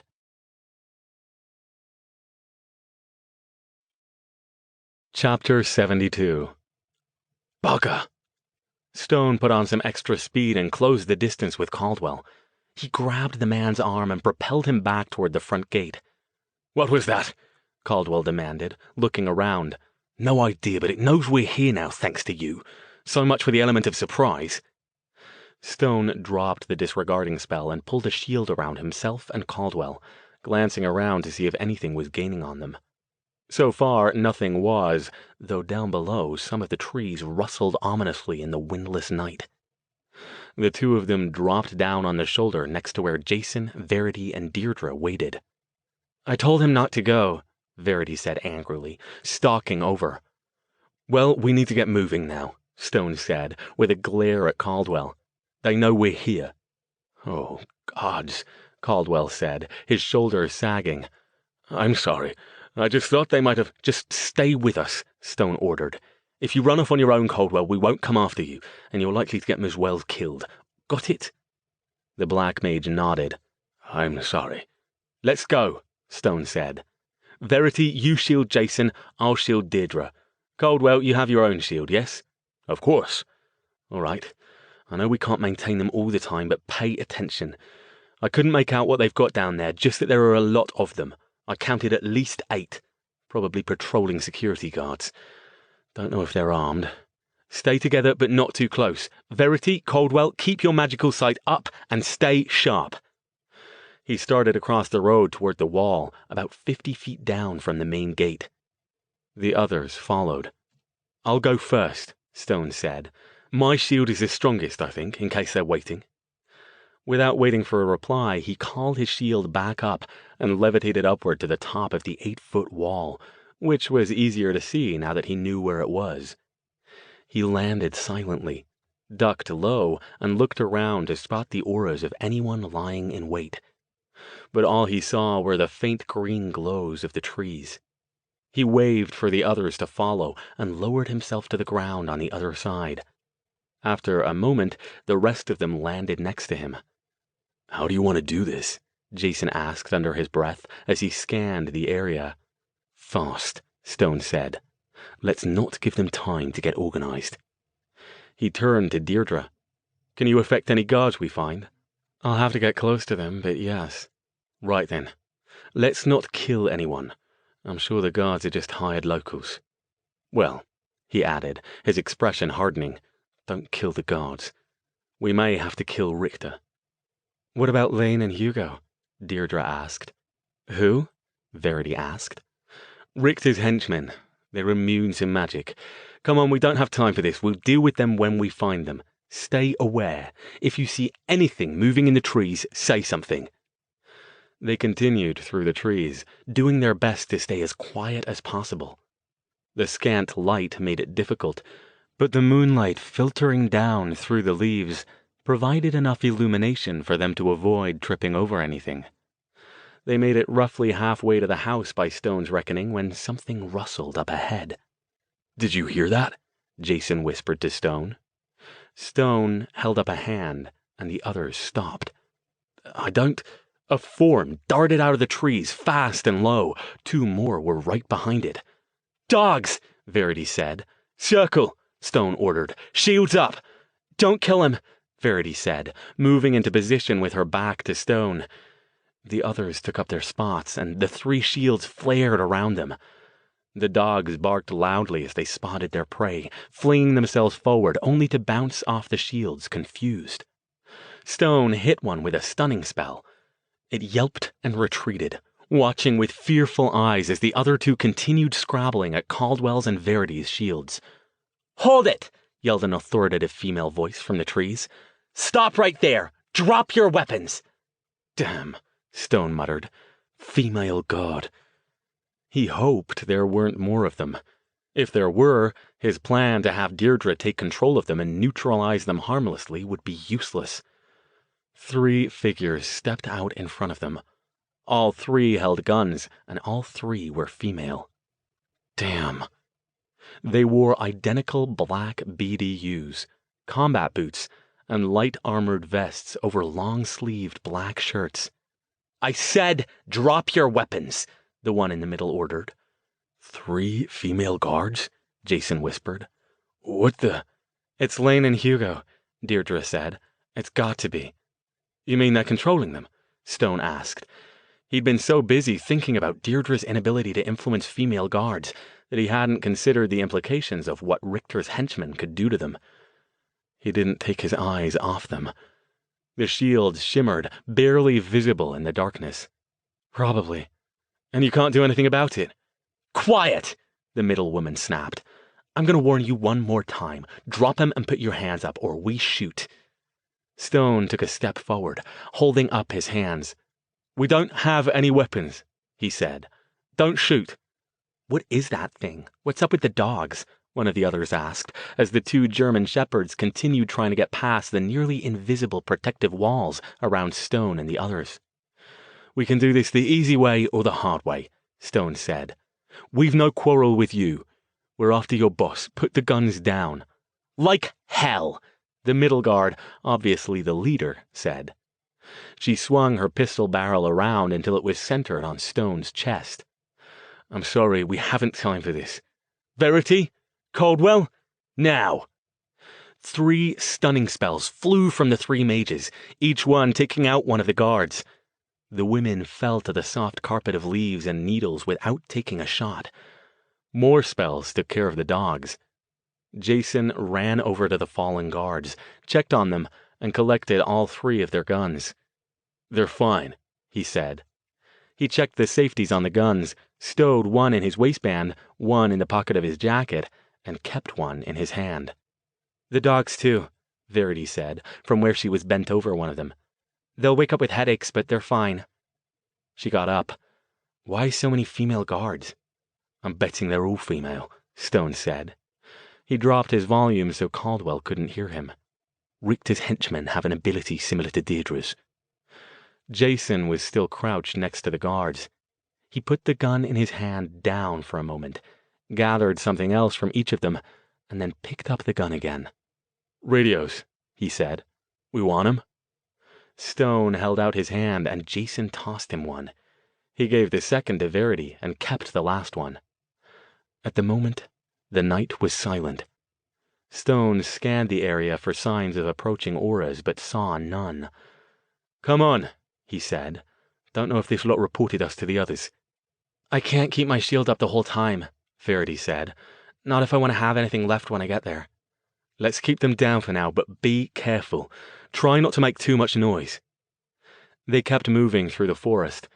It was easy to stay silent as their footsteps made nearly no sound on the thick pile of squishy leaves and pine needles covering the ground. "How far is it?" Jason whispered, coming up next to Stone. "Not far. Quarter mile or so. We should be seeing it any moment." He was right. They'd only been walking for a few more minutes when the trees thinned out, revealing a wide expanse of open lawn, a circular driveway, and the dark bulk of the house in the distance. The group stopped at the edge of the tree line. "No cars," Jason said. "Where are they all parking?" "And where are the rest of the guards?" Caldwell asked. "Stone, you said you counted 8?" Stone was about to answer when a deafening, inhuman shriek split the air.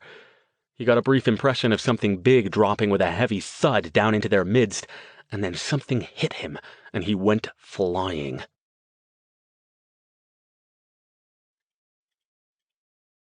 Chapter 73. Stone got his shield up barely a second before he slammed into a tree and crashed to the ground.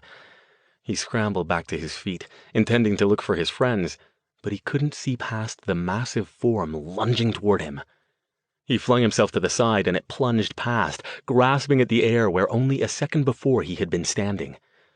It stood over 7 feet tall, broad and barrel-chested, its 2 short legs and 2 long arms bulging with muscles, its big hands bristling with long, wicked claws. It shrieked again as it wheeled around. Its voice was like the roar of a big cat combined with the harsh scream of a bird of prey. Around Stone, the others spread out. "What the hell is that thing, Al?" Jason yelled.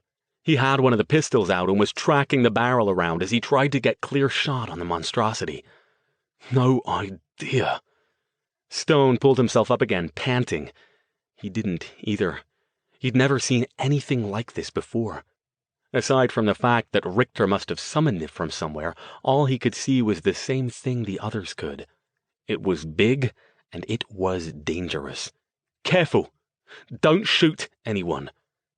He gathered energy and flung a concussion beam at it as the thing lunged toward him again, and was rewarded by a satisfying thud when it made contact.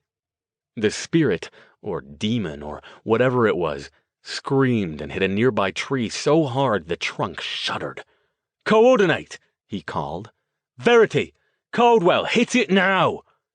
He glanced around to see where the others were, but could only see Deirdre, her eyes wide, shrinking back from the terrifying thing. It recovered fast, shrieking into the night again, and its gaze fell on Stone. That made sense. He was the one who'd hit it hardest so far. Its tiny legs pumped hard, propelling it forward far faster than should have been possible. Its massive arms reached out, claws bared. Stone pulled up his shield again, and the thing slammed into it, driving him backward into a tree. But as it did so, it jerked sideways, first to the left, and then to the right, its body juddering as if battered by unseen blows. Verity and Caldwell had gotten their attacks off. He skittered around the tree, keeping the hefty trunk between himself and the creature as it shook off the hits and fixed on him again. The loud report of a gunshot split the air, and Jason rose into view off to Stone's left. The creature jerked again as the round tore into it, but the resulting hole shimmered and closed up almost immediately. "Fuck!" Jason yelled. "Bullets don't hurt it!" Stone, still puffing, flung another concussion spell at the spirit, reeling it backward and away from him. They didn't have time for this. Richter obviously knew what he was doing. Send something to keep them busy, to waste enough time so he could take the ritual beyond the point of no return before they arrived. "Caldwell! Verity, we need to hit it all at once! Jason, little help?" He hoped Jason knew what he was referring to. It had been a while since they had teamed up to make use of Jason's magical battery ability, but if Stone could tap into it, he could increase his power significantly. That didn't mean he wanted to let Caldwell know about it, though. "Do it!" Jason called back. The creature was already recovering from Stone's hit. It hadn't moved quite as fast that time, though. That was encouraging. At least they could slow it down. "Group up!" Stone ordered. He popped out from behind the tree and sent another wave of magical energy at the creature, driving it once more back as it shambled toward them. Then he hurried over to where Jason, Verity, and Caldwell were already converging on a spot 10 yards away. Deirdre hung back, eyes wide and fearful. Stone didn't blame her. Nothing in her power would be able to affect this thing. He reached the others and clamped a hand onto Jason's shoulder. "Right then," he said quickly. They didn't have much time. The thing was already coming back for more. He glanced to the left and the right, noting the set, grim looks on both Verity's and Caldwell's faces. They couldn't waste the energy on a shield, so if this failed, they'd be in a world of hurt. He hoped he wasn't leading them to their deaths. "Hit it with your best on 3. 1, 2, 3! Gripping Jason's shoulder even more tightly, he let the power course through him, letting it sing through his veins and burn off the fatigue and the pain. This wasn't like Harrison's magic. It wasn't as powerful and didn't suffuse him with the ecstasy agony sensation that made him feel as if his body were being consumed from within. But nonetheless, the massive infusion of extra magical punch was an incredible rush. He pointed his hands at the creature and released the energy, feeling the heat on either side of him as Verity and Caldwell did the same with their own spells. What happened next was the magical equivalent of someone being taken apart by machine gun fire. The creature's shriek of triumph morphed into one of terror, and its body shook and danced as the 3 separate spells hit it at its center of mass. It lunged forward, taking one last desperate swipe at the group before vanishing in a large puff of foul-smelling black smoke. For a moment, Stone wasn't sure where the other cry of pain had come from. Perhaps an echo of the thing's death scream?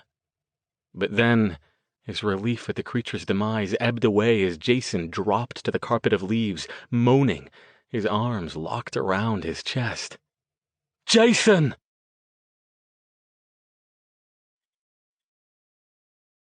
Chapter 74. Stone dropped to his knees next to his friend, but Verity was there first. "Come on, Jason. Let me see," she pleaded, eyes wide with concern. Jason didn't answer, but merely continued to moan and writhe. Stone saw dark blood running from beneath his tightly clenched fists. "Help me!" Verity ordered. She pointed first at Stone, then at Caldwell. "You two. Lay him out so I can see what I'm working with." Stone didn't argue. In this arena, Verity was already more skilled than he was, even at this early stage of her training. With a quick glance over his shoulder to make sure nothing else was approaching, he grabbed hold of Jason's left arm and pried his grip loose. Caldwell did the same on the other side, while Deirdre kept watch. It wasn't easy. Jason was strong, stronger than either Stone or Caldwell, but with Adrenaline's help they managed to pull his arms free. The wounds weren't pretty. 3 deep, bloody furrows carved across Jason's chest by the creature's claws. "Can you help him?" Stone asked. "Yeah," she said, breathless. "They're deep, but it's just muscle. Hold him still and let me focus." Caldwell looked toward the house. Sweat beaded on his shining forehead, and his eyes were full of fear. "How long will this take? We need to—" "Shut up, Caldwell," Stone growled. "We'll do what we need to do. Let her work." Caldwell glared at him, but then nodded, focusing on holding Jason's arm down. Verity closed her eyes, running her hands over the bloody wounds on her brother's chest, a few inches from touching. Stone watched her as, her jaw set tight and her body tense, she moved her fingers in a circular pattern. He switched to magical sight and saw a warm yellow glow begin to suffuse Jason, seeming to rise up from the earth itself to gather around his chest and swirl beneath her hands. Concerned as he was about Jason, and about whether the delay would keep them from reaching Elias Richter in time to stop the ritual and save Tabitha Wells, Stone could not remember ever feeling more pride in his apprentice. As he struggled to hold Jason's flailing arm down, his thoughts drifted back to when he had first met her at the Forgotten's camp in San Jose. She'd been 17 then, wary and uncertain as a frightened wild creature, frustrated at the strange disorder that had taken hold of her mind from the time she was 12 years old.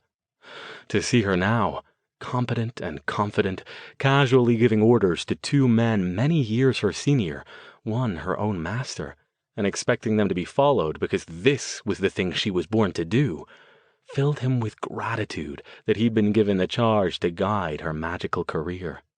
Hell, to guide her life, at least for these last few years.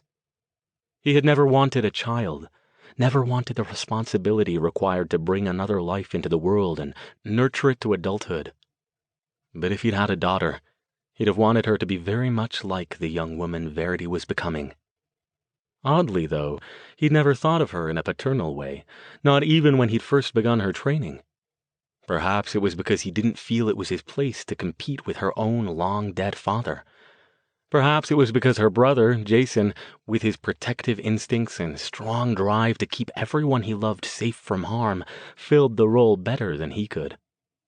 Or perhaps it was that he was not, in truth, so much older than she was that... But no. He drove that thought down and back as he always did, almost without any conscious volition. It was simply something one did not think about, and that was that. Still pressing down on Jason's arm, holding it to the soft earth. It was easier now as his moans and writhing subsided under his sister's care.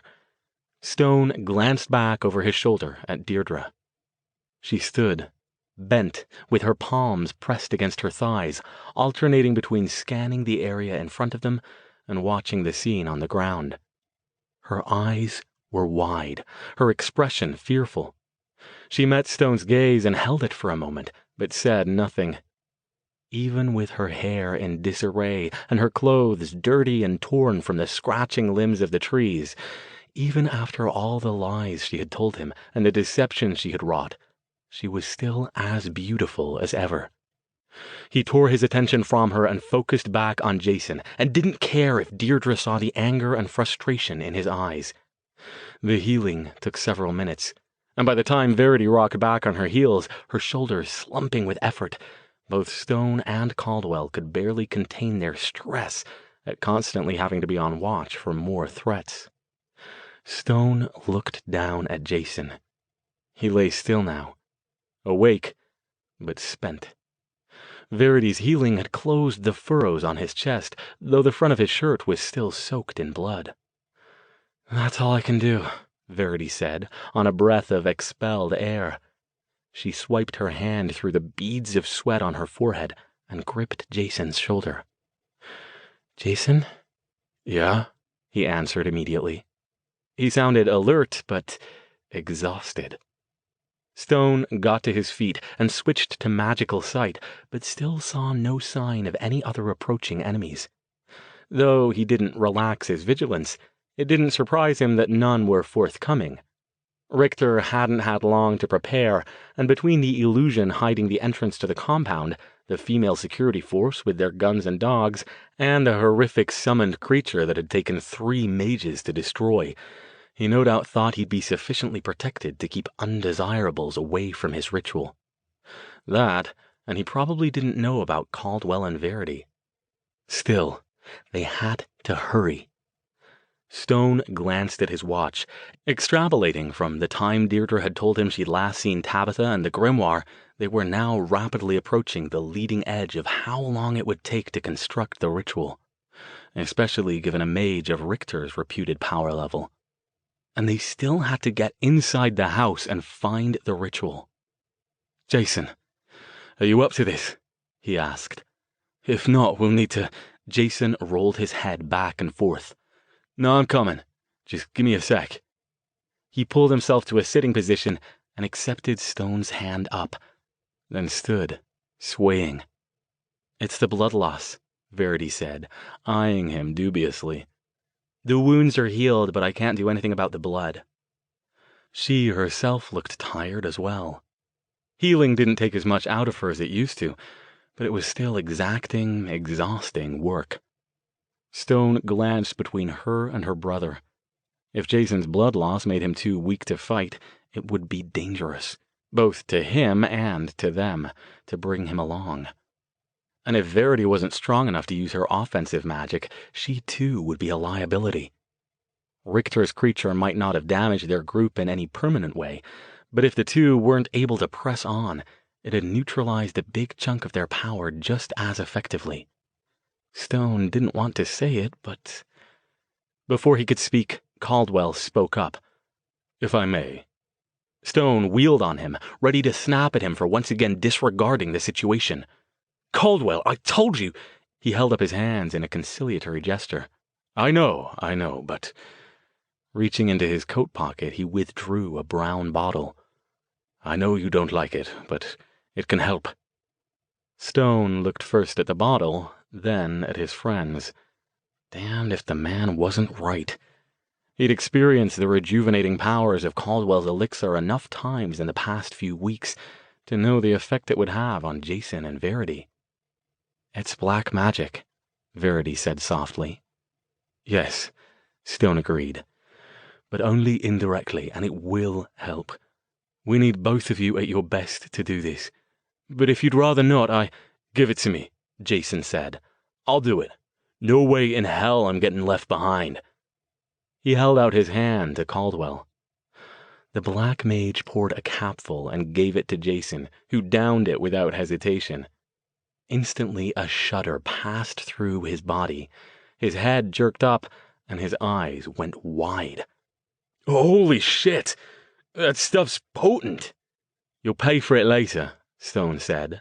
"The exhaustion's not gone, just displaced for now. But yes, it works." He turned to his apprentice. "Verity?" "I don't like it," she said, staring at the bottle in Caldwell's hands as if he were holding a clump of poisonous snakes. She frowned at Caldwell. "You sure it's not addictive?" "If you don't abuse it," he said. "I promise." His expression became pleading as he glanced once more toward the house. "Please, we need your power. We need to get to them before he..." She stood a moment, clearly weighing the options and finding them both wanting. "Yeah, okay," she said at last. "But I still don't like it." "Thank you," Caldwell said. His expression as he looked toward the house reinforced Stone's belief that he genuinely did care for Tabitha Wells. The man was trying his best not to fall apart, but if they didn't get moving soon, all bets would be off. "Come on," he said, as Verity downed the little capful of liquid. "And be careful. He might have assumed the welcoming committee would hold us off, but he's still dangerous." Nothing else attacked them as they picked their way through the forest for the remainder of the distance to the house. Any second, Stone expected more of the enthralled female guards, more cautious now after the loss of their compatriots, to take potshots at them from somewhere in the darkened forest. They couldn't keep their shields up constantly, as it would take too much out of them, especially himself and Verity, who, despite the jolt from the elixir, had still put out some significant magical energy healing her brother's wounds. "Are they all inside?" Jason whispered, creeping up next to Stone as they reached the tree line. Beyond the trees, a wide expanse of lawn, about 100 feet across, stretched out between them and the house. The road ended in a circular driveway, ringing a large fountain, and another road snaked off toward what looked like a multi-car garage. All around the house, bright perimeter lights bathed an area comprising about a quarter of the lawn. From here, they could see more lights glowing inside, but couldn't make out any detail. "Let's go," Caldwell urged. "They've got to be in there somewhere." He started to move out of the tree's cover, but Stone grabbed his arm. "Wait!" "What?" Stone glared at him and gripped him by the upper arms. "Pull yourself together, man. I know you're worried about Tabitha, so am I. But if we're going to get her back, we've got to keep our wits. If you can't, you might as well stay here, because otherwise you'll get us all killed before we can get near her. Do you hear me?" He understood Caldwell's recklessness, now that they were so close. If it were Verity or Jason, or even Deirdre, who'd been held in there, he'd probably have needed the same lecture from someone else. He tightened his grip and then broke it, his gaze never leaving Caldwell's. The Black Mage's shoulders slumped. Yes, I do, and you're right. What's the plan? Stone turned his attention back to the house, shifting to magical sight. Damn. What? Verity asked. I was wrong about Richter. He's better than I thought. He's got the place warded.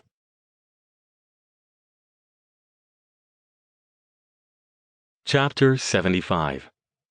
Does that mean we can't get in? Jason asked.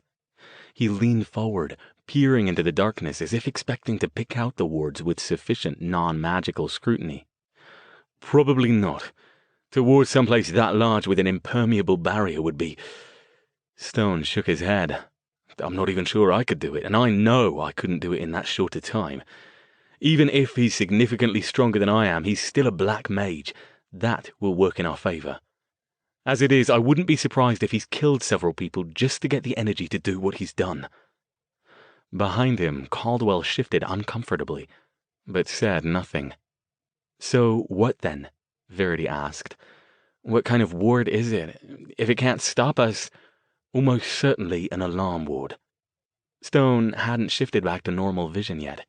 He squinted at the faint lines, following them down until they disappeared into the ground.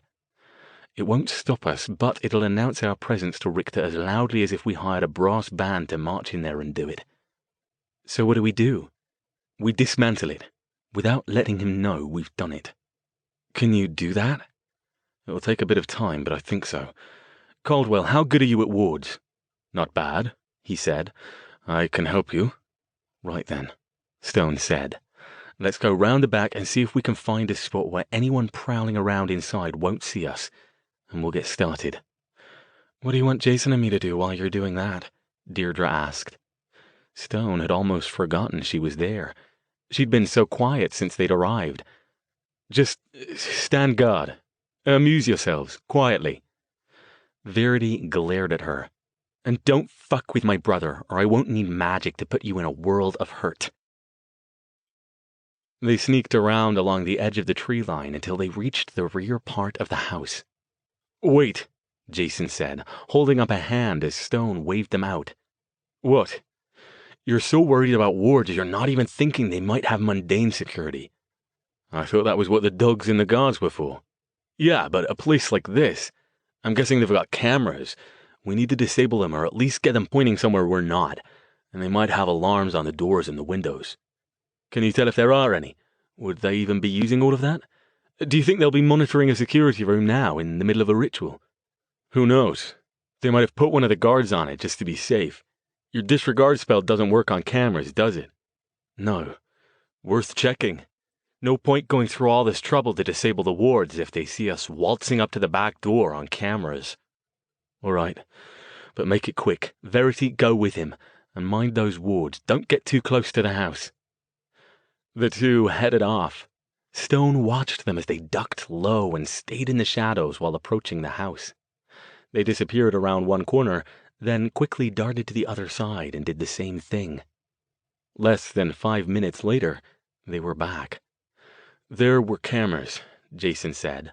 I'm not sure if they were live or just dummies, but we nudged them so they point away from the middle part of the back. He pointed at an area with a glass door currently covered by blinds. If we work there, we shouldn't be in view, at least until somebody figures out the cameras have been moved. I can't tell if they've got an alarm, so we'll just have to take our chances when we go in. Best we can do, Stone said. Come on. All 5 of them mirrored Jason and Verity's actions as they approached the house, crouching and darting from shadow to shadow. They pulled to a stop near a window next to the sliding door. Verity, Stone said, ducking down below the window line. I haven't taught you much about wards yet, and I'm assuming Edna hasn't either? Not really, she said. Then your job will be to keep the disregarding spell going on all of us, and keep magical sight up to watch for any approaching threats. The spell won't hide us from anyone determined, but it might give us the edge we need if we have to fight. Can you do that? On it, she said. Deirdre, you said you had a gun and knew how to use it. Were you lying about that? Her eyes came up, and he didn't miss the hurt in them. I wasn't lying, she said. She opened her bag, pulled out a small pistol, then slapped a magazine into it. Can you shoot someone if they're coming after us? Yes. Her hurt expression shifted to one of resolve.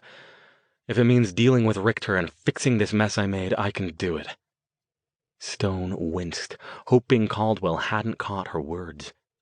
No such luck, though. The black mage turned from where he'd been examining the wards. What do you mean, the mess you made? Did you have something to do with this? Stone, what's she talking about? We don't have time for this now, Stone said. Gods, don't let this all fall apart now. Do you want to get Muswell's out or not? Our window is shrinking rapidly. But now Caldwell was rising to his feet. You know more than you're telling about this, don't you? He asked Stone. His eyes narrowed. For that matter, how did you know about this Richter? How did you know where Tabitha was being held? I used a ritual to try to find her, but didn't get anything. I was afraid she was dead. His voice rose, his posture stiffening as he leaned in toward Stone. Stone stood his ground. Matthew, yes, there's more to this than I've told you, but we can discuss it later, after we've got Ms. Wells safely back and Richter dealt with. All right? Who is she? Caldwell hooked an aggressive thumb toward Deirdre. What does she have to do with this? Deirdre stepped forward. I'm very sorry, Mr. Caldwell. Part of this is my fault, and I'm doing my best to try to fix what I did. Please, though, listen to what Alastair's saying. I promise I'll tell you everything when we're safe, all right? Caldwell's glare turned to first a look of confusion, and then to a grudging nod. Yes. Yes, all right. Fine. Getting Tabitha out of there is the first priority. Dr. Stone, Verity spoke up, an odd edge to her voice. Not now, Verity, he said softly. He met her eyes for a moment and nodded once. He knew what had just happened. He didn't like it, but he hadn't been kidding. They didn't have time for dissension in the ranks right now. He shot one quick warning glare at Deirdre, which he hoped adequately communicated his thoughts about any further use of her abilities on their group members. She merely nodded and looked down. All right, he said. We'll try to wrap this up as quickly as we can. Shouldn't take more than 5 or 10 minutes. He turned away from them and back toward the ward, trusting them to watch his and Caldwell's backs as they worked. Wards, essentially, were constructs woven of magical threads and anchored at strategic points around the location to be protected. Some of them were designed for a single purpose, to keep something out, to alert someone to a certain condition, such as the approach of a magical being or a mundane, or to injure or kill something that attempted to bypass them. Others, more complex ones, wove multiple types of threads together, such as to detect the presence of a mundane trying to pass through and render him or her unconscious, or to prevent a magical being from passing and alert the ward's caster to its arrival. The reason white mages had the potential to create far stronger and more complex wards than black mages was that the latter by nature had a hard time with spells designed to be permanent or even long-term. It wasn't to say they couldn't cast such spells or weave effective wards, but merely that it was far more difficult for them to do it. Most of them did it only when necessary, or, like Stefan Kalinsky, convinced white mage friends or associates to do the job. Richter was good. Damn good, or he'd never have gotten as far as he had with these. But fortunately for Stone and his friends, warding a house the size of this one, even with a construct snugged tight against the walls, necessitated a certain simplicity of design. The barrier was a strong one and solidly constructed, but it was, as he suspected, single-purpose. It was designed to set off an alarm if anyone attempted to cross it. Probably a silent one, so any interlopers wouldn't even realize what they'd done until it was too late. He's underestimated us, Stone murmured to Caldwell as he focused in to examine it. I doubt he expected us to get this far, but no doubt he thought if we did, we'd be so relieved that we'd just blunder in without checking. I almost did, Caldwell said soberly. Don't worry about it now. Let's get this thing down so we can stage a little surprise of our own, shall we? Let me take a look at this for a moment so I can find its weak spot. He narrowed his eyes and focused on the latticework of magical threads radiating outward from one of the anchor points. In order to allow them to pass through the ward without alerting Richter, he would need to perform the magical equivalent of defusing a bomb, placing a few new anchor points of his own to form a doorway, and then carefully detaching the threads from those already there and relocating them to these new points. The trick was to do it quickly, under cover of misdirection magic designed to fool the ward into thinking it was still attached to something when it wasn't.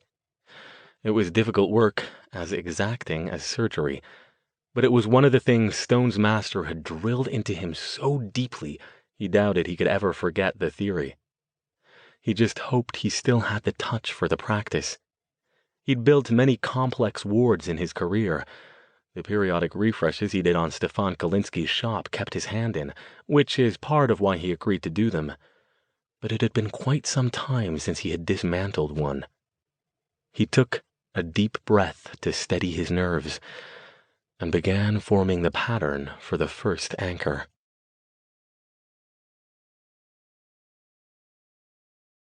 Chapter 76. Jason scanned the area behind the house, his gaze never settling anywhere for more than a second or two. He took in the pool, the barbecue area, the gate leading out into the grounds, both corners of the house, and even up along the roof line. He hated that he couldn't see very far without some kind of vision enhancement. Normally he didn't regret his lack of magical ability, but right now a little mystic sight like Stone and Verity were always using would be a big help in spotting approaching threats. His hand tightened on his gun, and he hoped he wouldn't have to use it. Next to him, Deirdre sighed. He spared her a quick glance. She looked tense and miserable, holding her own gun aimed out into the night. "Careful," he said. It came out more brusque than he'd planned. Verity had said she could spot it if Deirdre tried to influence him again, but his sister was focused on maintaining the spells Stone had asked her to cast. Would he even notice if Deirdre took another shot at it? "I'm not going to do it, you know. I promised Alastair." "Do what?" he asked, without looking at her.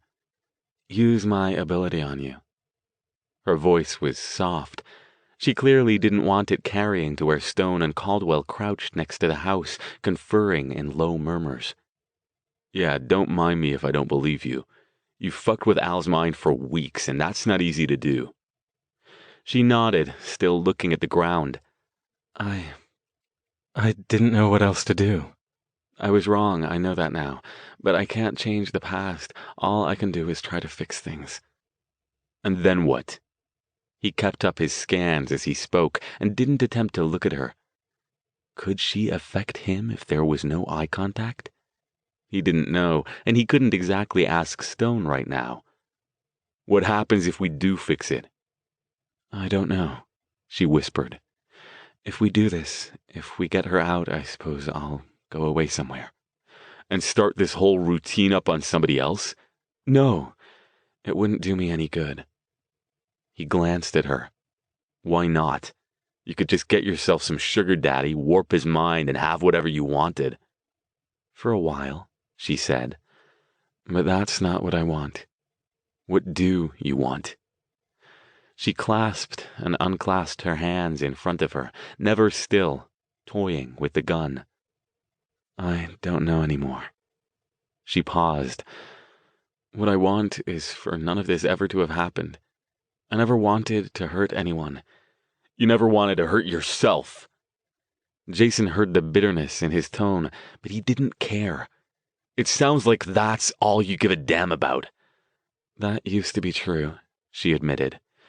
"It's the way of most of our kind. It has to be, or we couldn't do what we do, but it's not true for me anymore."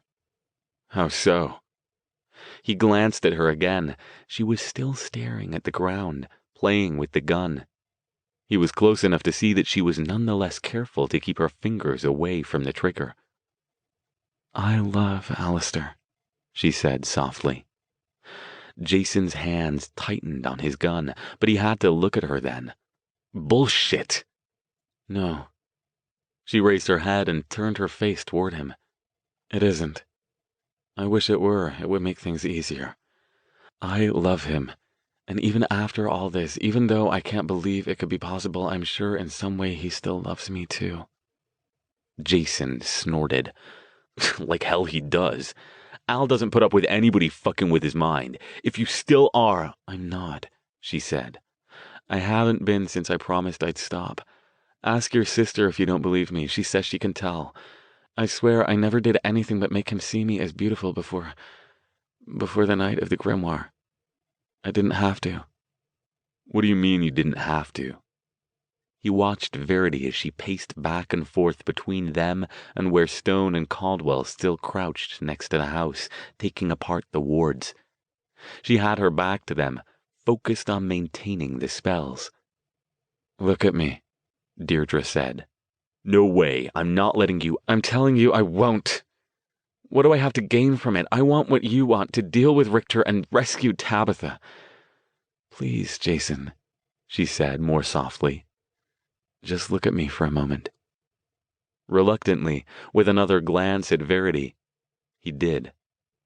"Okay, what am I—" But he didn't have to finish the question. Already he saw what she was trying to show him. An attractive face framed by chestnut hair, with eyes dark with worry. It wasn't what he saw, though. It was what he didn't see.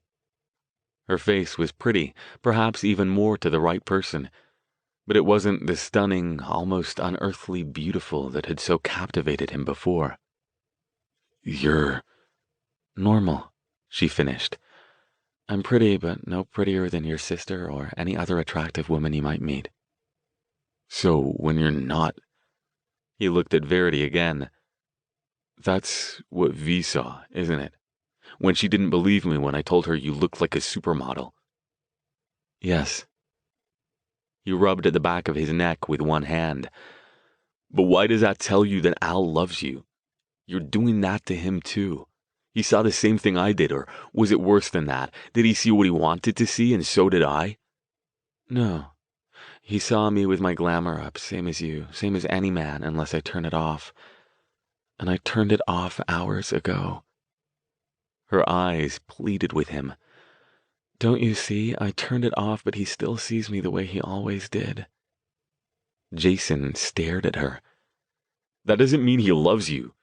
It just means you've had longer to get your hooks into him. You got a lot closer to him than you did to me." "None of that matters," she said with a sigh. She looked over her shoulder at Stone and Caldwell. "Nothing matters because even if he does still love me, you're right. He won't accept that I used my power on him. As soon as we finish here, it will be over, and I don't blame him at all." Jason didn't answer. He had no idea what to say.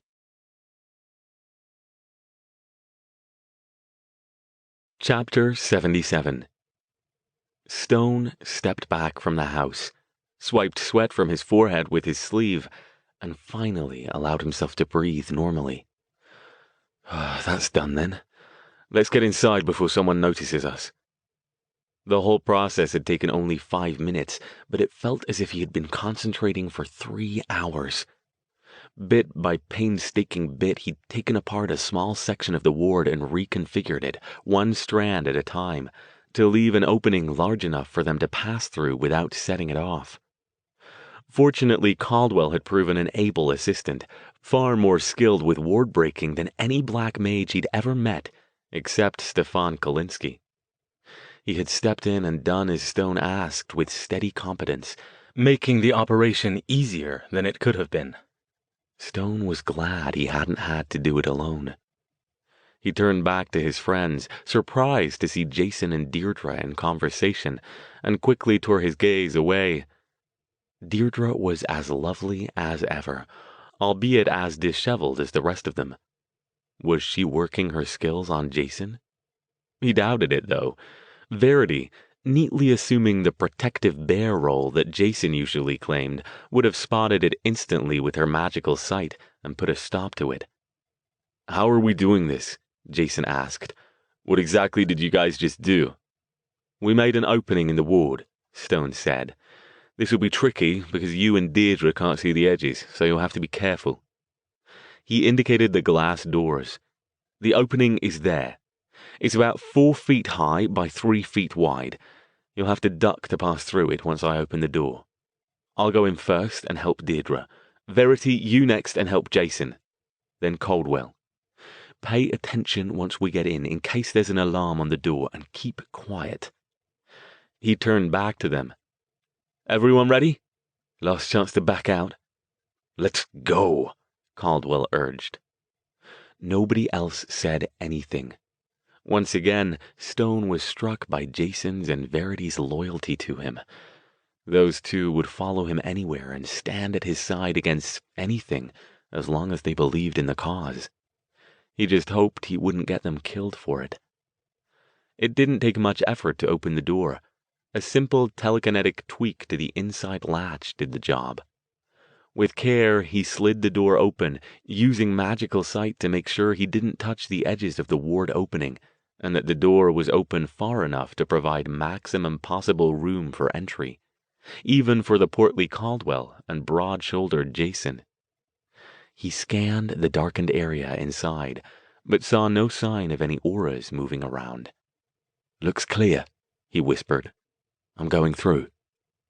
He crouched and stepped through to the opening, half expecting an alarm to go off, or one or more attackers to leap out from behind furniture. None of that happened, though. He passed through to the other side and found himself in a large, sparsely furnished sitting room. He beckoned Deirdre forward, then held up a hand to indicate the top of the opening. "All right, duck down and come on through, carefully."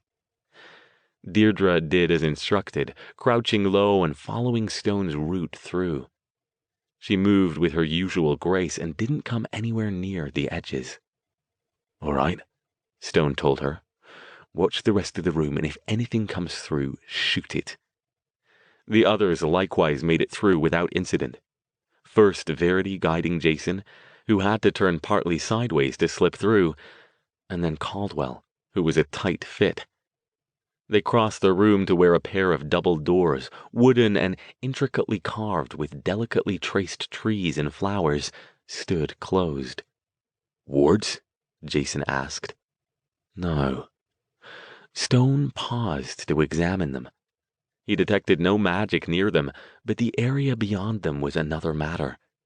It wasn't strong from here, but yet it gave the impression of strength, as if something were attenuating it. Odd. A simple wooden door shouldn't be able to block the kind of power he was sensing. A ward on the other side? How had Richter even had time to put all these safeguards into play? He shouldn't even have expected opposition, but even if he did... "Stand back," Stone ordered. "I'm going to open the door, and I'm concerned about what's behind it. Caldwell, a shield if you'd be so kind." Jason, Verity, and Deirdre all stepped off to the side, and Stone and Caldwell took positions in front of the doors, but well back from them. Caldwell gestured, and a glowing shield popped up in front of him and Stone. "Do it." Stone raised both hands like a conductor and pointed them at the doors. They popped open readily, swinging toward them on oiled hinges. Beyond them, something moved in the darkness. Stone stiffened, gathering energy for a spell, but then relaxed. "It's just a mirror," he said. Damn, he was getting jumpy. This wasn't Richter's personal stronghold. It was a rented mansion that normally belonged to some rich Silicon Valley executive. Everything here wasn't... The mirror shattered with a sound like a musical explosion, and suddenly the air was full of tiny shards. They blew out through the opening at high velocity, hitting Caldwell's shield like a hail of glittering bullets. Holy shit! Jason yelled, grabbing Verity's arm and pulling her down. There was no more flying glass, though, after the initial volley. All of it had slammed into the magical shield protecting the two mages and fallen with melodic tinkles to the soft carpet. Stone let his breath out. Bloody hell! Is he expecting an army? Caldwell dropped the shield. We need to keep moving. They'll know we're here now. Look out! Verity cried. Stone saw it too, at the same time. The glass shards, which had been scattered harmlessly on the floor, flew up, spinning in mad circles as if in the grip of a tiny, sparkling tornado. Almost too fast to follow, the shards whirled and danced until they formed into a creature of vaguely humanoid shape, taller than Stone, with no legs and long, reaching arms. It lunged at them. Taken off guard, neither Stone nor Caldwell got their shields up in time. The shard things slammed into them as both instinctively flung their arms up to protect their faces. Tiny bits of sharp glass buried themselves in Stone's coat and Caldwell's leather jacket as the two men reeled backward. A shield blossomed between them and the creature. Get back! Verity shouted. Stone and Caldwell backpedaled toward the others, both of them unleashing waves of magical force at the thing before it could attack them again. Unlike the dark, muscular guardian outside, this one erupted in another hail of shards as the magic took it apart. This time the bits of glass littered a much larger section of the carpet. In the moonlight shining in through the door, it looked as if a thin dusting of ice crystals dotted the floor. Verity swallowed. That was... She kept her shield up, angling it so it was between the group and the open doorway. That was an ambush, Stone said grimly. That thing was never meant to stand up to much punishment. Despite his coat, he could feel tiny trickles of blood running down his face, and where the coat had been open, his t-shirt sported small holes where the shards had gotten through. Caldwell was in a similar condition. Come on. Caldwell's right. They know we're here now if they didn't before. Keep those shields up, but we don't have time for caution. You guys okay? Verity asked. You need me to... Later, Stone said. He was already passing through the doors. The feeling of the latent, powerful magic was stronger now. Whatever Richter was up to, they were getting close to it. The hallway stretched out on either side of them, tracing a wide expanse of walls with no doors. Each direction ended at a corner, with hallways continuing around them. Stone paused to examine the intricate mirror frame in front of them for just a moment, shifting to magical sight. It hung, blasted and dead, all the glass gone from its wooden backing. He was about to switch back when a faint glow caught his eye, off to the right about 10 feet. Holding up a hand to indicate the others should stay put, he crept down the hallway and sharpened his focus. Yes, there it was. There was magic here, where magic had no sense being, unless... Caldwell, he whispered, beckoning. Verity. The two of them came up to meet him, and he pointed at the area where he'd spotted the glow. Both of them peered at it. Illusion, Caldwell whispered. Stone nodded. He'd thought so, but it was good to have confirmation. He pointed left. Jason, go look carefully around the corner. Tell me if you see a door. Verity, you check the other side. After a moment, the two came back. Double doors, Jason said. Yep, Verity added. A lot like the ones we just came through. What does it mean? Deirdre asked. Which way do we go in? Stone indicated the blank wall. Here. They're expecting trouble to come in through the obvious doors, so let's not give them what they want, shall we? He stepped back. Caldwell on 3 again. We'll hit the spot with concussion spells. Verity, you put up a shield in front of us. Jason, you and Deirdre stay behind us. If they're expecting us, I'm sure they'll have something nasty prepared. Deirdre, if Lane and Hugo are in there, you know what to do. I do, she said. But remember, I'll need to get close to them. Jason raised his gun. We'll get you close. Do it, Al. They took their positions. Verity's shield shimmered into being in front of the blank spot in the wall that hid the illusionary doors. Stone glanced at Caldwell, then focused forward. Ready? 1, 2, 3. The two spells arced from their hands and slammed into the wall. For a moment it looked as if nothing would happen. The wall remained a wall, and the spells glanced harmlessly off it. But then the air in front of the wall shimmered and warped, revealing a pair of doors identical to those they had just come through. Except this set had a large hole blasted through them and hung askew on their hinges. Go! Stone ordered. They poured through the hole, Verity's shield moving in front of them.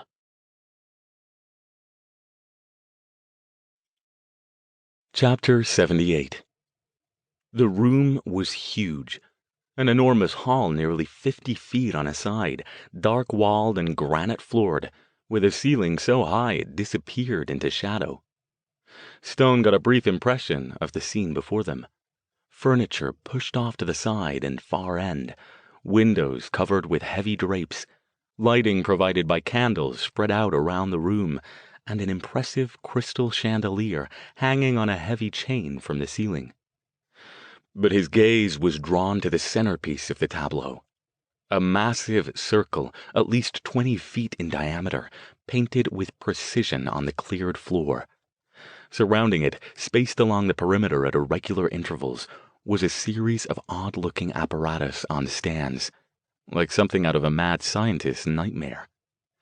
He saw glass globes filled with liquids, tubing, and what looked like electrical conduits stretching from one stand to the next.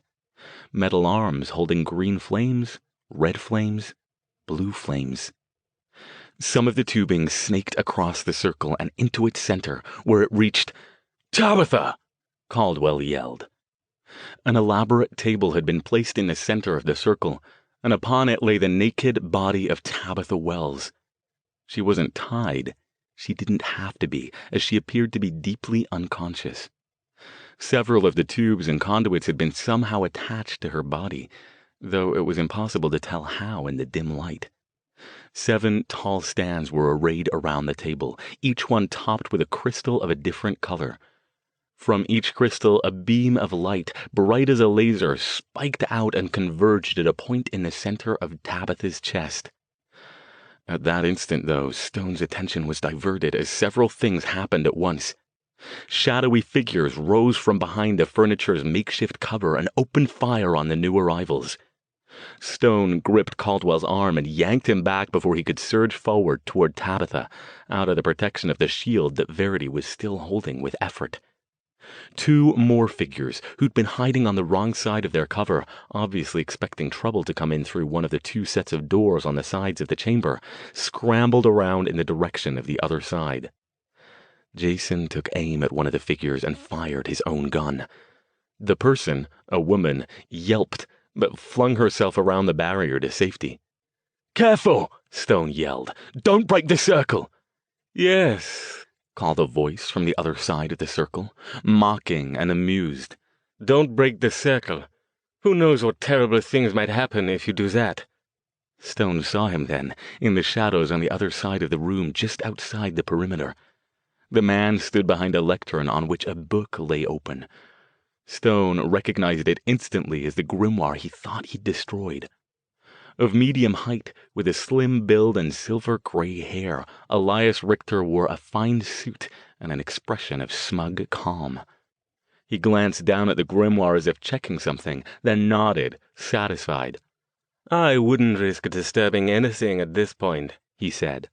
"Not if you don't want to blow this entire place to pieces." Stone shifted to magical sight and immediately spotted the shimmering, translucent barrier enclosing the circle. "He's got it warded," he said under his breath. "Very securely, too," Richter said, as if Stone had spoken aloud. "You might have been successful with the simple protections I put up around the house, but this one will prove more formidable, I promise you." He nodded toward the side of the room nearest where Stone and the others stood. Stone spared a quick glance in that direction. A pile of old, ragged clothes lay strewn haphazardly around the floor. He's killed people to power that barrier.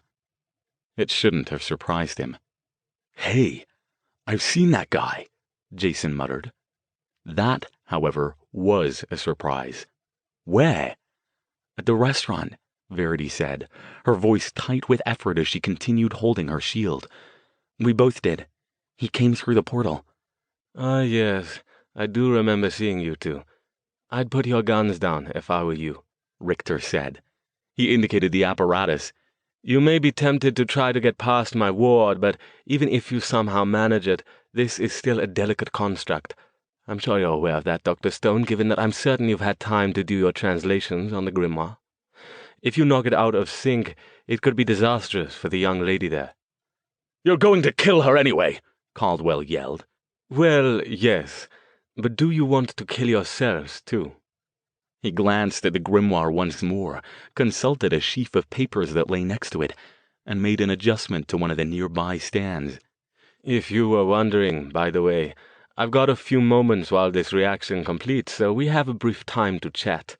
"Where are your two lackeys?" Stone asked. He scanned the room again, but aside from Richter, all he saw were the flickering edges of the female guards' auras as they sheltered behind their heavy furniture barriers. "I know they're here. That's why your security force is all women. I thought they'd be front and center for this." "I'm surprised you're in such a hurry to see them again, Dr. Stone," Richter said. "They've told me about how ineffectual you were against them last time you encountered them." He made a sound, shaking his head. "I wish I could have seen it. It must have been humiliating." His gaze traveled past Stone to Deirdre behind him. "And you, my traitorous little thief, I hope you've enjoyed your time with Dr. Stone. I assure you, I've got plans for you once this is over. I guarantee they won't be to your liking." "Just let her go," Deirdre yelled. Her voice shook. I'll come back with you if you just let her go." "Deirdre," Stone began. "Oh, you'll come back with me in any case," Richter said. He made another minute adjustment to another stand. "There was never any question about that. But it's far too late to stop the ritual now, even if I wanted to." "You're a monster," she yelled. She moved up next to Stone. "How can you—" Something dropped down next to her, on the other side, silent and quick as a cat. Stone spun in time to see a tall, muscular figure, dressed all in black. He grabbed hold of Deirdre and flung her backward. Her head hit the wall with a sickening thud, and she slid to the ground. "Deirdre!" By the time Stone or any of them could react, the figure had vaulted away, moving low and fast, wreathed in shadows. He briefly recognized the grinning face of Polo Shirt, Lane, before he was gone, ducking back behind more of the heavy furniture stacked along the walls. A quick glance up confirmed that the room's ceiling, high above them, was latticed with heavy beams, wide enough to provide a superhighway for men as strong and agile as Richter's two henchmen. Where was Hugo? Was he still up there somewhere? "Dr. Stone!" Verity's voice, full of strain, rose. "The shield!" "Down!" Jason ordered, grabbing Verity's arm once again and pulling her to the floor. He took a wild shot toward where the dark figure had disappeared. The shield shimmered and dropped. Two of the female guards popped up and began firing at the group. Stone and Caldwell hit the ground as well, rolling toward the other side of the room. Two more guards rose and also began shooting.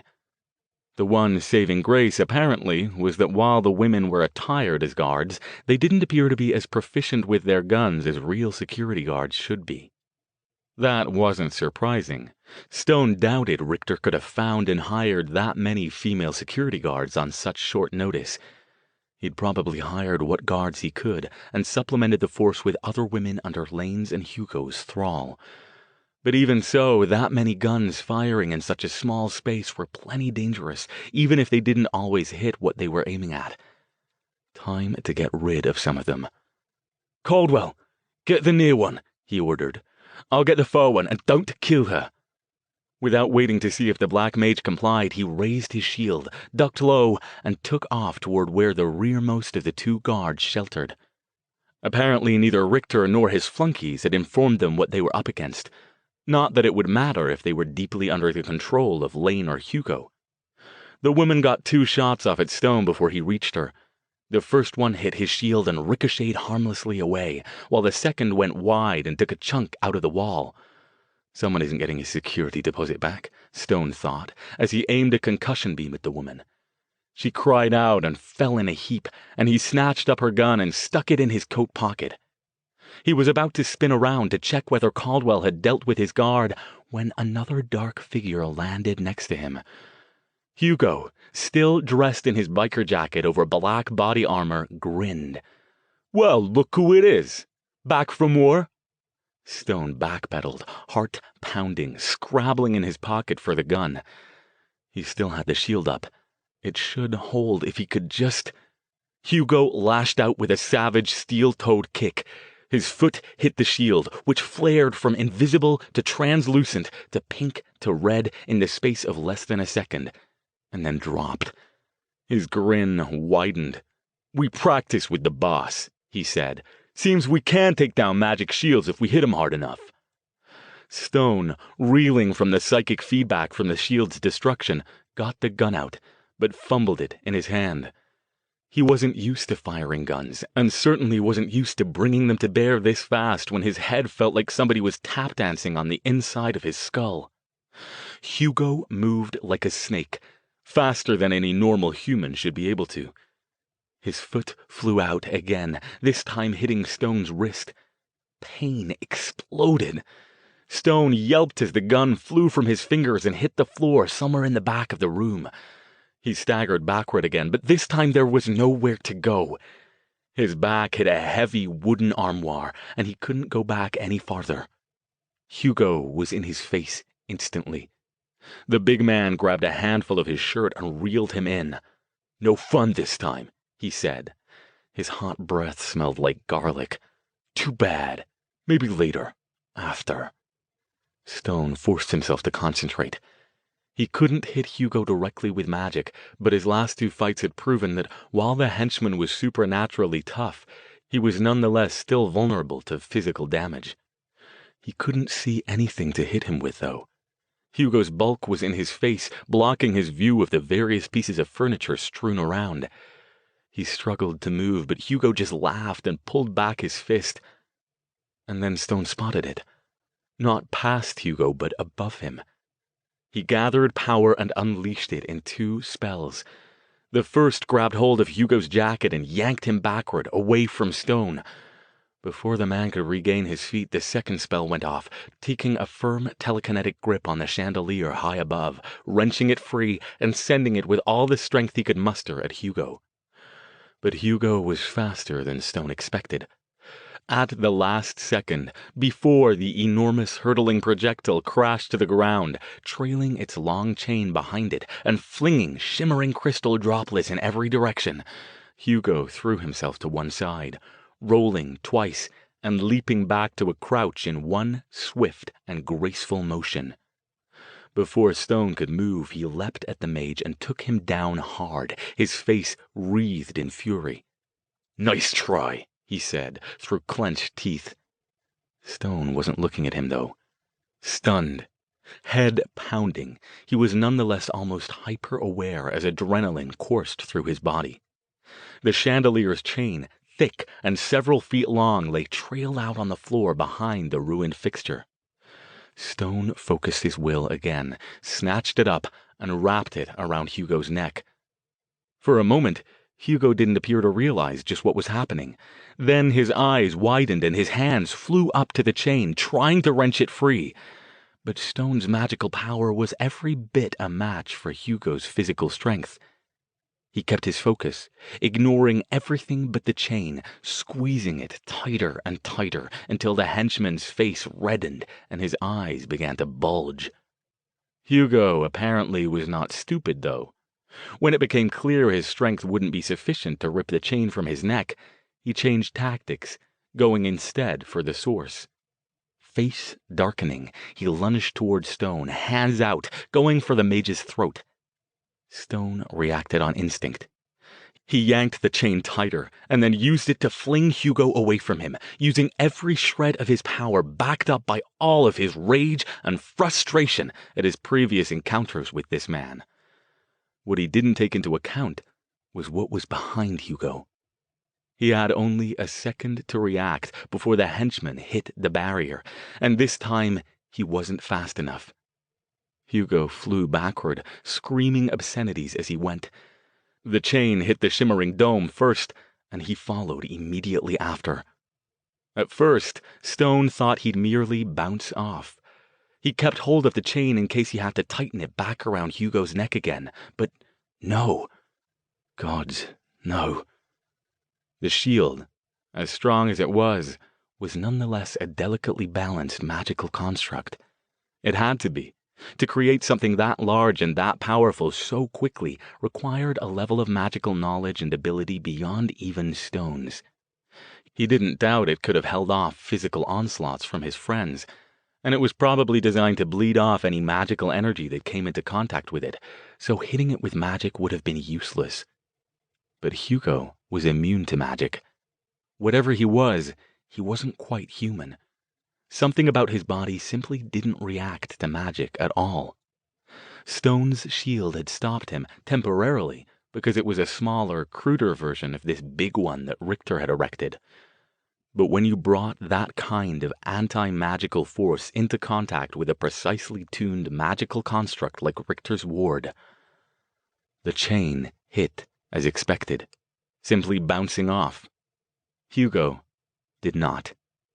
Stone had just enough time to shift to magical sight so he could see exactly what occurred. Where Hugo's body slammed into the barrier, its shimmering surface lit up, brighter and brighter, until it outlined him with otherworldly light so brilliant it almost hurt to look at it. His clothes protected him for a moment, but when they burned off and the rest of his skin hit, the light's intensity grew even more incandescent. Hugo screamed, a bellowing, agonized screech that rose up until it echoed from the massive room's rafters. His body jerked and stiffened, very much like what it might have done if it had hit a strong electrical field, and for much the same reason. Stone wasn't sure whether Hugo was dead before the barrier flashed even brighter and his body simply vaporized. But he did catch a last glimpse of the man's wide, terrified eyes before they exploded from the heat of whatever strange reaction Stone had caused by putting him and the barrier into violent contact. And then the flash died, and Hugo was no more. 1 second his body was there, and the next it was gone, vaporized by whatever bizarre reaction had been set into motion by his sudden impact with something he never should have touched. Stone heard yells and thought they might be Lane, Verity, Caldwell, but he couldn't be sure, and he couldn't tear his gaze away from what was happening in front of him. The barrier was flickering now, shifting and strobing like an old-style television signal struggling to lock in. The candles guttered madly, as if a powerful wind had blown through the chamber. Stone stared at it and had no idea what to do about it. What had he done? If that barrier went down and the feedback upset the even more delicate balance of the ritual inside, he could kill not only Tabitha, but every one of them. The next seconds were agonizing. Across the flickering barrier, he could still hear the sounds of battle. Caldwell pelted up alongside him and gripped his shoulders, hard. "What did you do?" he screamed. Stone shook him off, but otherwise ignored him. There was nothing to be done now but wait. He couldn't stop it. Whatever happened would happen soon. If the worst occurred, they wouldn't have time to escape. He was certain a ritual this size could take out this entire house and part of the grounds if it went up. But it didn't go up. Inside the circle, Richter must have discovered a last-minute sense of self-preservation because he switched his attention from the grimoire to the apparatus in front of him. He had raised his hands and was yelling something in a language Stone didn't know. Something authoritative, and though his voice didn't hold quite the mocking confidence it had before, It still came out strong and clear. The barrier flickered and shifted and winked out. The stands and globes and tubes inside the circle teetered alarmingly, rattling on the granite floor, and then steadied. The tubes and conduits swayed as if in a gentle breeze, but their ends remained connected to Tabitha's unconscious body on the table in the center. The colorful laser point lights remained focused on the center of her chest. She slept on, oblivious to the chaos around her. "What did you do?" Caldwell yelled again. "Tabitha!" He started to move forward, but Stone grabbed his arm and yanked him back. "No, it's more dangerous now than ever, Caldwell. You know better than this. Damn it, stop!" Something in his voice must have gotten through to the other mage, because he did stop. He stared out with terror and hopelessness at Tabitha's body on the table. "What do we do?" Stone wasn't listening to him. Something across the circle had commanded his attention now that the barrier was down. He was still viewing the scene with magical sight, so the flaring auras of the combatants on the other side of the room shone bright and colorful against the dark backdrop of the walls. "Verity!" Verity was down on the floor, flat on her back. She wasn't unconscious, but she looked stunned. Above her, Lane's golden aura, tinged red with rage and malevolent sexual desire, loomed. The two of them seemed to be engaged in some kind of wordless battle of wills. Stone's own rage rose. The bastard was trying to enthrall her. Where was Jason? There was no way Stone could get over there in time, and the only available weapons from this distance were the heavy pieces of furniture scattered near them. Too much chance of hitting Verity, too, if he threw an armoire at the man. "Stone," Caldwell began. Stone continued ignoring him, focused on the scene across the circle. Where the hell was Jason? Had Lane already taken him out? And then, as Lane loomed in closer, towering over Verity with his sneering, mad grin, her foot snapped up and planted itself between his legs. "Fuck off, you perv!" she yelled as she rolled sideways away from him. Lane shrieked. Apparently his supernatural speed and strength didn't protect that most delicate area of the male anatomy from a determined combat boot, and pitched forward, revealing Jason standing behind him, clutching something long and thin. He reared back with it and let fly like a batter swatting a fastball, and the sound it made when it hit the side of Lane's head was audible to Stone and Caldwell all the way across the circle. Lane didn't even have time to scream. He crashed to the ground and lay still. Stone couldn't see him any longer below the line of the various circle apparatus. "Al," Jason called, reaching down to give Verity a hand up. "You okay?" "Enough!" Stone, Caldwell, Jason, and Verity all spun around. Richter stood where they'd left him, behind the lectern containing the grimoire. No longer protected by his ward, he nonetheless didn't look concerned. He glanced down at the grimoire and then back up. "We're at an impasse then, it seems." "How do you figure?" Stone demanded. "Your lackeys are down, your ward is down, it's over, Richter. Step away from the grimoire and let Miss Wells go." Richter laughed. "You amuse me, Dr. Stone. Certainly your interference has made the process a bit more difficult, but that is all. In fact, in a way you've made things more complicated for yourselves. It might be tempting to try to attack me, but remember, the ritual has begun. It can't be stopped now, not if you don't want to destroy everything in this room and more. You're out of options, unless you prefer suicide." Stone glared at him. Why hadn't he put another shield up around himself and the grimoire? Was he concentrating on the ritual much harder than he seemed to be, preventing him from casting other spells? Was he simply counting on the fact that they wouldn't risk disrupting the ritual by attacking him? Or was he bluffing? "Stone?" Caldwell began, voice tight with worry. On the table in the middle of the circle, Tabitha began to writhe. It didn't appear that the laser beam lights from the crystals had been hurting her before, but now her brow furrowed and her features twisted in pain.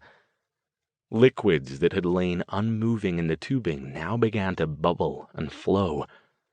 The glass globes glowed brighter. "What's happening?" Verity asked. She and Jason had come back around the circle and now stood next to Stone and Caldwell. "It's the next stage of the ritual," Stone said grimly. "We've got to stop it," Caldwell said. He took a step forward, but then stopped himself.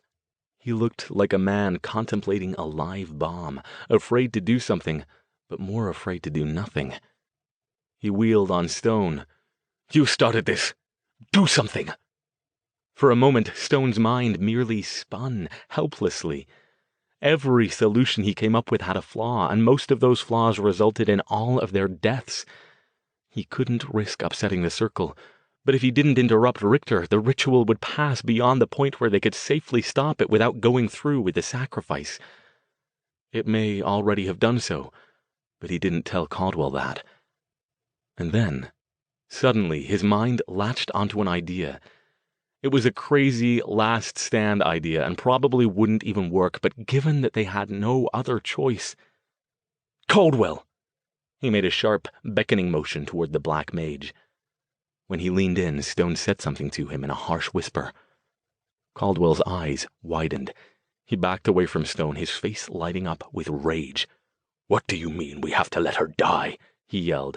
"Like hell we'll do that! I'll kill him! Tabitha!"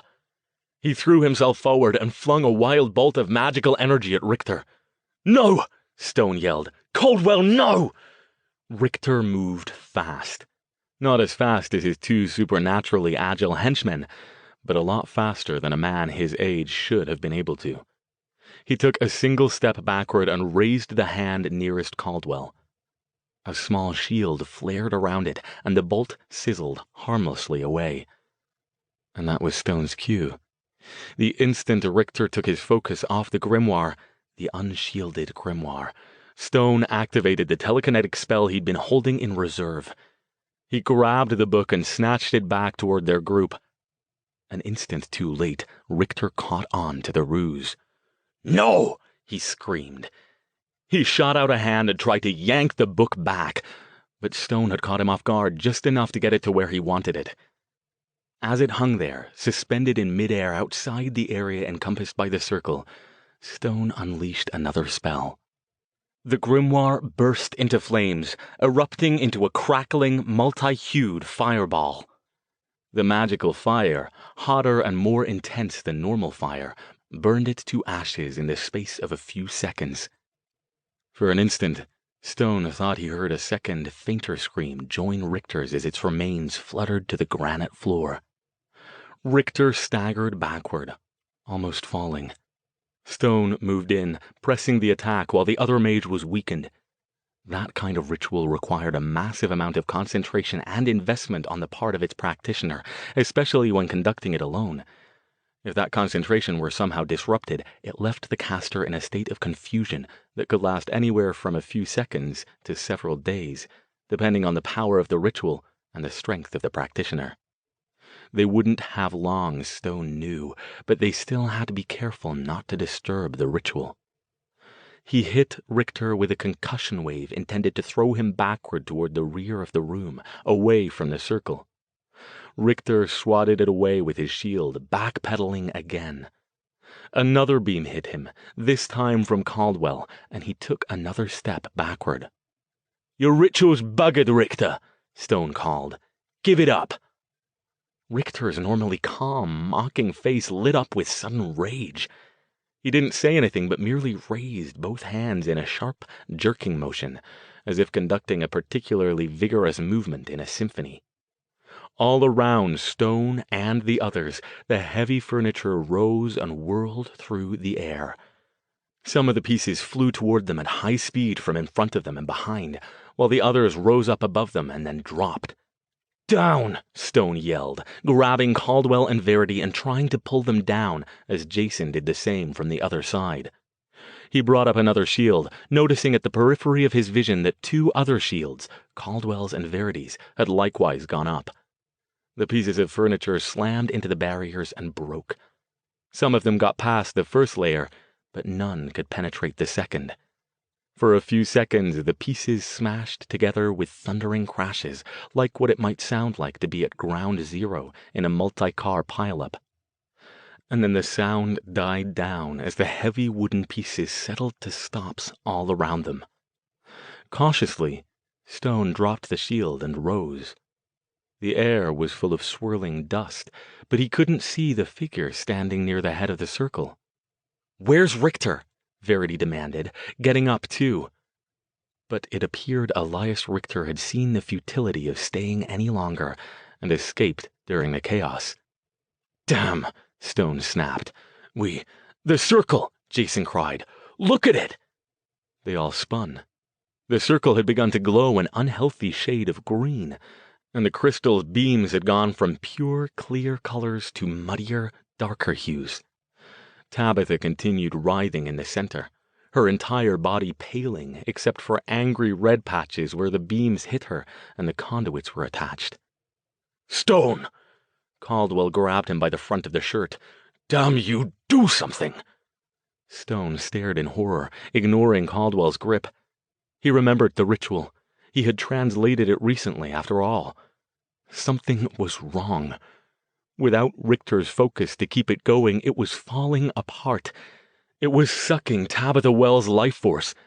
But instead of doing what was intended and siphoning it into Richter, the conduit was interrupted. The energy, with nowhere to go, was building like a blockage in a pipe. "Caldwell," he murmured. "It's too late. There's nothing we can—" "Can you stop it?" he demanded, shaking Stone. Stone's gaze fell on the sheaf of papers remaining on the lectern. Richter's notes, and his translations. He couldn't complete the ritual successfully with them, but he might be able to power it down safely by draining its energy at a controlled rate. "I think so," he said. "But without a sacrifice it won't—" "Then I'll be the sacrifice." The voice had come from the area near where they'd entered the room. Stone ripped free of Caldwell's grip. "Deirdre?" She stood there, swaying, her expression fearful but resolved. "I'll take her place," she said again. "Can I do it, Alastair? Will it work?" "Deirdre," her eyes blazed. "Will it work?" "I don't know." "Stone, it's killing her," Caldwell yelled. "Do something, damn you, or I'm going in there after her." Deirdre didn't give Stone time to make a decision. She darted forward, moving with nimble grace as she stepped past the perimeter of the circle. Stone held his breath, expecting the whole thing to flare when she broke its line. But it didn't. "Deirdre!"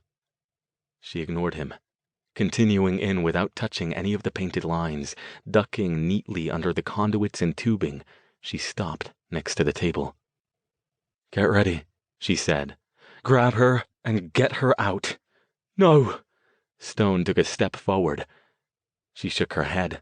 "This is my fault, Alastair. Hurry before it's too late. I know you can stop it before it kills me." "Wait," he protested. "Deirdre, you're immune to magic. How can you—" "Only to outside effects," she said. "And mine's not as strong as Lane's and Hugo's anyway. Trust me, Richter's magic worked on me." She gave him a faint smile, meeting his gaze with a ghost of her old vivacious charm. "Come on. I know you can do it, love." Stone barely felt Caldwell's hand gripping his arm. She was right. Tabitha Wells was innocent. Deirdre was not. As much as it tore at him to do it, he knew she was right.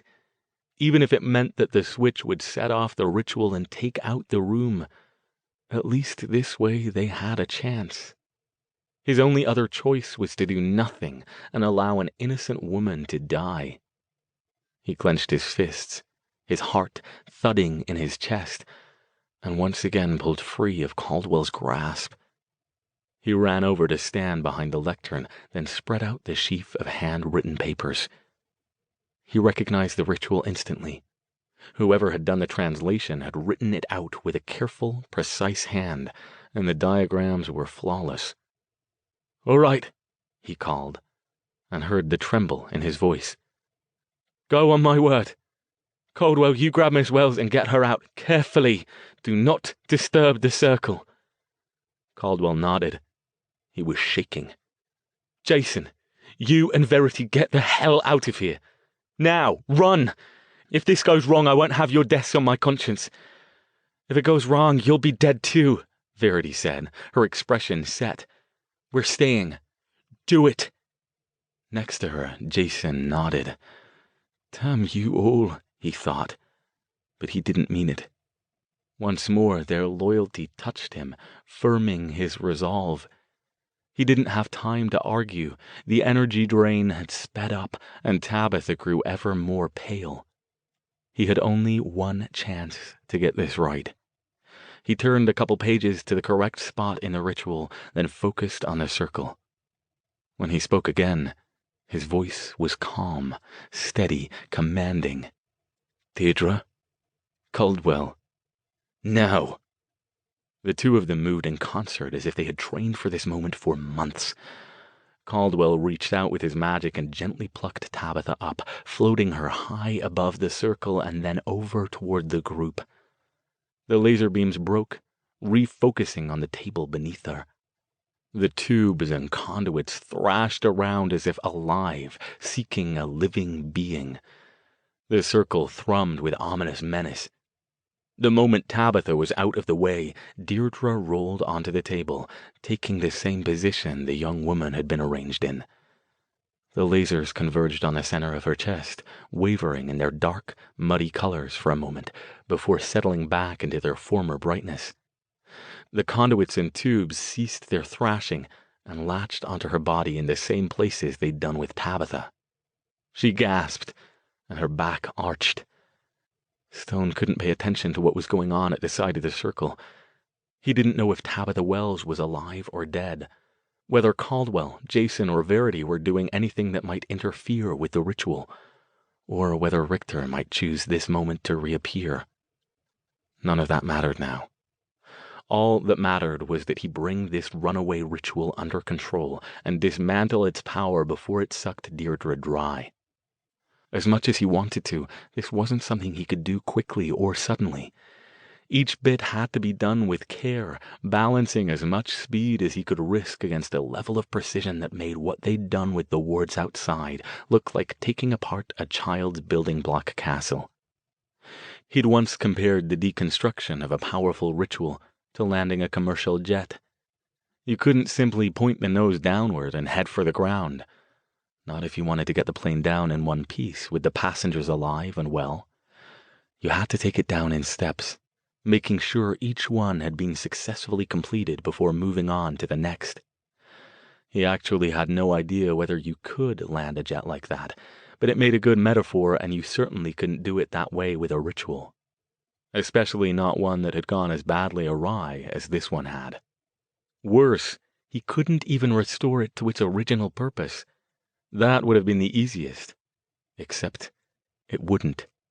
To do that, he'd need the grimoire, and this time he was certain he'd destroyed it. Further, if he could do so, he had no desire to. That would require him to take the energy being siphoned from Deirdre's body into himself, combined with the massive amounts of power that had been generated by the ritual itself. Sure, it might make him immortal, but he didn't believe that for a moment. Besides, even if it were true, he had no desire for an immortality brought about by draining the vitality from the woman who, up until a day ago, he thought he'd loved. The woman he might still love. He forced himself not to look at her straining, grimacing face as she arched and writhed on the table. All that mattered now was the ritual. Easy now. Take control of the energy and bleed it off, slowly. Slowly, you can do this. His body burned as some of the power leached into him, even as he tried to block it. He felt as if a current passed into him, through him, and out the other side. The conduits and tubes swayed again. On the table, Deirdre moaned, but he still didn't look at her. He thought he heard Verity yell something, but he couldn't pay attention. He blinked sweat out of his eyes and kept his focus. Carefully. Carefully. He had no idea how long it took. Time ceased to be a concept. All that existed was to reach out with his power, grab the energy coursing out of Deirdre in 7 different directions, and slowly bleed it off into the ether, then tie off each conduit in turn so no more could escape. If he took too little before the next stage of the ritual arrived, he would fail at his task. If he took too much, it would kill Deirdre. Slowly, ever so slowly, he began to feel his efforts bear fruit. The thrum of energy began to lessen, and the feeling that someone was pouring a high-voltage current through his body decreased. The glows around the globes faded. The bubbling half-energy, half-liquid running through the tubing calmed. At the edge of his awareness, he sensed that Deirdre's writhing had slowed. Had he stopped the ritual? Was she dead? Still, he focused. Until he knew for sure it was over, he couldn't get complacent. He raised his hands, shaping the magical forces, gently manipulating them as they continued powering down. The globes went black. The thrumming ceased, winding down like a powerful engine brought to a successful stop. The room went quiet, except for the sound of Stone's harsh breathing. And just like that, it was over. Stone sank to his knees, exhausted from his effort, gripping the edges of the lectern. All he wanted to do was lie down somewhere and sleep for about 2 weeks. Al! It was Jason.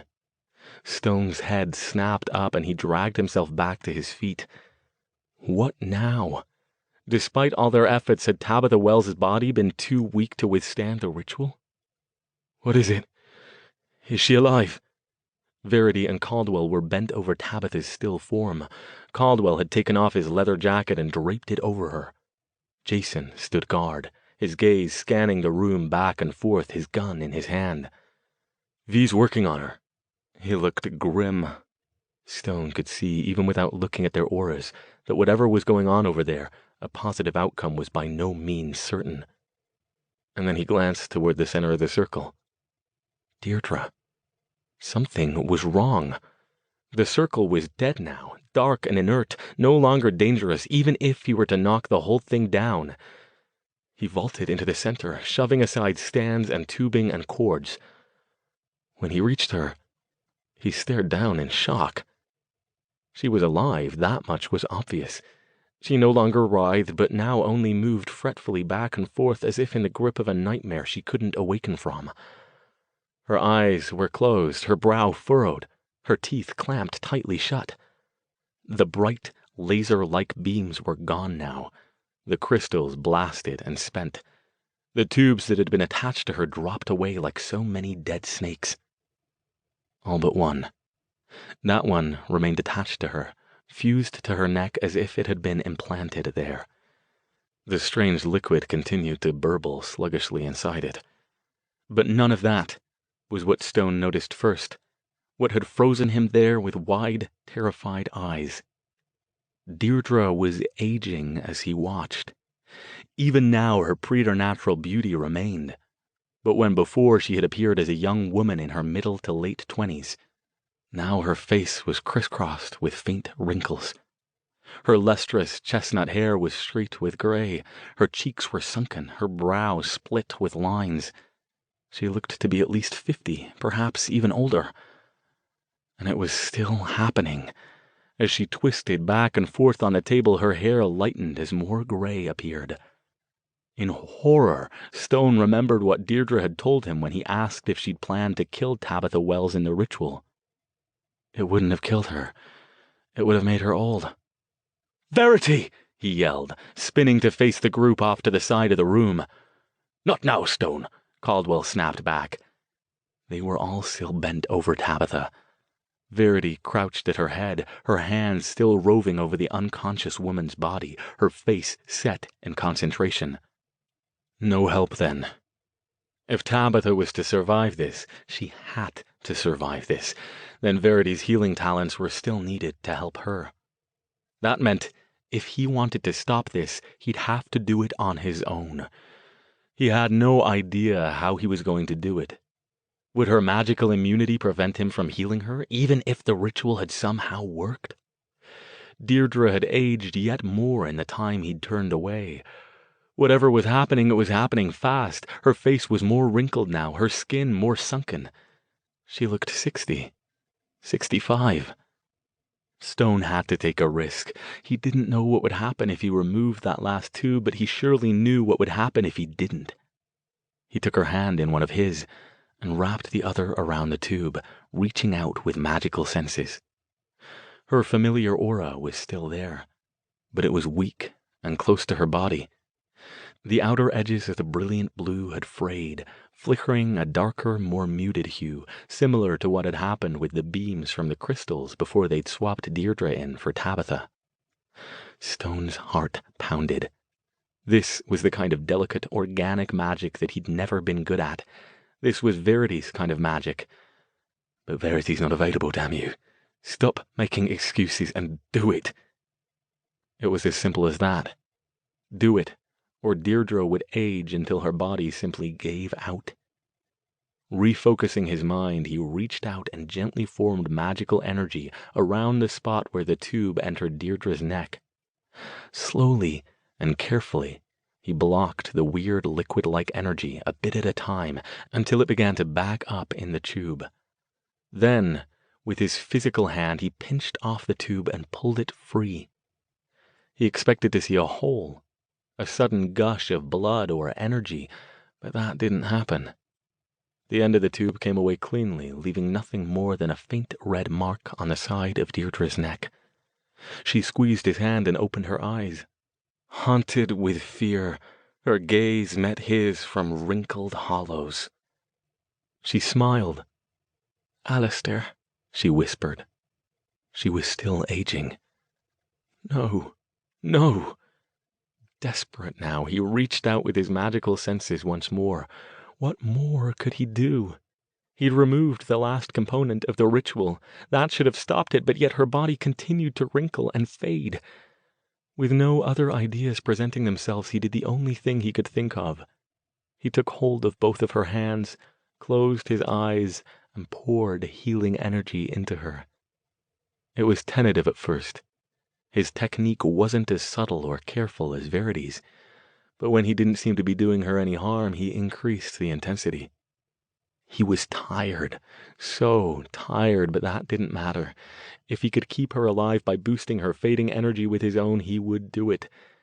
It was nothing more than a brute force effort, using all his power to drive the healing into her past her barriers. It was working, but it was so slow. At last, he felt her aura stabilize. He opened his eyes and stared down at her. "Deirdre," he whispered. Her hair was completely white now. Her face a map of wrinkles, her eyes sunken into hollows. She now looked to be at least 85, maybe older. She smiled at him, her cornflower blue gaze tired but satisfied. She gripped his hands with her thin, spotted ones. "I knew you could do it," she whispered. "I love you. Deirdre."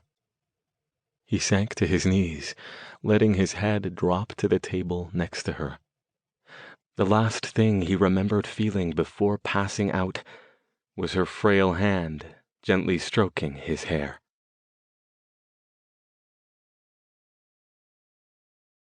Chapter 79. 2 days later. "Al?" Stone looked up from his desk at his Stanford office to see Jason and Verity in the doorway. "Ah, come in." The two of them entered and took seats across from him. "Thought we might find you up here," Jason said. "We went by the house, but wanted to get away. I've had a lot of work to do, and it's quiet up here with almost everyone out for break. Something I can do for you?" "We just wanted to let you know we're heading back down south," Verity said. "I thought you might be. Please give my best to Edna." "Yeah, we will." Verity paused a moment, playing with a loose string on her jacket. "Dr. Stone, are you going to be okay?" "Of course I am," he said, briskly. "No ill effects from the ritual, other than feeling like I need to sleep until sometime next year. I plan to finish these up and spend the rest of the week catching up with that." That's not what I meant. Well, that's what I meant, he said, in a tone clearly indicating that he didn't want to pursue the subject. He grabbed a stack of papers and put far too much care into squaring them up and situating them just so on the corner of the desk. He didn't look at either of them. "I've been following some of the police reports," Jason said. "It sounds like they haven't got a clue what happened up there. I guess whatever you and Caldwell did to clean the place up, it worked." "Yeah, and the security women don't remember anything," Verity added. "Not surprised," Stone said. "When you're dealing with predators who take power the way they do, it makes sense they adapted so their victims won't remember them after the fact." He sighed. Too bad Lane got away, though. They'd discovered that later.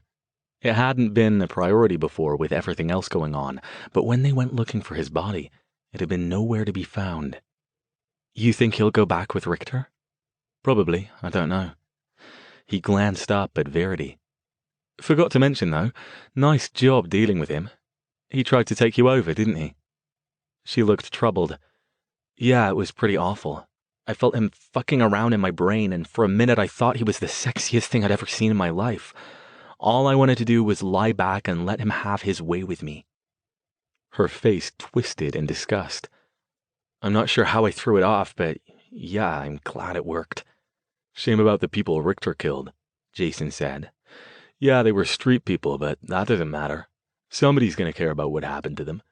And now they'll never know." He stood. "Anyway, we should get on the road. Fran's already pissed that I took the extra 2 days." He extended his hand.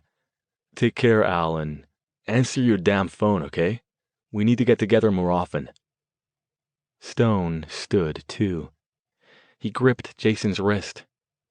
"I promise." Verity came around the desk, hesitated for a moment, then wrapped her arms around Stone. "You better," she mumbled. "I worry about you, Doc. You need us, and you know it." He almost said something flippant. Instead, he returned the hug. "I do," he said. "I do need you, and I won't forget it this time." He released her, holding her out at arm's length so he could get a good look at her. You don't realize sometimes how much someone can change when you interact with them every day.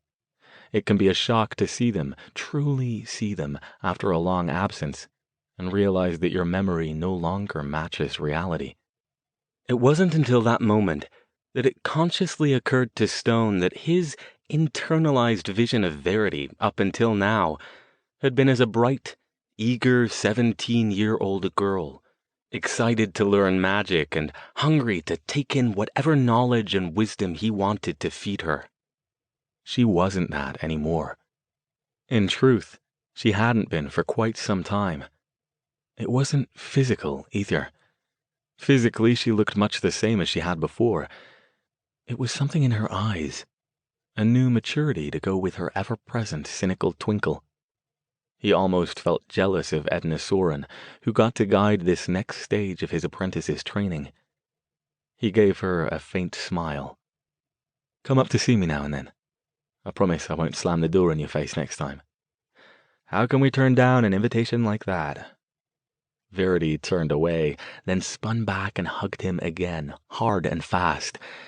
Then she quickly rejoined Jason, and the two of them left the office. Stone watched the doorway until long after they were gone, his thoughts far away. After a time, he opened his desk drawer and removed a glossy photograph.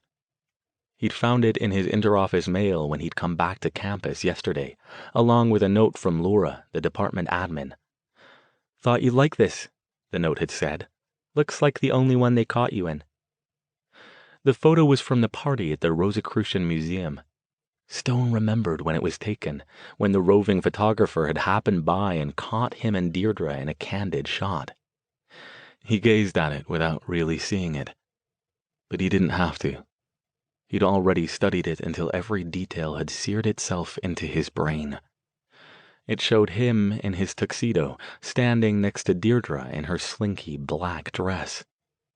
The two of them were facing mostly toward the camera, looking at something off to their left. He still recognized Deirdre. The essentials were still there. The chestnut hair, the slim, athletic figure, the blue eyes and sensual lips. She was, by all accounts, a lovely young woman, but no lovelier than several of the other young women in the background of the photo. No more so than Tabitha Wells or many of the attractive female students and faculty members Stone worked with every day. The ones he barely noticed, except in the context of his work. As always, he experienced a twinge of guilt at the feeling, but it passed more quickly now. Taking one last look at the photo, he slipped it back into his desk drawer. His gaze fell on the brown bottle there, the elixir Caldwell had given him. Probably only one dose remained now.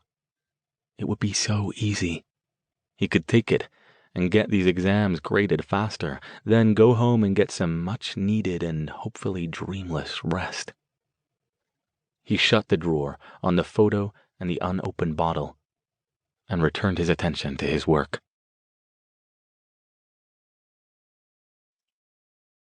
Chapter 80. He visited Matthew Caldwell 3 days later at the Church of the Rising Dawn in San Jose. Caldwell hadn't contacted him since the night in Woodside, nor had Tabitha Wells. He knew she was alive, but that was all.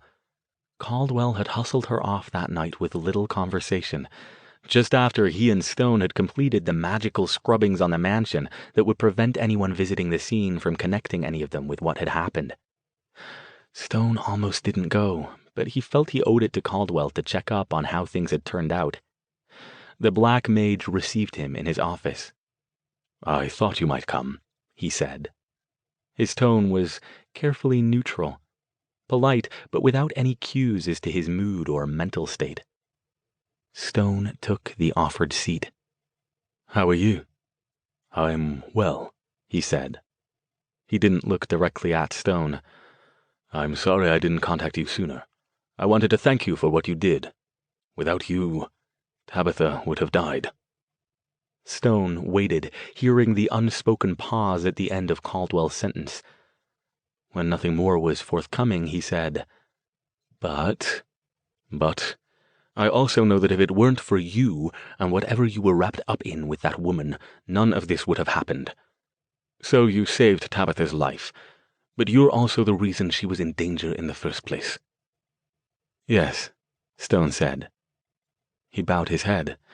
There was nothing he wanted to say, nothing he could say, in his defense.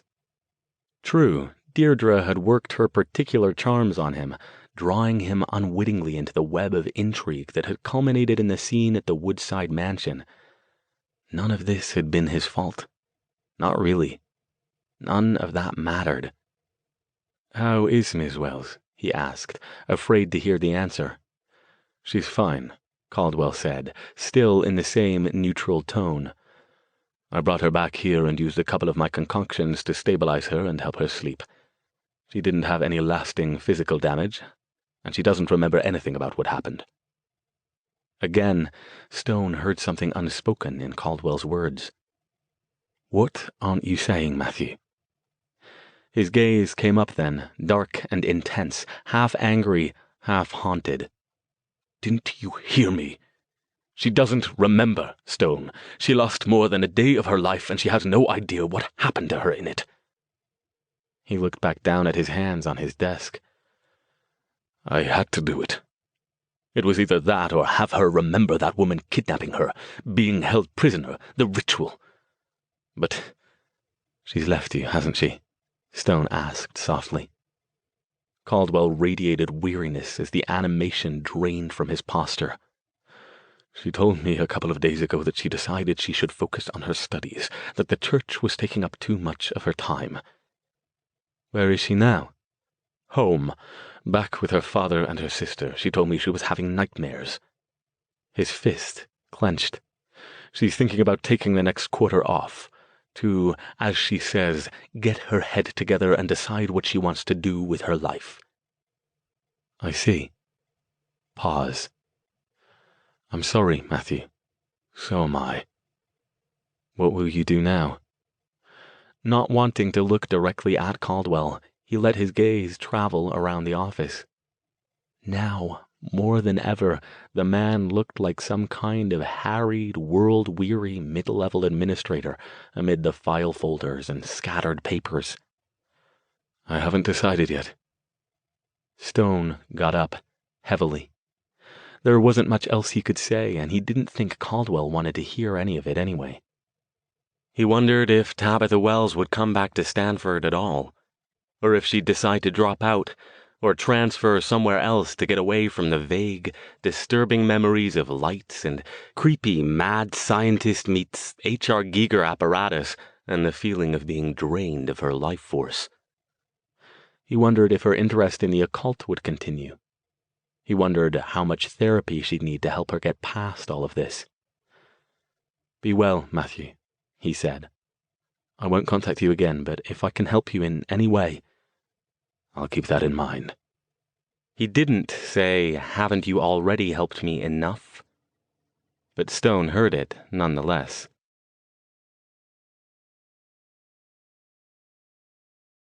Chapter 81. The call Stone had been expecting came on a Friday afternoon, a little over a month later. He was in his office, glancing through a research book he planned to use for a new paper, when his phone rang. "Yes, this is Stone." "Dr. Stone? This is Dr. Watkins." The voice was gentle. "I think you might want to come over here in the next couple of hours if you can." Stone was silent for a long time, closing his eyes, his hand tightening on the receiver. "Yes, of course. I'll be right there, thank you, Doctor." He sat staring at his desk without seeing it for several minutes before getting up to leave. The facility was in Los Altos Hills, tucked away up a short road passing through scattered copses of trees and emerald green, meticulously manicured lawns. When Stone pulled the BMW into the tiny parking area, he was reminded, as he always was, of a large, peaceful private home. He passed the flower beds flanking the front doors as he headed inside and nodded to the gardener working among them. The place was awash with color. Red, yellow, orange, blue. Everything about it was clean, bright, and cheerful. The woman at the desk looked up as he entered, with a kind, sad smile that probably got a lot of practice around here. "Hello, Dr. Stone." He slid out of his overcoat and draped it over his arm. Under it he wore a charcoal gray suit with a bright blue tie. He'd kept it in his office and changed before he left. "She's been waiting for you," the woman said. "I don't think I mentioned it before, but she asks about you almost every day, sometimes right after you leave." He closed his eyes briefly. "I'm sorry I wasn't able to make it yesterday. Work's been frightful with the new quarter starting." "Oh, I'm sure she understands you can't come every day." She nodded toward the area behind her. "You can go on back. I'll tell them you're coming." He passed through a set of white-painted double doors and walked down a hallway carpeted in plush, deep red, past walls lined with colorful still lifes and pleasant pastoral scenes. Periodically, a small table off to one side held a bouquet of flowers, a lamp, or a glossy book of nature photographs. He stopped in front of a door halfway down the hallway and knocked softly. When there was no answer, he opened it and stepped inside.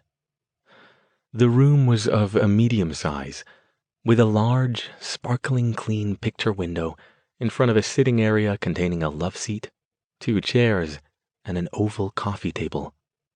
The open curtains let in the day's bright sunlight. On the other side of the room stood a bed flanked by 2 nightstands. A multicolored comforter covered it, and a pile of fluffy pillows gathered at the head. A figure in a blue nightgown lay snuggled into the pillows. A young nurse in cheerful blue scrubs had been puttering around the bed, but when Stone arrived, he backed off and headed for the door. "I'll get Dr. Watkins," he said, and gripped Stone's shoulder as he went by. For a moment, she didn't seem to notice Stone, But then her eyes flew open and she smiled. "Hello." She blinked, and her expression went vague for a moment, and then her smile widened. "Alastair. Hello, I'm so glad you came." "Hello, Deirdre." He put his coat over the chair and sat down next to the bed, reaching out to take her nearest hand in his. "You're looking lovely today, as always." And she was, even now. There was no denying the ravages of age. She looked every bit the 85 years he'd estimated her to be, every bit the age listed in her official files. Her wispy, white hair lay spread out on the pillow, forming a bright halo on the blue pillowcase. Her face was furrowed with deep wrinkles, her lips thin, her nearly translucent skin stretched tight over thin, bony hands. But even with all of that, even with the deep, dark hollows around her cornflower blue eyes, her tired face still lit up with mischief. Her smile still captivated Stone as it had since the night they'd met. "You're always so handsome," she said, chuckling, patting his hand with her other one. "I don't remember that suit. Is it a new one?" "I got it just for you," he said. He'd worn it a few other times when he'd visited her over the last month, and each time she'd asked the same question. "You're sweet." She chuckled again. "All the young men here are sweet. The young ladies, too, of course. But Robbie and Luis always sneak me little things from the kitchen, and Bean brings me flowers. He tells me the flower beds outside are so lovely. He says he'll take me out there sometime to look at them." "That would be lovely," he said. Somehow he kept his voice even. "Perhaps we could go out sometime. Just the two of us." "Oh, I don't know," she said vaguely. Her hand fluttered away from his. "I'm so tired all the time. Maybe next week." "Next week, then. It's a date." He swallowed as something clenched inside him and waited until he was sure his voice was steady. "Sounds like everyone's treating you well." "Oh, yes. Everyone's lovely here. They make sure I have everything I need." He remembered when they'd brought her in here a couple days after the ritual. He'd been concerned about that, especially when he'd confirmed that, just as Jason and Fran Bartek had discovered, she didn't technically exist. There was no record of a Deirdre Launier anywhere. No social security number, no tax identification, no employment record. Her stories about being a fashion designer had all been fabrications. And not only did she not have another apartment in San Francisco, but she'd never even left the Bay Area when she told him she'd gone there or to Los Angeles. These last bits he'd gleaned from questioning her back at his townhouse after they'd gotten her out. He'd offered to let her stay at his place, though he had no idea how he would care for her. But she'd declined. She was lucid enough back then to give him details of bank accounts she had squirreled away in various locations. And between her, Stone, and Jason, they'd figured out the best way to proceed without arousing any suspicion. Using one of Deirdre's false identities from an earlier period in her life, they'd arranged for her to stay in one of the most exclusive care facilities in the Bay Area. Stone researched it thoroughly, including making 2 visits, one planned, one unannounced, to make sure it was up to his standards. For her part, Deirdre had done what she could to make the process as painless for them all as possible, though she became increasingly prone to fits of vagueness, and her memory quickly became inconsistent. Stone visited whenever he could get away. At first, that had been every day, but as his work became more demanding, he'd cut the frequency, with a great deal of guilt, down to 2 or 3 times a week. Sometimes he stayed only a few minutes, and others he would sit in the chair next to the bed, silent and contemplative for an hour or more. The staff members, from the nurses to the food service workers to the orderlies, were always kind and never asked too many questions about why a young man his age, not related to the patient, would visit so often. It had been almost 2 weeks ago to the day when Dr. Watkins, her attending physician, had taken Stone aside before letting him see her. She'd been complaining of pain, he'd said, so they'd done some tests. They couldn't identify exactly what was wrong, not without a lot more invasive investigation that would have been more cruel than kind at this point. But the end result was that she didn't have much time remaining. Stone had taken the news with surprising calm, at least on the surface. He'd suspected it was coming. It wasn't just her age, it was the amount of harmful magic her body had absorbed. That kind of unnatural aging and that level of concentrated dark magic could not be good for the fragile body of a human. Or whatever Deirdre was, he reminded himself. Her immunity hadn't protected her. In fact, it might have made things worse once the magic managed to get past it. Whatever it meant, she was dying. He squeezed her hand gently again. I don't want to keep you awake if you're tired. I just wanted you to know I was thinking about you. I'll sit here with you for as long as you like. You're sweet, she said again. She looked up at him, her gaze sharpening beneath her wrinkled brow. I love you, Alastair. I do. He leaned in and brushed a gentle kiss across her forehead. Then, after a pause, he bowed his head and kissed her lips. I love you too, Deirdre. I always will. Ah, what could have been, she murmured. And then her eyes shifted out of focus again and closed. The smile remained, quirking at the corner of her lips as her voice trailed off. What could have been? He remained there among the beeping machines, sitting next to the bed and holding her hand, alternating staring out into nothingness and studying her face, as if trying to commit it to the deepest parts of his memory. Not that he had to. He'd already done that many months ago. The door opened and Dr. Watkins came in, a distinguished-looking black man of about 50. He had thinning salt and pepper hair and the tranquil manner of a Buddhist monk. I'm glad you could come, he said, as he shook Stone's hand and glanced over the readings on the machines. Miss Carruthers always speaks so highly of you. Emily Carruthers was the name of the earlier identity they'd used to admit her. Stone nodded, not wanting to speak. Watkins made an adjustment to one of the machines, then backed up. I'll leave you alone, he said. You can stay as long as you need to. Does she know? He asked softly.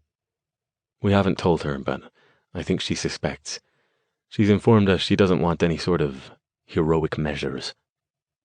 Stone thought about the heroic measures that had gotten her into this situation in the first place. He thought of Tabitha Wells, safely home with her family, and squeezed Deirdre's hand tighter. Please call if you need anything. We're all here for you. Both of you. Thank you, Doctor. Watkins turned to leave, then paused in the doorway. Dr. Stone, may I ask you a personal question? Of course. What are you to Miss Carruthers? Her paperwork lists you as a friend, but I've never seen anyone so devoted to a patient he's not related to, especially not someone your age. Stone paused, trying to come up with the best way to describe it. The woman I fell in love with? The woman I almost married? The woman who took over my mind and made me see her as beautiful until I really did? The woman who nearly forced me to betray an innocent student so she could stay eternally young and beautiful? She was all of those things, and more. But in the end, she was just Deirdre. And even after everything, that hadn't changed. It's complicated, he said at last. He shrugged into his coat. Thank you for everything, Doctor. She died a little more than an hour later. She didn't awaken as the machine's beeping became more insistent and the numbers began to flash more urgently. But as he watched her eyes moving behind her paper-thin, wrinkled lids, he hoped that perhaps she was having one last pleasant dream.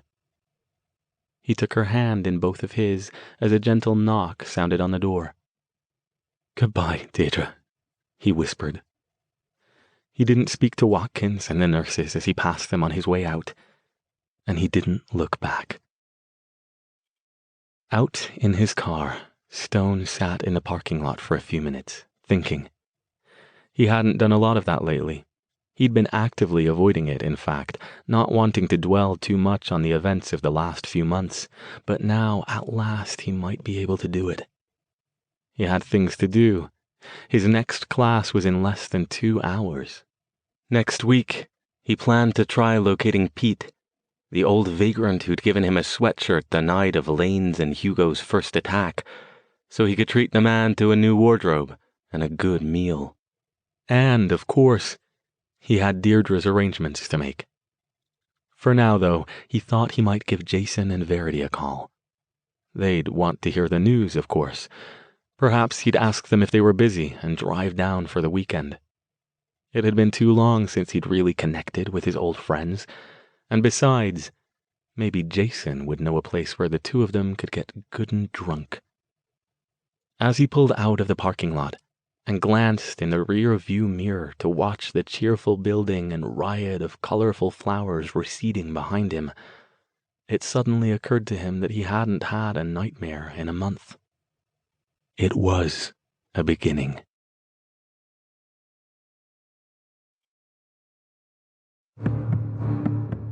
This has been Heart of Stone, the Alastair Stone Chronicles, Book 7.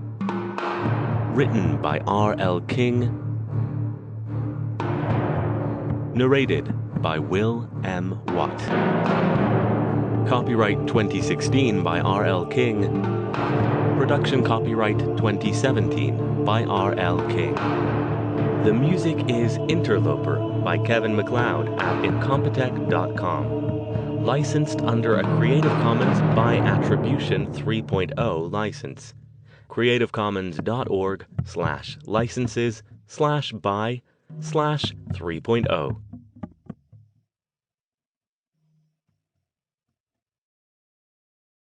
Audible hopes you have enjoyed this program.